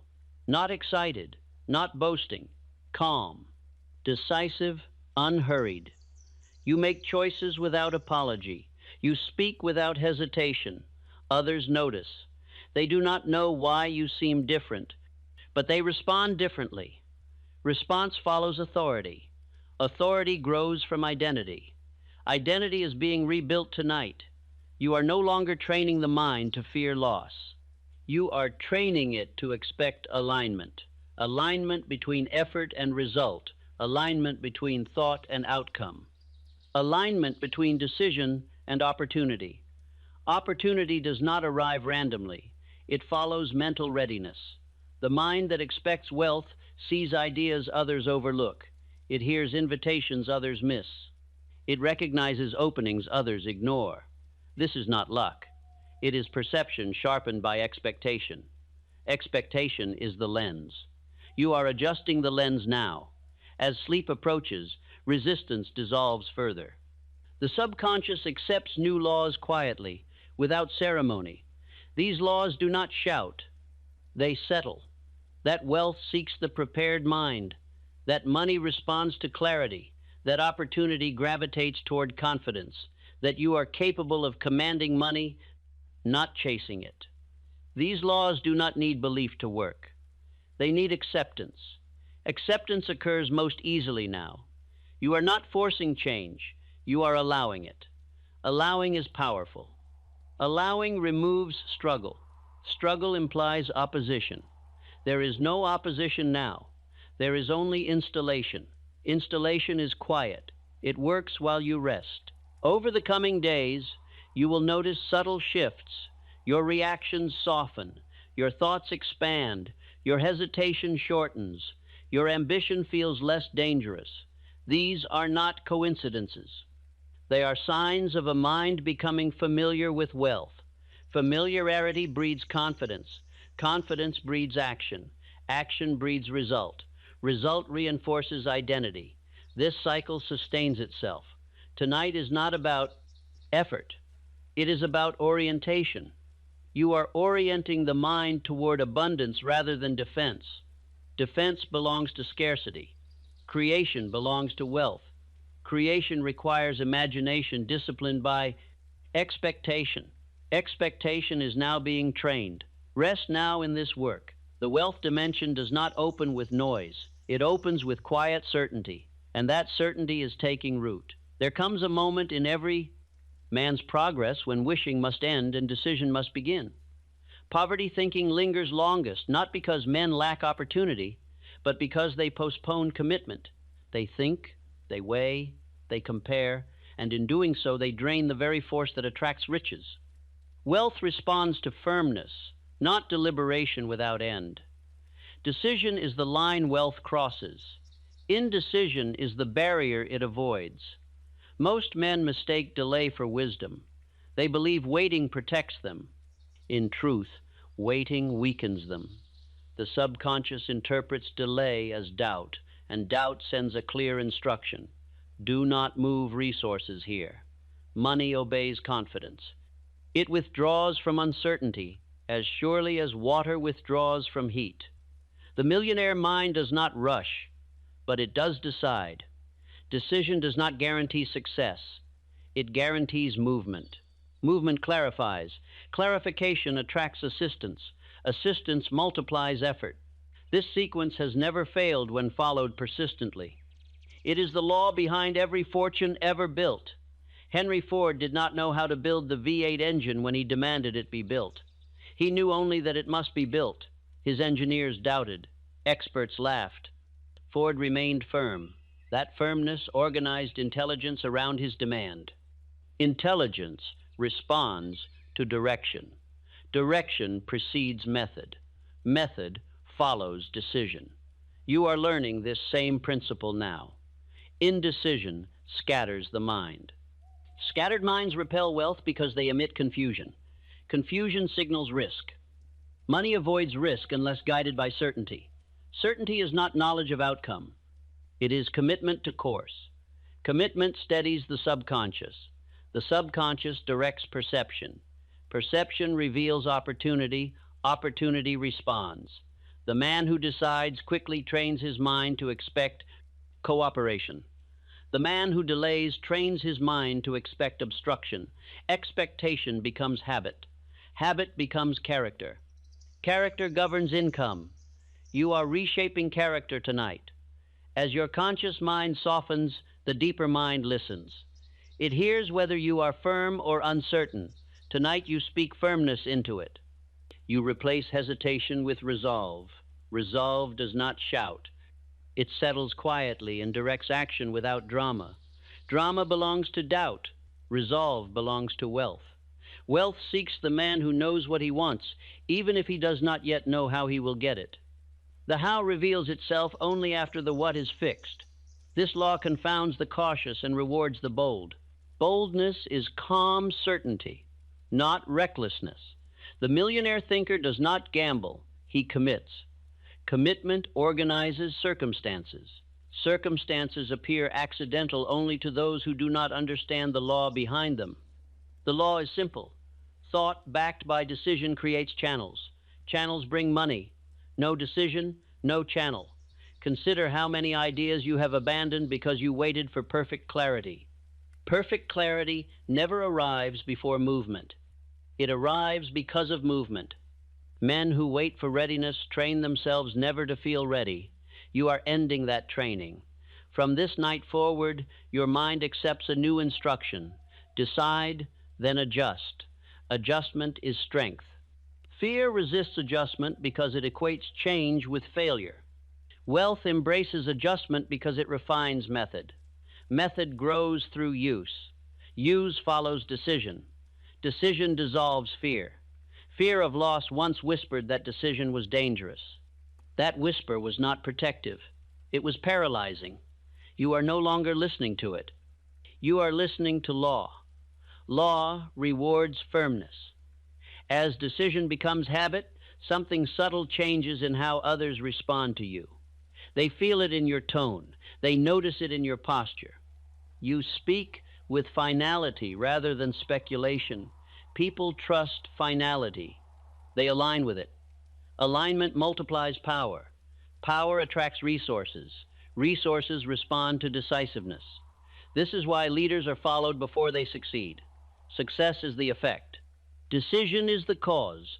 Followers sense cause before effect appears. You are installing cause now. Night after night, your subconscious learns that hesitation is no longer welcome. When an idea appears, it is evaluated briefly, then acted upon or dismissed. Lingering ends.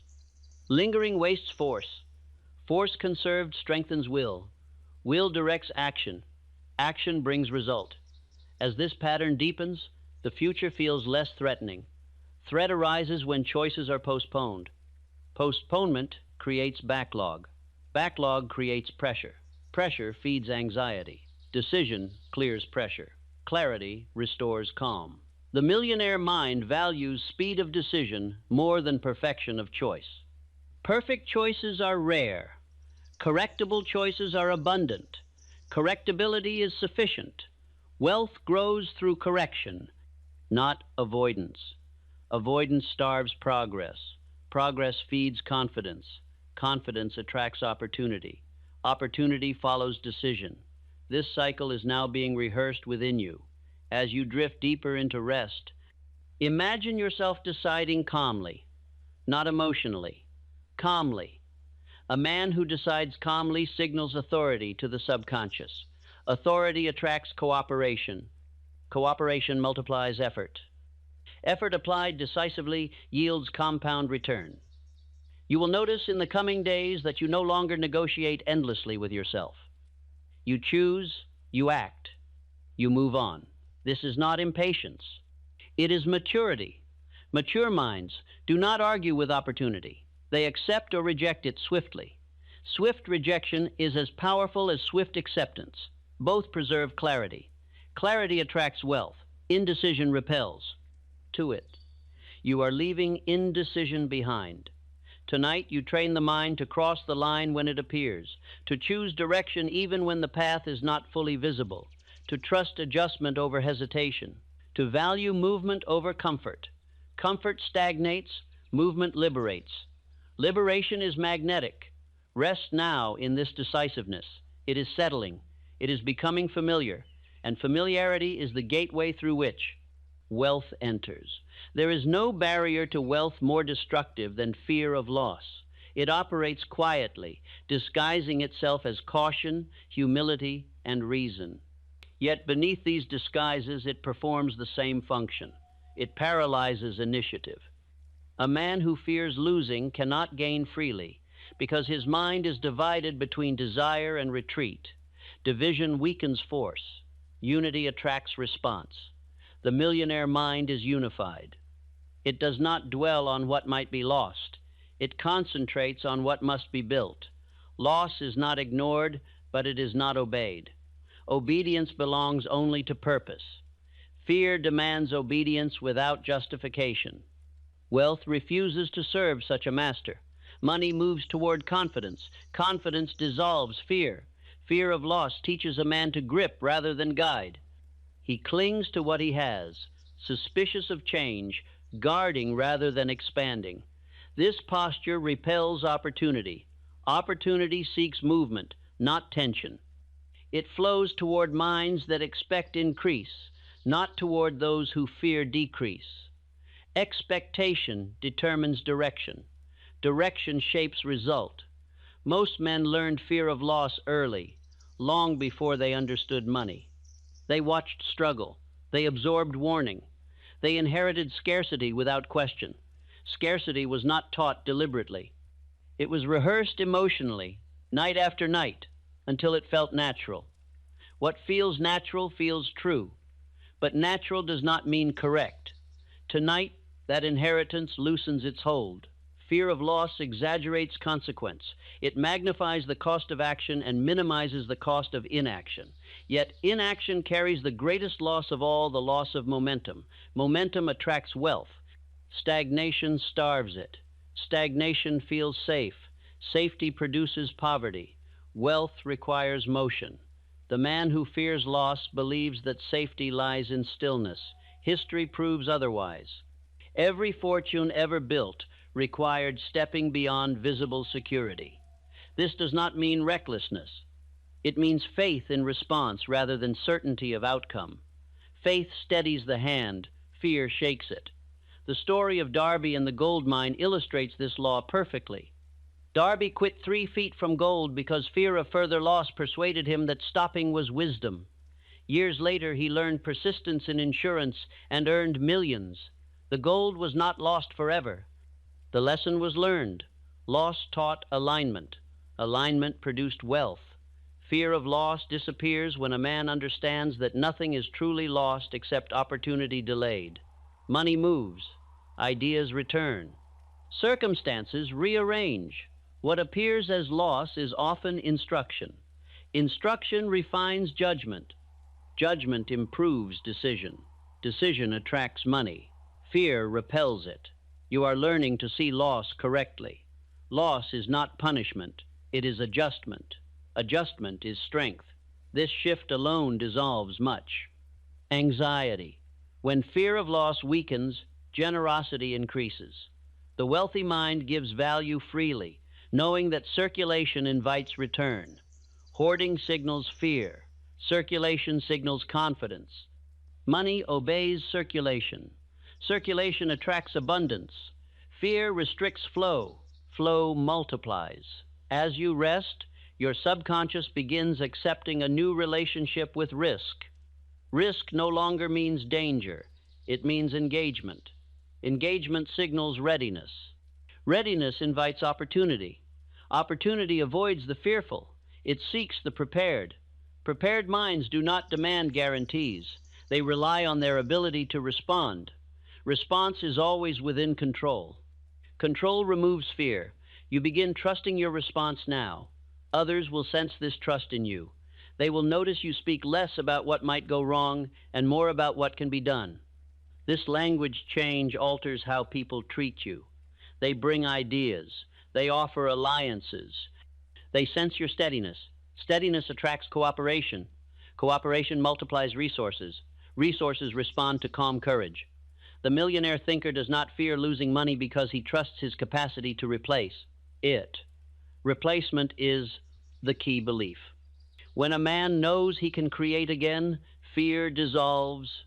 Creation ends fear. Fear ends creation. This is the choice now being installed. As your breathing slows, old warnings lose volume. Statements such as, be careful, don't risk, protect what little you have, fade into irrelevance. Protection no longer governs your thinking. Expansion does. Expansion is the law of wealth. Fear violates this law. You are aligning with it now. Notice how calm accompanies this alignment. Calm is evidence of truth accepted. The subconscious relaxes when instruction matches law. Conflict produces tension. Alignment produces peace. Peace is productive. Peace attracts wealth. As this part settles, you will begin noticing that opportunities no longer frighten you. They may challenge you, but they do not intimidate. Intimidation arises only when confidence is absent. Confidence is returning now. Confidence is not noise. It is quiet readiness. Ready men do not fear loss. They fear stagnation. You are no longer stagnating. Rest now in this understanding. Loss no longer governs. As you, fear no longer directs you. Expansion is now your natural posture, and wealth responds to expansion. When fear of loss loosens its grip, a man's mind regains flexibility. Flexibility is the opposite of panic. Panic stiffens judgment. Flexibility permits adjustment. Adjustment preserves progress. Progress invites opportunity. This chain operates silently, yet it determines financial destiny. Fear demanded protection. Wealth demands movement. Movement is returning now. The wealthy thinker understands that money is never static. It circulates. It responds to confidence and withdraws from fear. A mind that clings sends a signal of distrust. A mind that directs sends a signal of authority. Money obeys authority. Authority does not plead. It expects response. Fear of loss also weakens imagination. The fearful man imagines endings. The wealthy man imagines continuation. Continuation dissolves finality. Finality frightens the mind because it implies no recovery. Recovery is always possible. Belief in recovery removes fear. As this belief strengthens, the mind no longer braces against change. Change becomes expected. Expectation neutralizes shock. Shock once magnified fear. Now it finds no foothold. The future no longer threatens depletion. It promises circulation. Circulation reassures the subconscious. Reassurance calms action. Calm action improves result. You are now resting in this reassurance. Others will observe that you respond to opportunity without tightening. They will sense that you are no longer governed by scarcity. This perception alters how they interact with you. They entrust responsibility. They share ideas. They invite collaboration. Collaboration multiplies wealth. Fear isolates. Isolation starves opportunity. You are no longer isolating. Fear of loss once whispered that holding back was wisdom. That whisper was false. Holding back prevents expansion. Expansion is the law of riches.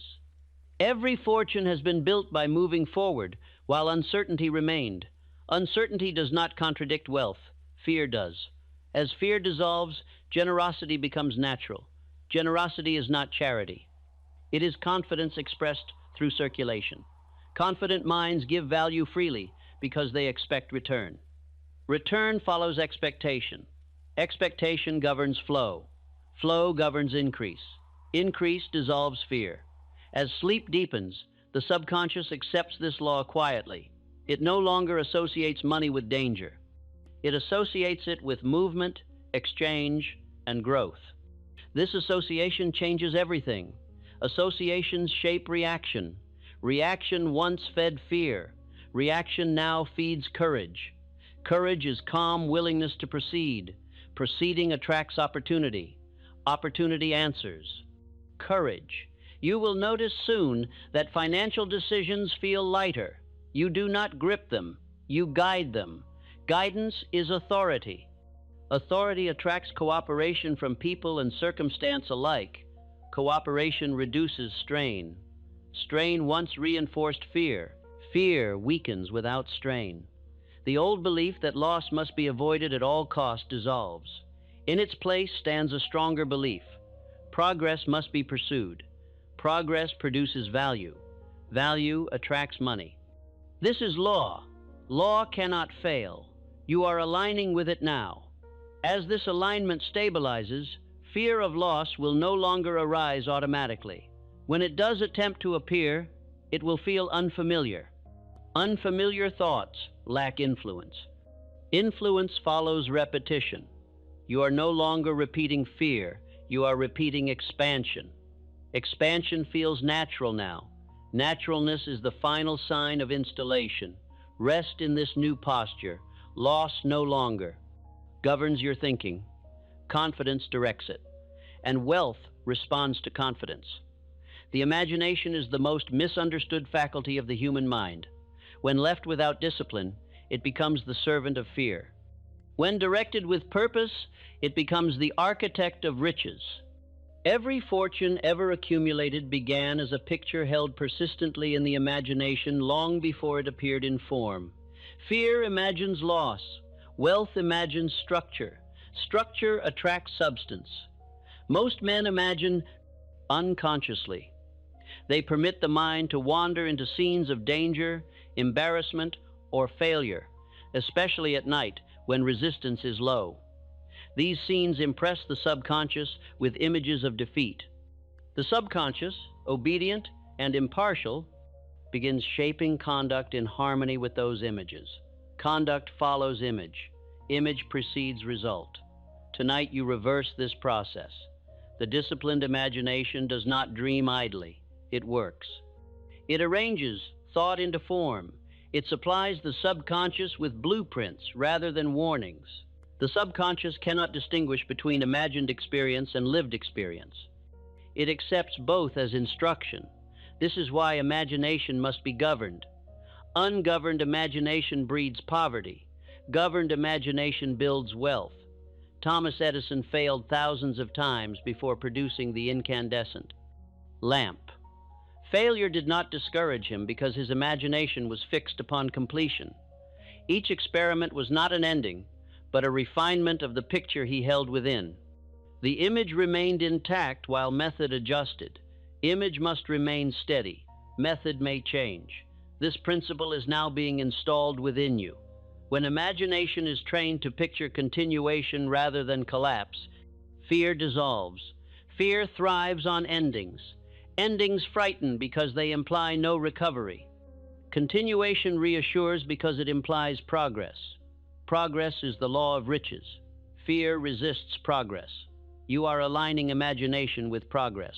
The wealthy thinker does not imagine money itself. He imagines order, flow, cooperation, and increase. Money follows these conditions. It does not respond to craving. It responds to preparation. Preparation begins in imagination. Imagine yourself handling wealth calmly, not excited, not boastful. Calm possession signals readiness. The subconscious interprets calm possession as familiarity. Familiarity removes resistance. Resistance repels money. Familiarity attracts it. This is why sudden wealth often leaves those unprepared for it. Their imagination never rehearsed possession. Their subconscious rejects what feels foreign. You are removing foreignness now. As you listen, the imagination begins rehearsing new scenes, scenes of decisive action, scenes of calm choice, scenes of cooperation with capable people, scenes of progress unfolding without strain. These scenes are not fantasy, they are preparation. Preparation precedes opportunity. Opportunity responds to preparedness. The imagination must also be trained to reject destructive pictures. When images of loss or failure arise, they are not fought, they are replaced. Replacement is the law of mental change. What is not replaced persists.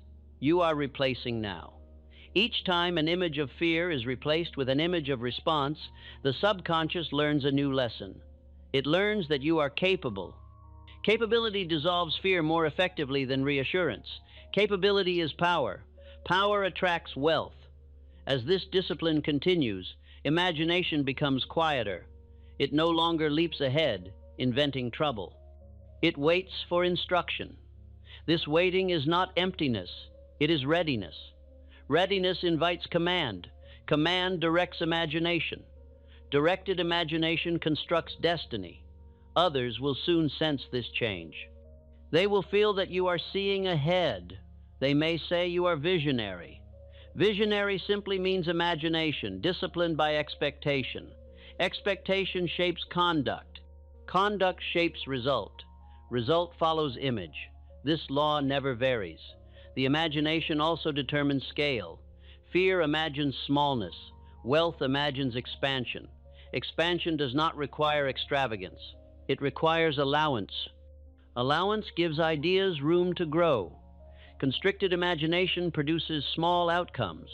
Expanded imagination invites large ones. You are expanding now. As sleep approaches, these images sink deeper. The subconscious accepts them without argument. It does not ask whether they are reasonable. It asks only whether they are repeated. Repetition ingrains image. Image governs behavior. Behavior attracts money. This is the chain now being strengthened. In the days ahead, you will notice that ideas come more freely. Possibility no longer feels dangerous. Ambition feels natural. These shifts are signs that imagination has been re-educated. Education removes fear. Fear thrives in ignorance. You are no longer ignorant of your creative power. Rest now in this discipline. Imagination is no longer your enemy. It is your servant. And wealth responds to those who command it wisely. There is a law so quietly powerful that most men overlook it, yet every great fortune has obeyed it without exception.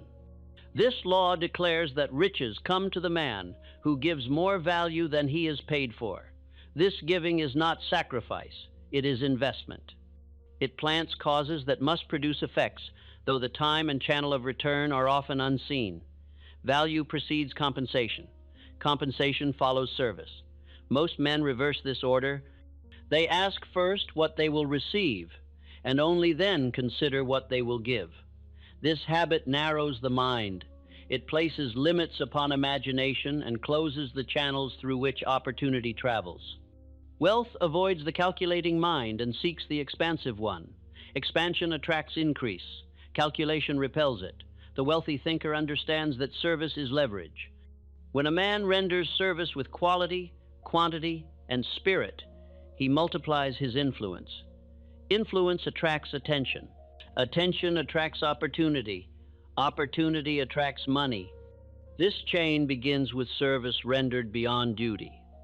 Duty maintains position. Extra service creates advancement. Consider the man who becomes indispensable. He does not announce his worth. He proves it. He does not wait to be asked. He anticipates need. Anticipation is imagination applied to service. This imagination creates pathways others do not see. Pathways lead to opportunity. Opportunity leads to riches. Andrew Carnegie built his empire not by knowing more than others, but by organizing men who did. He rewarded loyalty, initiative, and extra service because he understood its multiplying effect. The men who rose under him did so by thinking beyond wages and into value. Wages belong to labor. Wealth belongs to value. When a man begins thinking in value, his relationship with money changes. Money becomes a measure of service rather than a goal in itself. This shift removes anxiety. Anxiety arises when money is pursued directly. Calm arises when value is pursued. Calm attracts wealth. Fear repels it. You are now training the mind to pursue value. As you rest, the subconscious accepts a new instruction. I give more than expected, and life responds in kind. This instruction alters behavior subtly, but powerfully. You begin noticing opportunities to add value where once you noticed only obligation. Opportunity hides in service. Service reveals it. Men who give more than they are paid for often appear fortunate. Others see the reward, but not the cause. The cause was planted quietly, long before the reward arrived. This is why extra service must be given without immediate expectation. Expectation too soon poisons the seed. Patience nourishes growth. Growth produces return. As this habit takes root, others will begin seeing you differently. They will notice reliability, initiative, and generosity of effort. These qualities invite trust. Trust invites responsibility. Responsibility creates access. Access attracts opportunity. Opportunity attracts money. This sequence never fails. The man who renders extra service also dissolves fear of competition. He no longer worries about being replaced because his value exceeds description. Fear belongs to those who offer only what is required. Confidence belongs to those who offer more. More creates security. Security dissolves fear. You are building this security now. Extra service does not exhaust the mind. It energizes it. When effort is aligned with purpose, fatigue lessens. Purpose expands energy. Energy attracts results. Results reinforce belief. Belief stabilizes identity. Identity governs income. The millionaire thinker understands that money circulates toward usefulness. Useless effort is discarded. Useful effort is rewarded. Usefulness increases when spirit accompanies action. Spirit is willingness. Willingness cannot be taught. It must be chosen. You are choosing it now. As you sleep, imagine yourself giving freely, intelligently, and without resentment. This image trains the subconscious to expect return without strain. Return becomes natural rather than hoped for. Naturalness attracts wealth. Striving repels it. This practice also removes fear of being taken advantage of. The man who fears exploitation restricts service. Restriction limits growth. Growth requires openness. Openness invites increase. Increase dissolves fear. You will notice soon that money begins finding you through unexpected channels. This is not coincidence. It is circulation responding to value. Value once given does not disappear. It waits. It multiplies. Multiplication is the law of service. The future now appears less threatening because effort no longer feels wasted. Every act of extra service plants a seed. Seeds guarantee harvest. Harvest may not arrive immediately, but it is inevitable. Inevitability removes anxiety. Anxiety fed fear. Fear loses ground. Rest now in this understanding. You are no longer working merely to earn. You are serving to multiply, and wealth responds to multiplication. There is a law so quietly powerful that most men overlook it, yet every great fortune has obeyed it without exception. This law declares that riches come to the man who gives more value than he is paid for.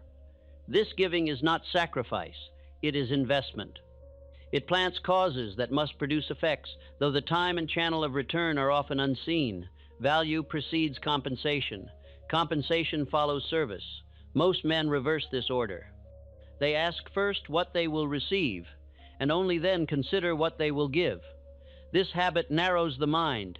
It places limits upon imagination and closes the channels through which opportunity travels.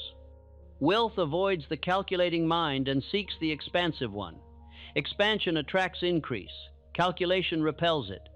The wealthy thinker understands that service is leverage.